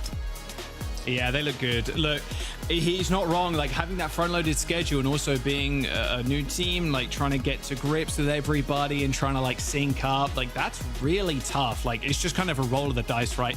One team is going to be in that situation where, okay, we're facing EK, Liquid, SSG at the start, and it just happened to be us. I think their mental's good as well. It sounds really nice. They're just focusing on playoffs at this point. Taking down GK would be insane. I really hope they get faced up against each other. I think they're going to have a much better chance now with how they look at, especially in this series, with the improvements week on week. So yeah, exciting times ahead for Nightmare come playoffs. Yeah, it was super nice to hear about their approach to the start of the stage. Hey, we have some new pieces in the roster. We have a lot of new players that we're trying to work in. So maybe, it's okay we take a loss there, but I love the confidence and hearing what they have in store for the playoffs. I believe it. This match, I believe it, and I hope everyone else does too. Yeah, I mean, for those people who like didn't pay attention throughout the last few stages, like I think that the changes we've seen in a lot of the teams from stage 2 to stage 3 were quite drastic in terms of player swaps, but then also, of course, we had a massive patch in between, a completely new meta and a new hero to all somehow work in. So that is a lot to work with and around for all the teams we have. Alas, adaptability is key, and the teams are showing that they got just that. Now, we do have one more match for you today, so don't go anywhere. We're heading into a quick break, and when we come back, I'm going to set the stage for that one. Start your climb to OWCS by joining FACEIT League. Gain competitive experience in weekly FACEIT League matches. Rise to the top in divisions balanced for your skill level. Learn more at fce.gg/FACEIT League. What is your favorite sound that you can make yourself? Like a whoop whoop whoop. Wait, like with our mouth? Yeah. Oh no. I'm putting you guys on the spot. Every time I do a fist bump, you do a. I like that. It's very simple. Usually just like the cheesy gun sounds. I love doing like the Western, like 60s. Like Cassidy's. Yeah. I mean, I'm not very good at doing those, but okay, thank you for your answer. Of course. Well, that is also part of our job too, because we have to, a lot of times when we get feedback or give feedback, we have to describe in interesting ways how things should sound. Like they should sound sharp.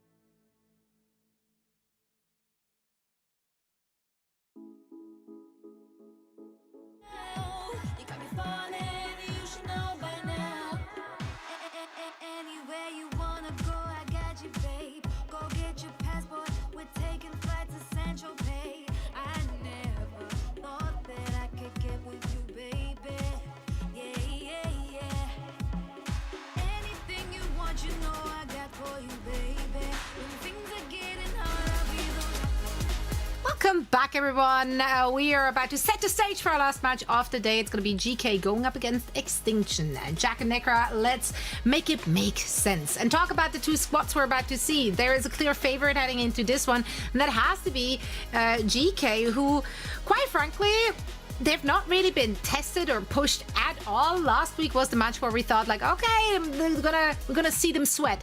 Not really. Nightmare just completely dropped the spaghetti. So as of right now, GK has not dropped a single map. Yeah, it do be like that when you face against GK, unfortunately. I mean, their biggest tests are week 5 and week 6, the TL game and SSG. So Liquid and the Space Station are I think the only two teams that are going to push them to their limits potentially, but they still look good regardless. I think the problem with that statement is that I still think GK just win. I don't really see any kind of cracks in the armor when it comes to this squad, especially being able to play the double flex. And also with Lethal's hero pool, it's like, okay, we can't play the Gen.G Tracer, although Gen.G is not like super popping right now. It doesn't matter. The guy's Hanzo is still also just absolute straight fire. So it's tough to really put this team anywhere right now that isn't number one, to be real. Yeah, I mean, also, I guess if we're looking at or if we want to have a takeaway from that series against Nightmare, that was the series with like a bajillion disconnects and then some, and then Painkiller couldn't play, right? So I assume they want to play Painkiller in since they tried like 3 times. So yeah, I would take from that what you will. Maybe that result is not quite, maybe that result is a little fraudulent. Let's put it that way. No. You can't take that away from them because they're... I'm not taking it away. I'm just putting a little salt on the table, okay? Okay. I still think GK win that, and with their stacked 5 lineup here, it's the back line is just super clean. Like Admiral, UV, you can't really ask for much more than that. This entire the squad. Lifeweaver representation. Yeah, we actually did see some Lifeweaver last weekend. It was okay. It wasn't the best, but you're not a Weaver believer. That's okay. But he That's did okay. play it. Admiral did play Lifeweaver. That's right. It happened. That's right. Now on the other side, though, Extinction, while GK are in their winning ways, Extinction had a tough last 2 weeks. I want to say they've been struggling to find like the dubs, right? First Team Liquid, then Sakura was a tough match just last week. Hitori did a lot for them though. Like if there is one really bright spot, it's gotta be Hitori. Hitori's always been such a bright spot, especially being an import over from EMEA over to NA. I feel like EMEA has always bred these really incredible tank players, and Hitori is no exception. Can confirm. Been amazing. So we can also speak to the best mantra player ever. But yeah, like you know what it takes to play tank at such a high level, and Hitori has such a deep hero pool that I feel like you can always count on Hitori to bring out something that will play really well into what the opposition is going to bring. Yeah, I think the only issue that they're gonna come up against is Cover playing ball. Yeah. Playing ball into the Winston, that is going to be really difficult. And knowing like how quick GK play as well, like I think the ideal resolution here for Extinction is you're just going to have to kind of target Cuffer, especially on like ball maps. And then if you end up losing the first map, go to somewhere where ball is just not viable and then try and force like a more of a rush mirror. Which again is probably going to be also tough because you can just have Cuffer play Winston. So yeah, I think for Extinction for this series, it's going to be targeting Cuffer in that tank spot. Give Hitori the better matchup.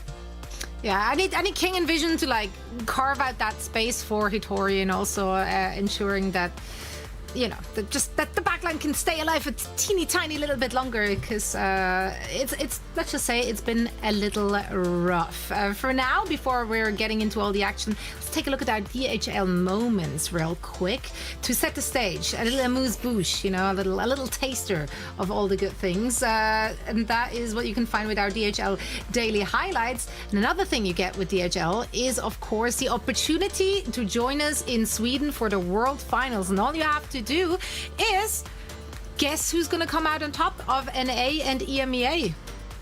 That's good. That's it. Really easy thing. That's all you have to do.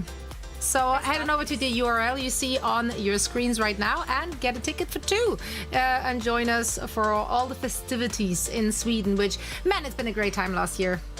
Yeah, it was super fun. It was like really cold, which is nice because California is kind of hot all the time, which is cool at some times, but also I like the snow and I miss the cold. But it's really funny because I was speaking about this with Johnny when we were over there last time, and he was like, man, Sweden's not all that, man. He's like, it's too cold over here. I'm like, bro, what are you saying? We live in California. It's like 90 degrees every day. Like, I don't know. It was really nice. It's been very rainy the last 2 days, I have you know. It has. Been drizzling. It has been People act like it's like Can't. Yeah, Rose lives on East Coast though, so As a I don't know what's going on. What's going on the East Coast? It's okay, actually. There's a weather report. It's fine. Oh, the spreads are not. Wow. I mean, they're fair though. 98%. Oh, I mean, yes, but also we have some 2%ers that are like real sure of themselves. I love that. A true diehard fan. Betters. value predictor was all I'm saying. If Extinction sneak away a win, they're all good. What is it? I just saw the thing. It's 1 to 42 returns. So yeah, GK could do the funniest thing for those 2%. Just saying. Exactly. Those Throwing it 40 out there. people. They don't need that victory. They can skew something here. Wouldn't that be funny? No, we want to see an honest, good match. And if GK is in the mix, that's usually what we're getting. So let's find out who's going to come out on top as you guys are ready to take it away. Yeah, we are very ready. Let's get into this. So ready. Extinction and GK. GK, Rose, so we already said they haven't lost a map. They haven't lost a series. They haven't lost a map. They're looking to go straight perfect this stage. I mean, they've always looked kind of perfect, honestly. Do you expect anything too crazy from Extinction? Because I think straight up playing like kind of a mirror here is kind of destined to fail for you. It's really hard because I think when you take a look at some of the counters that we've seen to Wrecking Ball or to Winston, like you have to look at the support lineup. There are a couple of ways that you can play around that. I think I have a bright spot in my mind for Vision playing Sombra. So maybe you can have a little bit of counter Wrecking Ball play with something like Sombra. Maybe you do put Alba on Lucio a little bit more so you at least have the ability to kite away in that sense. But it's going to be the bans that will tell us a lot. Kiriko ban here for GK, so Scuffed cannot play the Kiriko on Extinction, and we will also see a Reaper ban. Okay, a Kiri ban. We're going to Samoa again. Seen a lot more Samoa in the latter half of Stage 3 than we have at the front half. It's normally been a lot of Ilios, especially with how people thought Ball and Gen.G Tracer was great. Yeah, Lijiang as well. It's good to see a little bit more Samoa. Kiri ban's kind of interesting. I think GK, you can kind of pivot here. You can go Wu Yang, Lucio if you really want. Not like a... Wu Yang does quite a lot of healing, but like direct, straight up healing like an Ana, like a Kiriko can do, kind of lacks in that department. You have to be fairly close to people to get a lot of heals off. Or you can go something a little bit more defensive too. Look, all I'm saying is that you can still play the Life Weaver here if they want to. UV on Wu Yang, Admiral on the tree. It's the Life Weaver, yeah. The tree. Yeah. He's not called the tree, but... But he's the tree now, actually, now that you've said this. I mean, you do be planting trees, though. This makes more sense, though, honestly. It does. I mean, this is what GK have been rocking the entire stage. They've got the Lucio, the Wu Yang. Ultraviolet's Wu Yang is so disgusting. The amount of damage that he's been able to do, he's certainly one of those Wu Yangs that you look at and go, yeah, okay, you're not just a healer, you're also going to be doing damage for the team, so we love that for us. Maimon and Lethal, of course, you know they're going to be also very standout star DPS players, but the fact that you can rely on your support to do that much damage is just amazing. So expect Ultraviolet to be taking that falling rain for sure. Yeah, two very self-sustaining players on GK's side too. Kufra and Maimon just gonna basically take care of themselves. Good initial kill though. There's the wave from Alba, but quickly chased down. Look at this squad actually from GK kind of wrapping on Extinction. They do trade 1-for-1, but Maimon is going to be back quicker. I like Vision's pick of the Hanzo here, especially on this point. It's a lot of corners you can kind of shoot at, but if you don't have that high ground, you are in trouble. Point has been unlocked, but it should be a GK cap as Kappa chases everybody away. Wow, even after Kappa got so low, there was just so much burst healing coming through from Admiral and Ultraviolet that you just couldn't finish up that pick. And GK actually just go touch the spawn doors. Joss. I feel like we haven't seen this in a while. But GK just, hey, Kappa, hello. Rolls right the way back to the team. But that is a lot of confidence for this team to be playing with. And the longer that you can keep Extinction stuffed indoors like this, the more time that you're delaying. And it also sets up for Kappa to just go play pinball with the members of Extinction that do make it through that choke point. I like this vision swap up as well. No Hanzo, just pick the Cassidy. Know that the flashbang duty is all on you. Alba gets another kill. So another opening kill by Alba, 4 on 5. My Moan now playing on the periphery. Tagging down King, who's taking the high ground away from him. There's the bubble jump in from Hattori, now trying to split the members of GK, but Hattori is so low. But King comes up with another. Admiral down, and there's the cap. I actually love this Ana pick from Extinction as well. I think one of the ways that they can actually play into this Wrecking Ball is also with a very strong counter dive. Vision picks up another kill. Lethal goes down. So while you lose the Tracer, I mean, you got to deal with this Wrecking Ball, but you got the Nano to help you. Oh, really nice body block in there from Hattori. She tried so hard to keep Scuffed alive.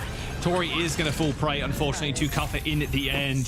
That was a good Tidal Blast. A good, like, look, if you kill King there, send Tidal Blast in, Kappa gets a knockdown. There's a good pocketing on Scuffed and a good tempted body block, but it was just too overwhelming for them. And now My Moment's got Pulse Bomb. They got Nano Boost, though, on the side of Extinction. That was something that I was hoping that they would be able to use in that last fight, but of course, because Scuff goes down there, you just don't have access to that anymore. It's better to save all of those ultimates for this next fight. We actually already see a trade come through as Kappa loses his life in favor of one of those DPS, but Extinction has so many other tools left in the tank. I feel like they should win this fight. With Pulse Bomb there from My Moan as they forego the point. Sleep Dart used. My Moan's definitely going to be calling that one out for Kappa. Maybe they can make a slam play in, but Extinction still have both support ultimates available.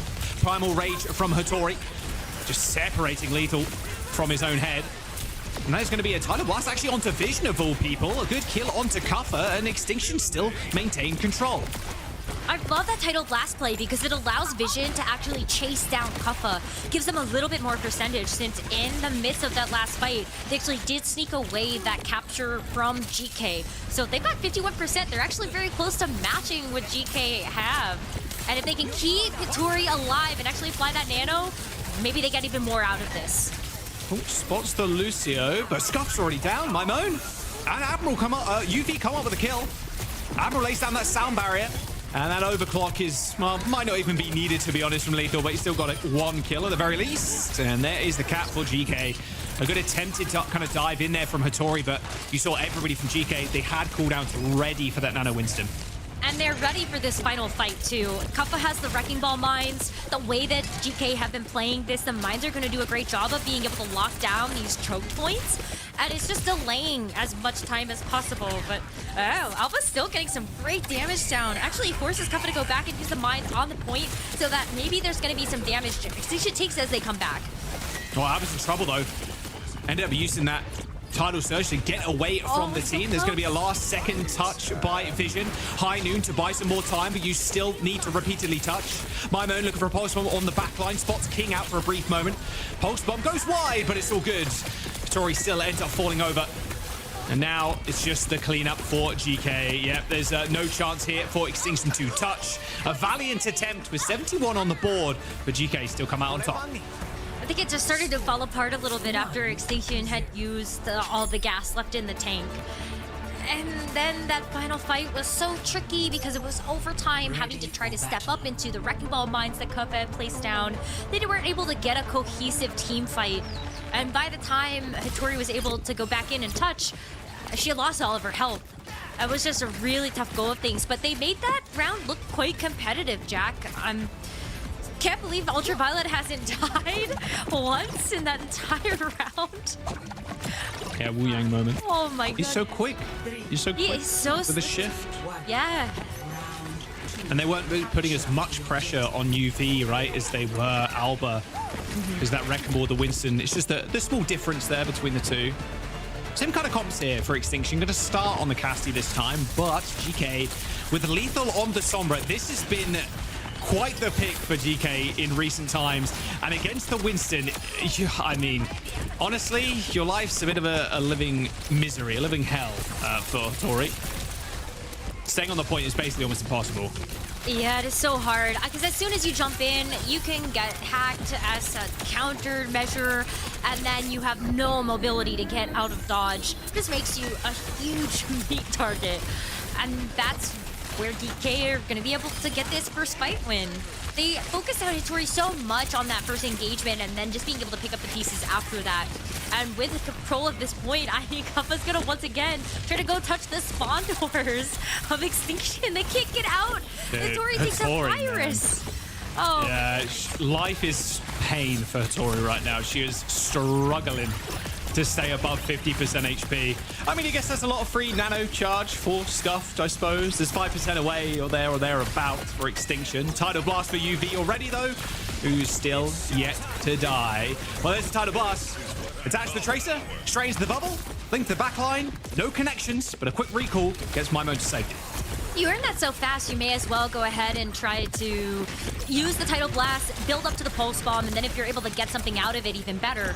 Lethal actually finds King on the flank, so that's a great way for GK to start out this fight. They might not even need ultimates here, but they throw out the Pulse Bomb anyway. Oh, Vision is trying so hard to get these last, like, headshots or body shots on the backline. The Admiral and UV are refusing to let him have that.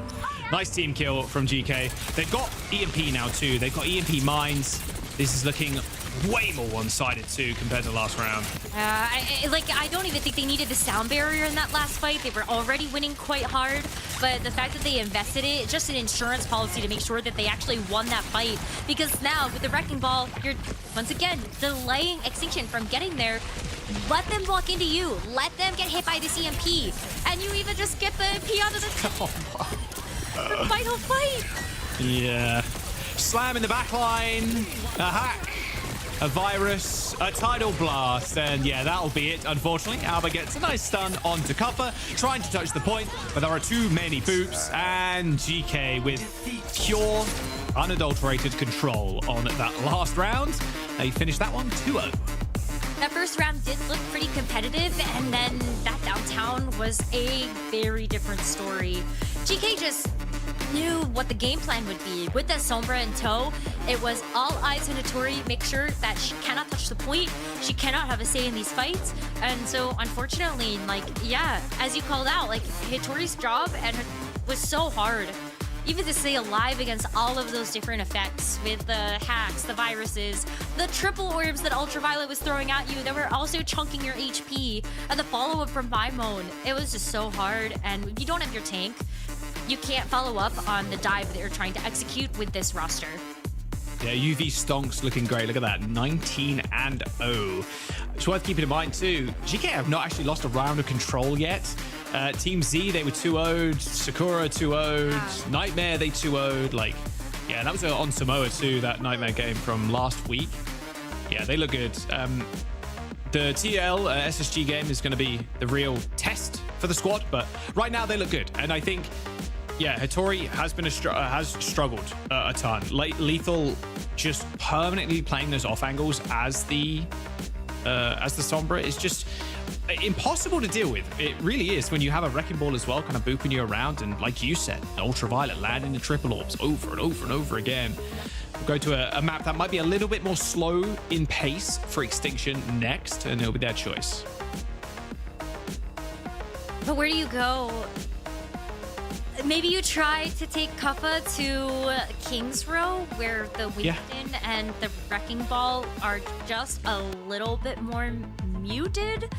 But then you still have to deal with some of the other big threats that GK can throw at you, which really are just kind of the DPS department. I think that's where you're really going to start to struggle, is like, how do you actually stop a Maimon Tracer from nipping at your supports in the back line? You know, how do you stop Lethal from something like a Hanzo, which I think does even better on something like King's Row? Maybe you just have to ban it out, but you can only ban out one. Yeah, I was actually thinking that. I'm like, okay, so King's Row, probably a decent map here for Extinction, and then ban Hanzo. Like, that was actually my thought process. Yeah. So, see, we're on the same page. maybe. I mean, it It feels like a little bit of a wasted ban though, banning a Hanzo away, because it's like, okay, well, Lethal just plays like Cass or something. Like it doesn't really turn the tides in any meaningful way, which you want bans to do before you end up going in. But yeah, a brawly style map does make a bit more sense.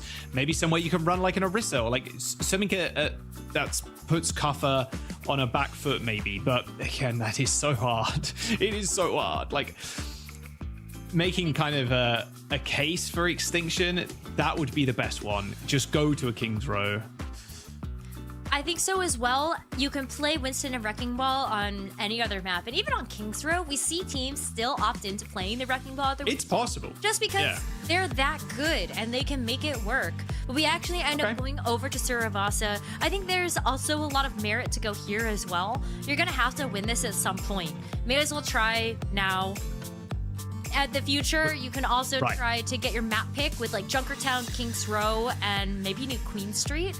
But like, you've got to win Suravasa in this series. Yeah, exactly. So picking it now, having your choice of ban is like, okay, probably ban Ball if you're Extinction, because Ball's pretty good here.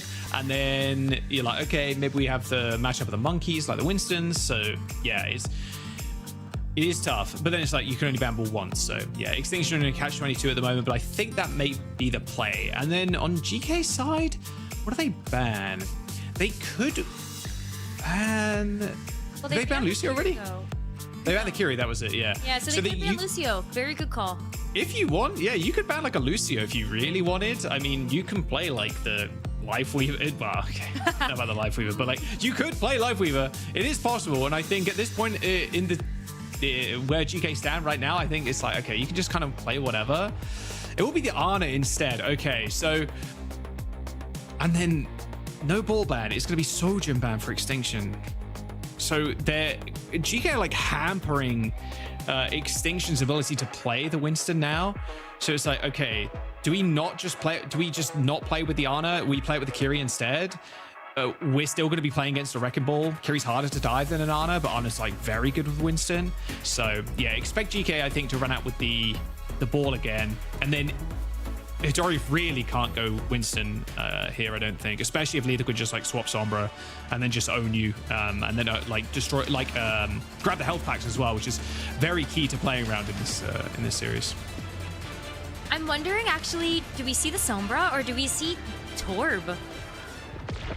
Torbjorn might be good here if you can actually lock down something like a flanker, if you expect that they're actually going to come out on something like that. And we had seen Lethal play the Torbjorn before. But with what's actually getting hovered over right now, it is just going to be the Freyas, Vision and Lethal both opting to play that pick. Okay, yeah, Freya. Sojin ban, opt for Freya instead. I think there's definitely merits to the Torb. It's like, depends how career-pilled teams are. Yeah, true.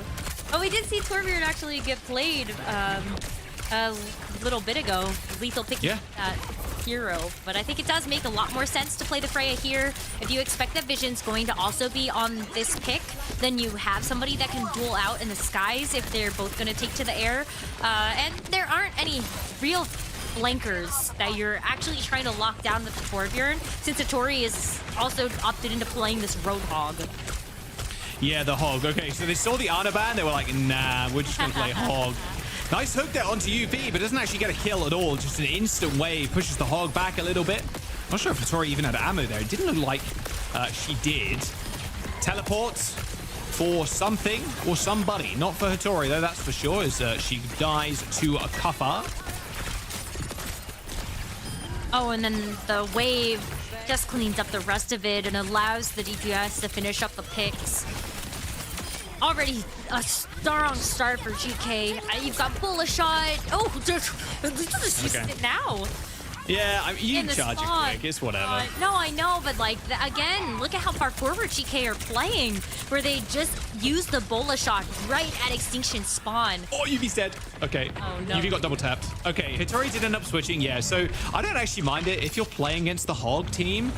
The Hog takes infinite damage, so you just basically play up into their spawn until he's in hook range. They have got teleport though, and they didn't TP into point after that kill. Lethal in a little bit of trouble, but here comes the sound barrier. Nice little on Mimo's pulse bomb. but Hattori is just so low.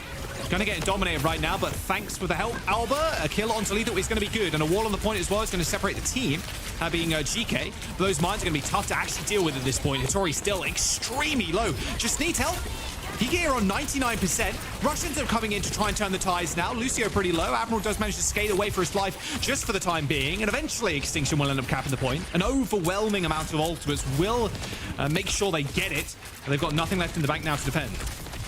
Nice healing from Scuffed, and the Kitsune Rush to just seal the deal.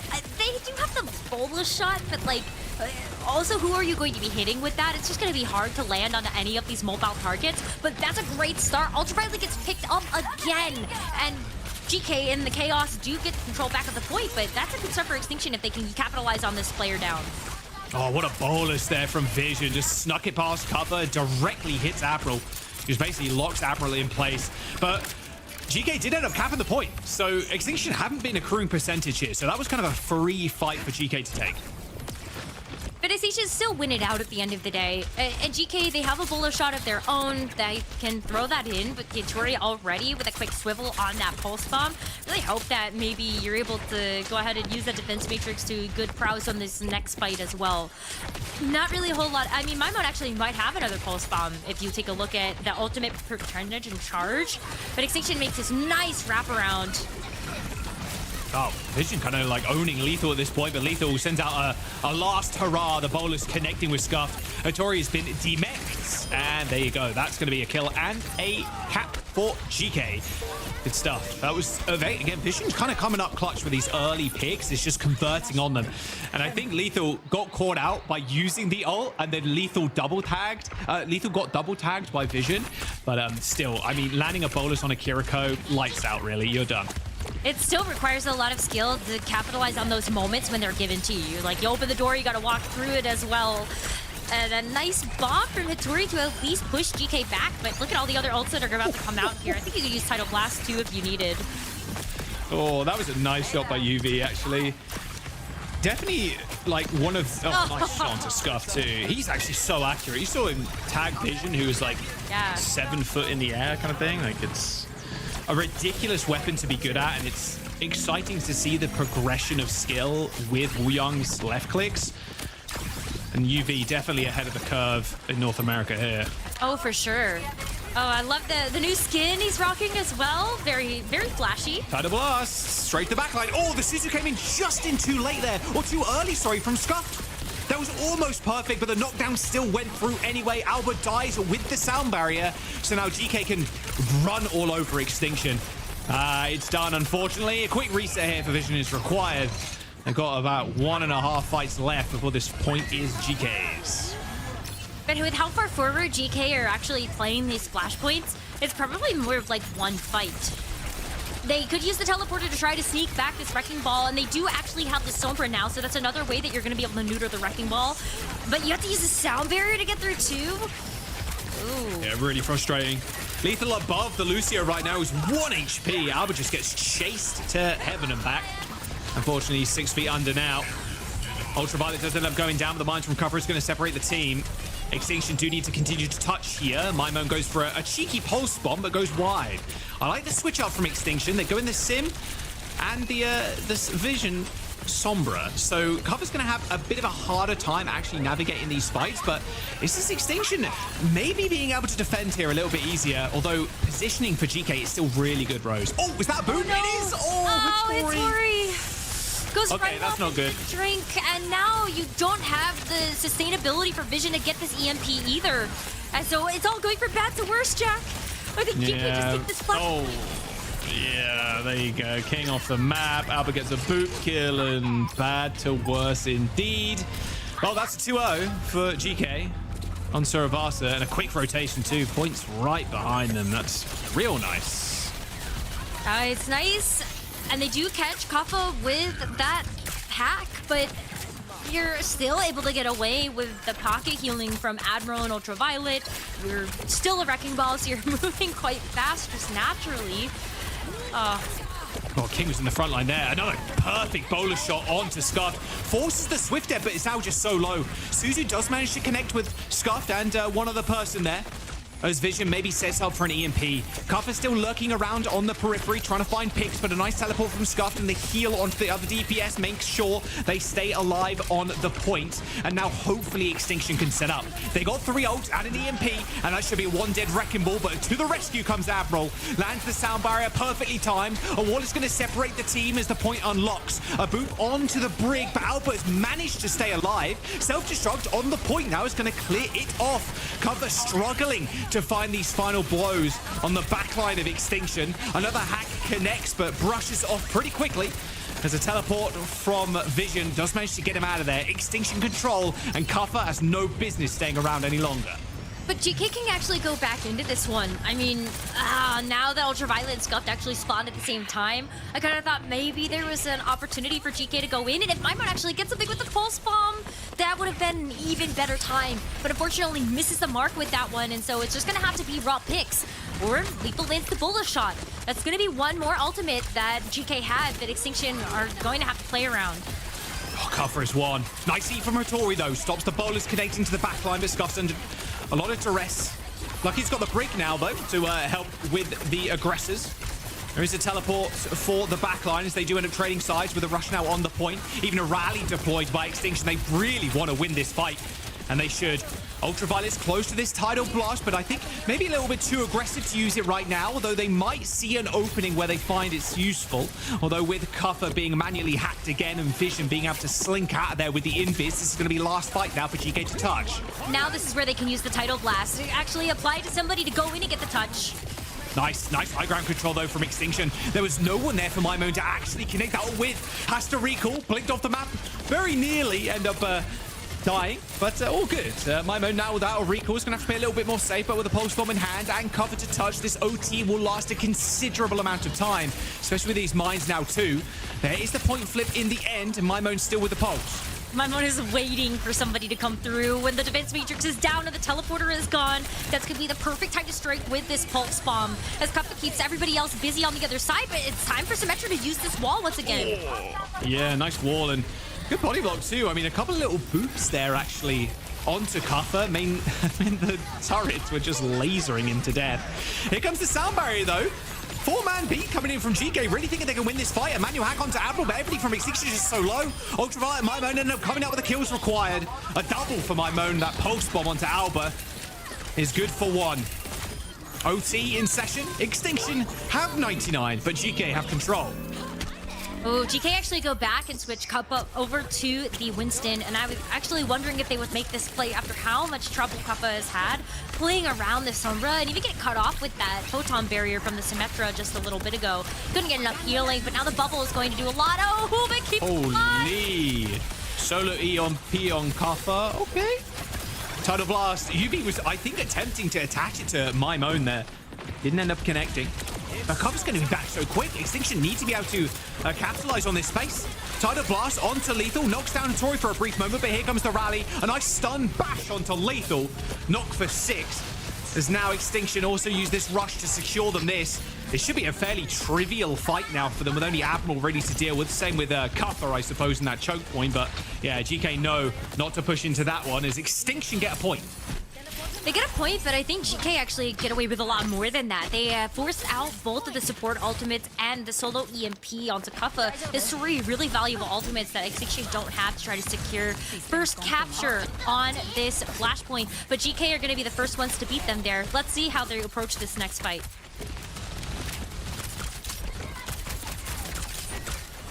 Keep it behind. Left, left. Always. I want to keep mapping their TPs. Playing their main. Please cover me. I'm close to Kappa. Leave it main. Oh, I Kill you one. I got a TP on. TP now. TP fine. Diva low. Diva low, no Suzu. Diva can room down. One. Still Diva. One ball. Killing baby. Someone. Simple point. Bring point. Yeah. We have to stun. We can get. Heal it. I can push after. I'm fine. Break low. Break one. I'm going to break 2. Yeah, I'll save my bit. Walking in. Cas. Don't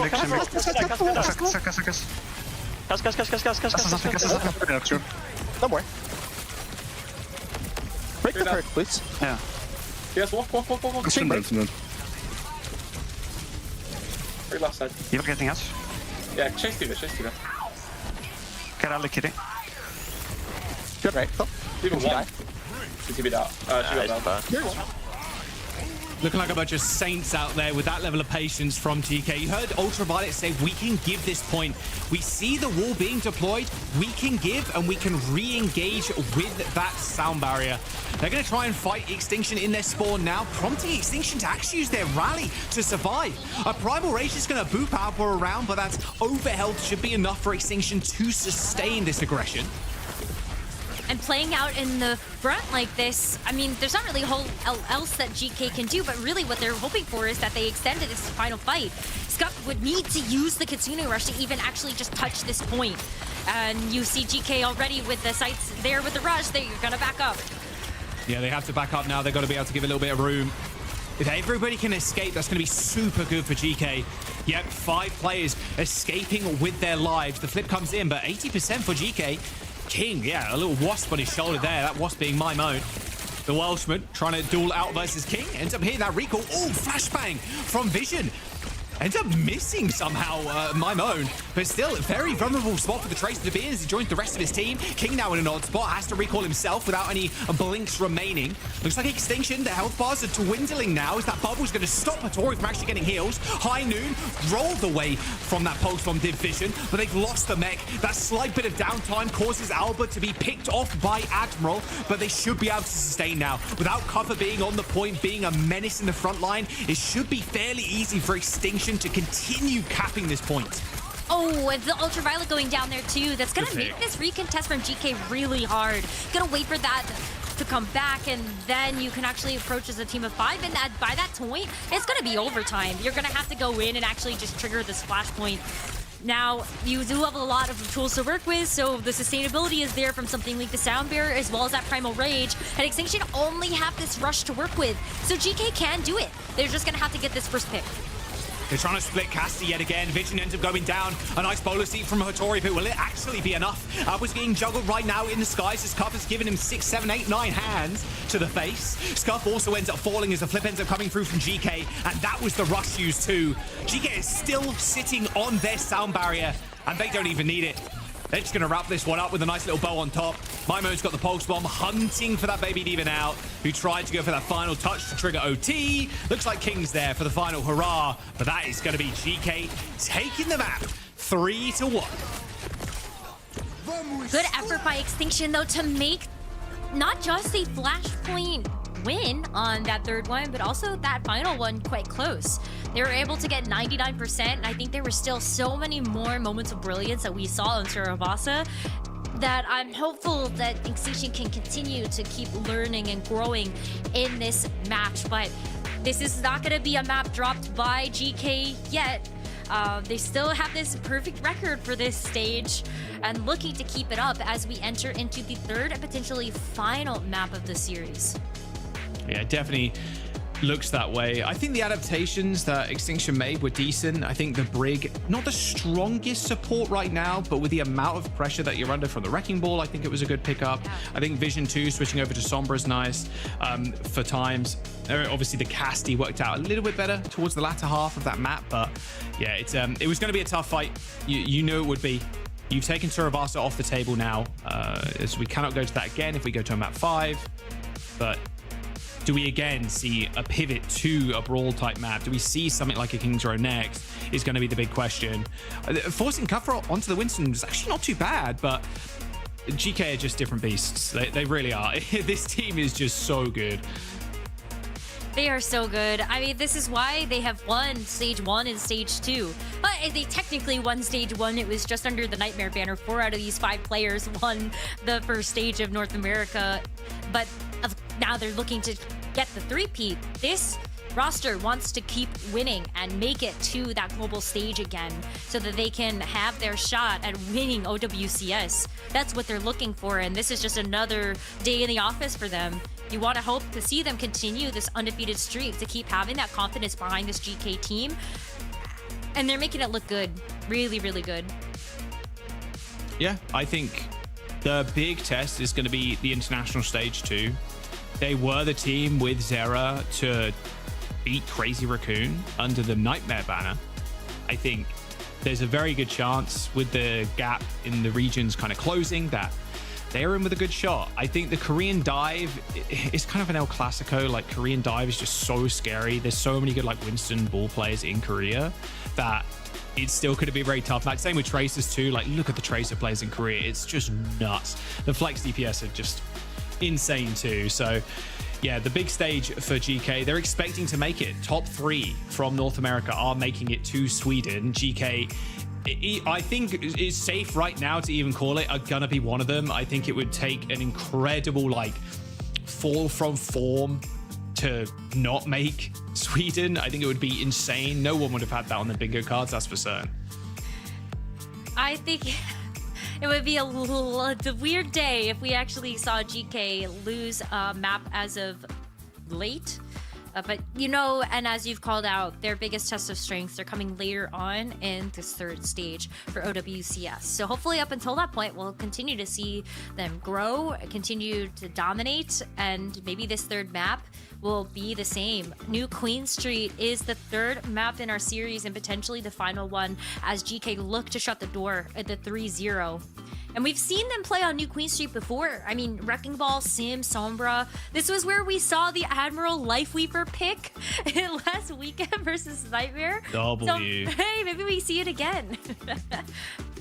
God, it would be insane. It would be even more insane if Extinction ended up banning it.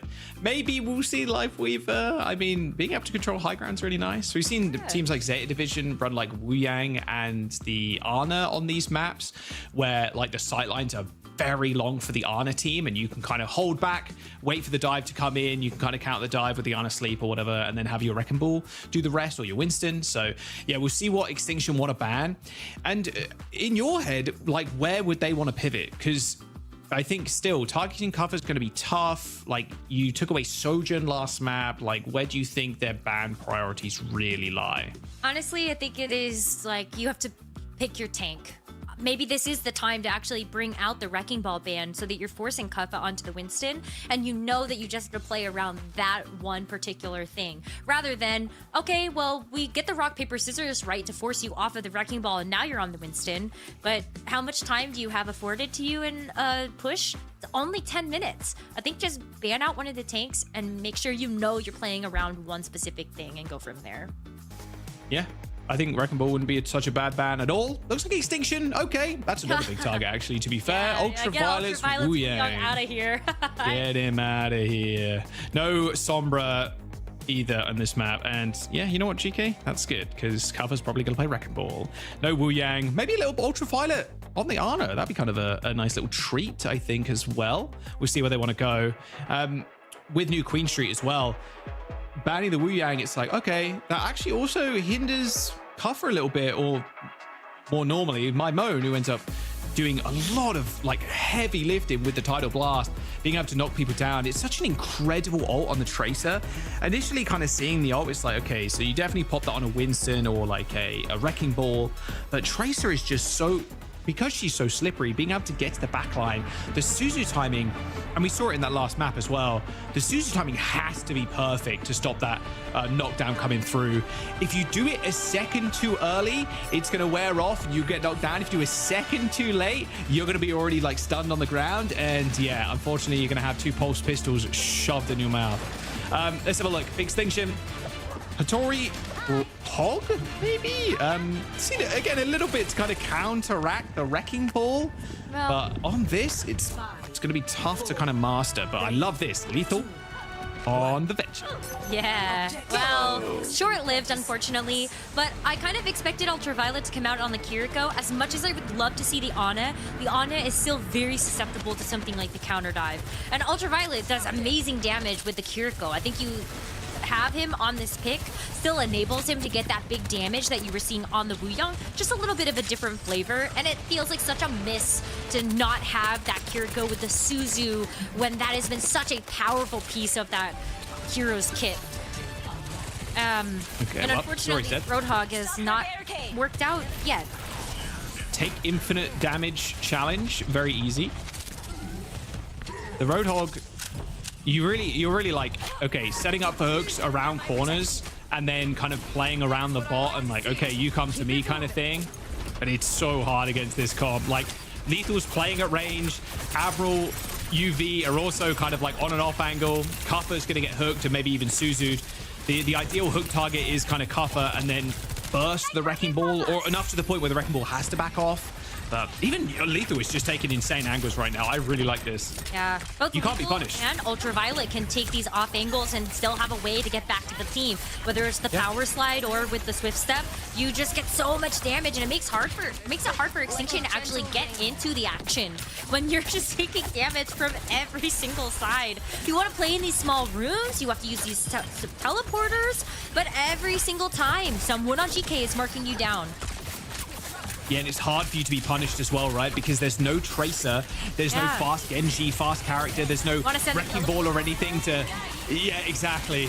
Well, there's the rush from Scuff, but unfortunately not enough to kind of save Hattori in that instance. And now Lethal can sit up in this high ground window. Overclock used, double bolt connects, but the Suzu and the heals from Ultraviolet keeps Lethal topped up enough to maybe get a kill. All right, they do end up trading my moan, but Extinction are very split right now, and they lose checkpoint. The point for GK is so big, Ooh, but wait not. a minute. Hattori gets there in time to actually trigger the time and forces out that rush. They're dead. No. It was a valiant effort. Yeah, dived in for half a second, but Ultraviolet to the rescue. Yeah, I mean, you have to do that, though. You want to try to deny checkpoint. There was that opportunity to at least go trigger the overtime, so I think you do have to just throw your body on the point and hope that the rest of the team is able to get there with that Symmetra teleporter. But then you force out the rush, you've got these mines out for Qadsiah and everything else under the sun from GK coming out. They want to win this map now. Fortunately, their Scuff ends up getting chased by Qadsiah. Wall is going to fade eventually. As GK are happy with that lead.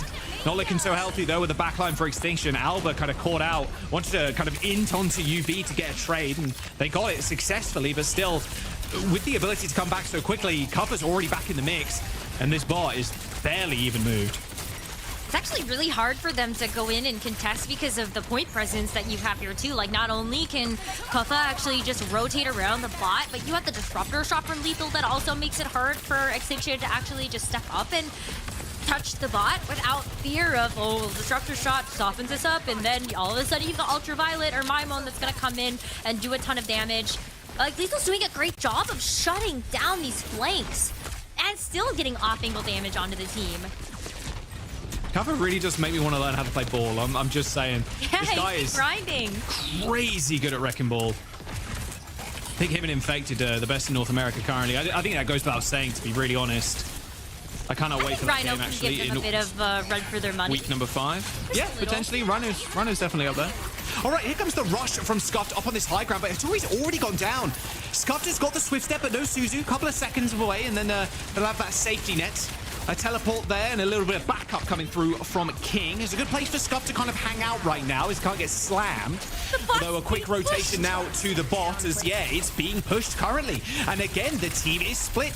King ends up teleporting away, but it's going to be fairly alone. I think they kind of sniffed out where this sim is. Yeah, it was on Mega that whole time. Hattori has got Primal Rage, so could be a bit of a difference maker. However, Lethal's just more than topped up in this small room, and it's going to be hard for Hattori to really finish off kills here, as there's no one to kind of follow up.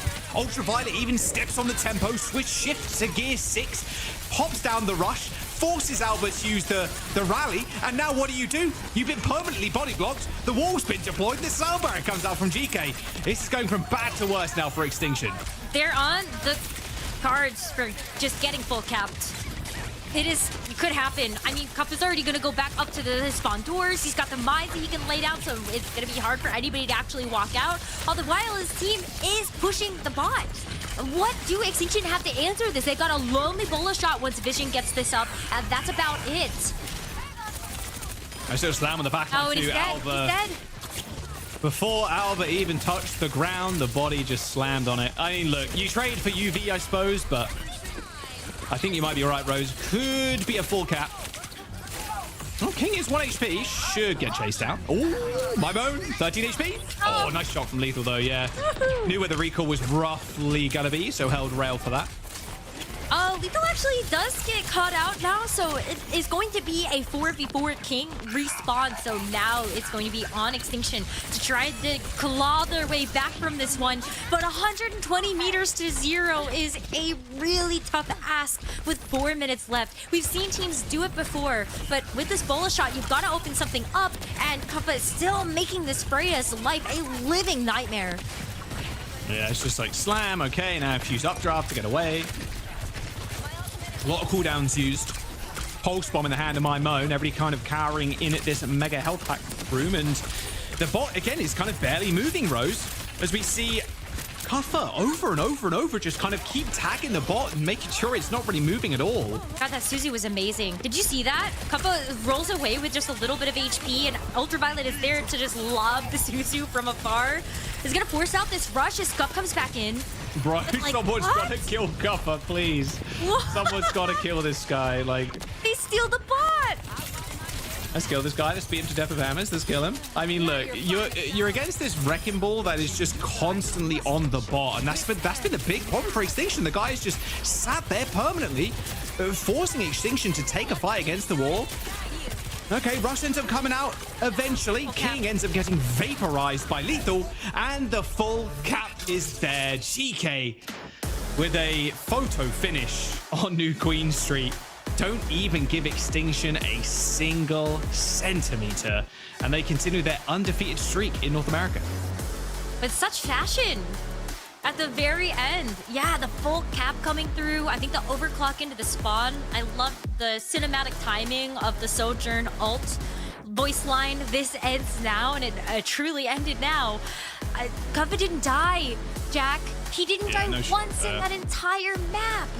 That was the true testament to like Kuffa's play, is the fact that he was just being kept alive, was an absolute pest. Hey, where's pest control? What happened? Yeah, they're late.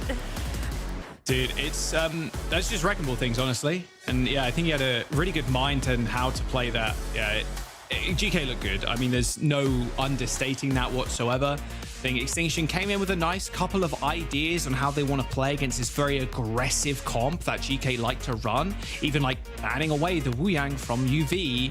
But UV is an exceptional support player, and you know, pivoting to a Kiriko is no water off his back, really. GK's toughest opponents coming up in week 5 and week 6, Liquid and SSG, and then they look toward playoffs. But this team has done it once, Rose. They could probably do it again. A lossless season, an undefeated stage would be just another cherry on top of the team. This team has just gone through so much evolution. Even just going from the Nightmare banner with 4 out of the 5, unfortunately losing Zera. But then Zoe, they slot in Maimon, and they have this new organization to back them in GK. And Stage 3, they don't miss a beat yet. This is an undefeated season for them, still 12-0 in maps. And looking to continue that as we look forward to what they have for the next week of the stage.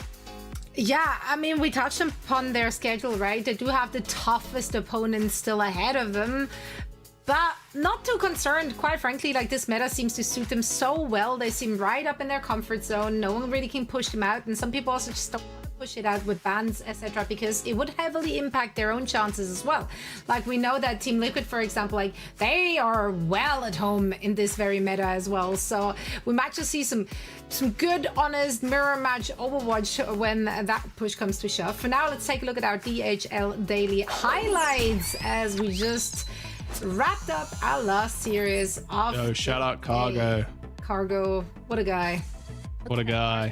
What a guy. Cargo. Yeah, it's it looked good from GK throughout this whole series. I don't think there's too much to break down, in all honesty. I think it's just kind of another day in the office for them. They're probably preparing heavy for week 5, week 6, and then playoffs to come. I think both of you just said, like, look, the meta's good for them. They're not really going to falter. Even in that Liquid game, I don't think there's going to be too much of a deviation from what we're seeing right now. I think both teams want to play this kind of dive. Yeah, they look great. Kuffa not dying too. It's just perfect for a Wrecking Ball, honestly. It's just the tale as old as time, I think, for our Wrecking Ball players.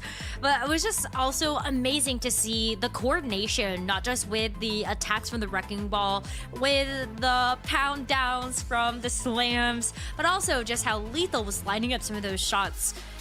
That's really where you see a lot of the power of the Wrecking Ball. It's not just in the way that it's just being a pest to the other team, but also with how it sets up the rest of the team members to succeed. And so I think a lot of value out of this Wrecking Ball pick with the DPS following up on all of those different coordinated attacks as well. How do you guys feel about the Sombra in the mixture? Because I really feel like some teams played a lot more than others. And for some teams, it certainly does not work. What's the place and space for Sombra right now? I actually think, I think it works very well into the Wrecking Ball for obvious reasons. But I think when it comes to, if you're playing like Sombra Tracer, I think it's really good. You just have to play super fast. Like that's the kind of idea of that comp. If you're going against another ball player, I don't know. If you're like, if it's a mirror with the Wrecking Balls, I don't like it as much. I think I'd rather have something else. I think even a Reaper in that instance might be a little bit better. I think with Sombra in general, being able to get like value hacks and then follow-ups is just so important, and having that Wrecking Ball and Tracer to kind of follow up on that is good. In fact, actually, I think I do prefer it over anything else there. If you are playing the Sombra, even in the mirror match, I think it's good. I think that actually might be a fairly hotly contested ban in that Team Liquid game overall, because Lethal's Sombra is really clean, and being able to also hack the mega packs away as well is also really good. It's just, if you fall behind there, you kind of get owned as the other Sombra. But so yeah, you have to be really quick on the trigger. You know what? I just used this as a stall question in panic, but he gave me so much more info than I actually could have hoped for. So thank you so much. Yeah, actually, it's so true, so true. I just wanted to stall to get Weeds into our interview here. So Coach Weeds from GK is now joining us for a quick chat after the series. Thank you so much for taking the time. I want to talk to you about the team's schedule and what you guys' preference is, because you're going to have the two toughest opponents still ahead of you at the very end of this stage. Would you have preferred to get that out of the way, or are you happy with having that extra time to like kind of figure things out with the team? Yeah, I think it's definitely good for us that we got to have these harder matches later in the stage. We kind of got to get more used to it and like settle into the meta a little bit. Who's your biggest ops right now? Obviously, Liquid won against SSG like 3-2. It was a banger series, but do you think Liquid are they that much stronger than SSG, or do you think SSG just kind of had a rough last map? Like, how do you feel? I feel like SSG and Liquid are both pretty equal to me.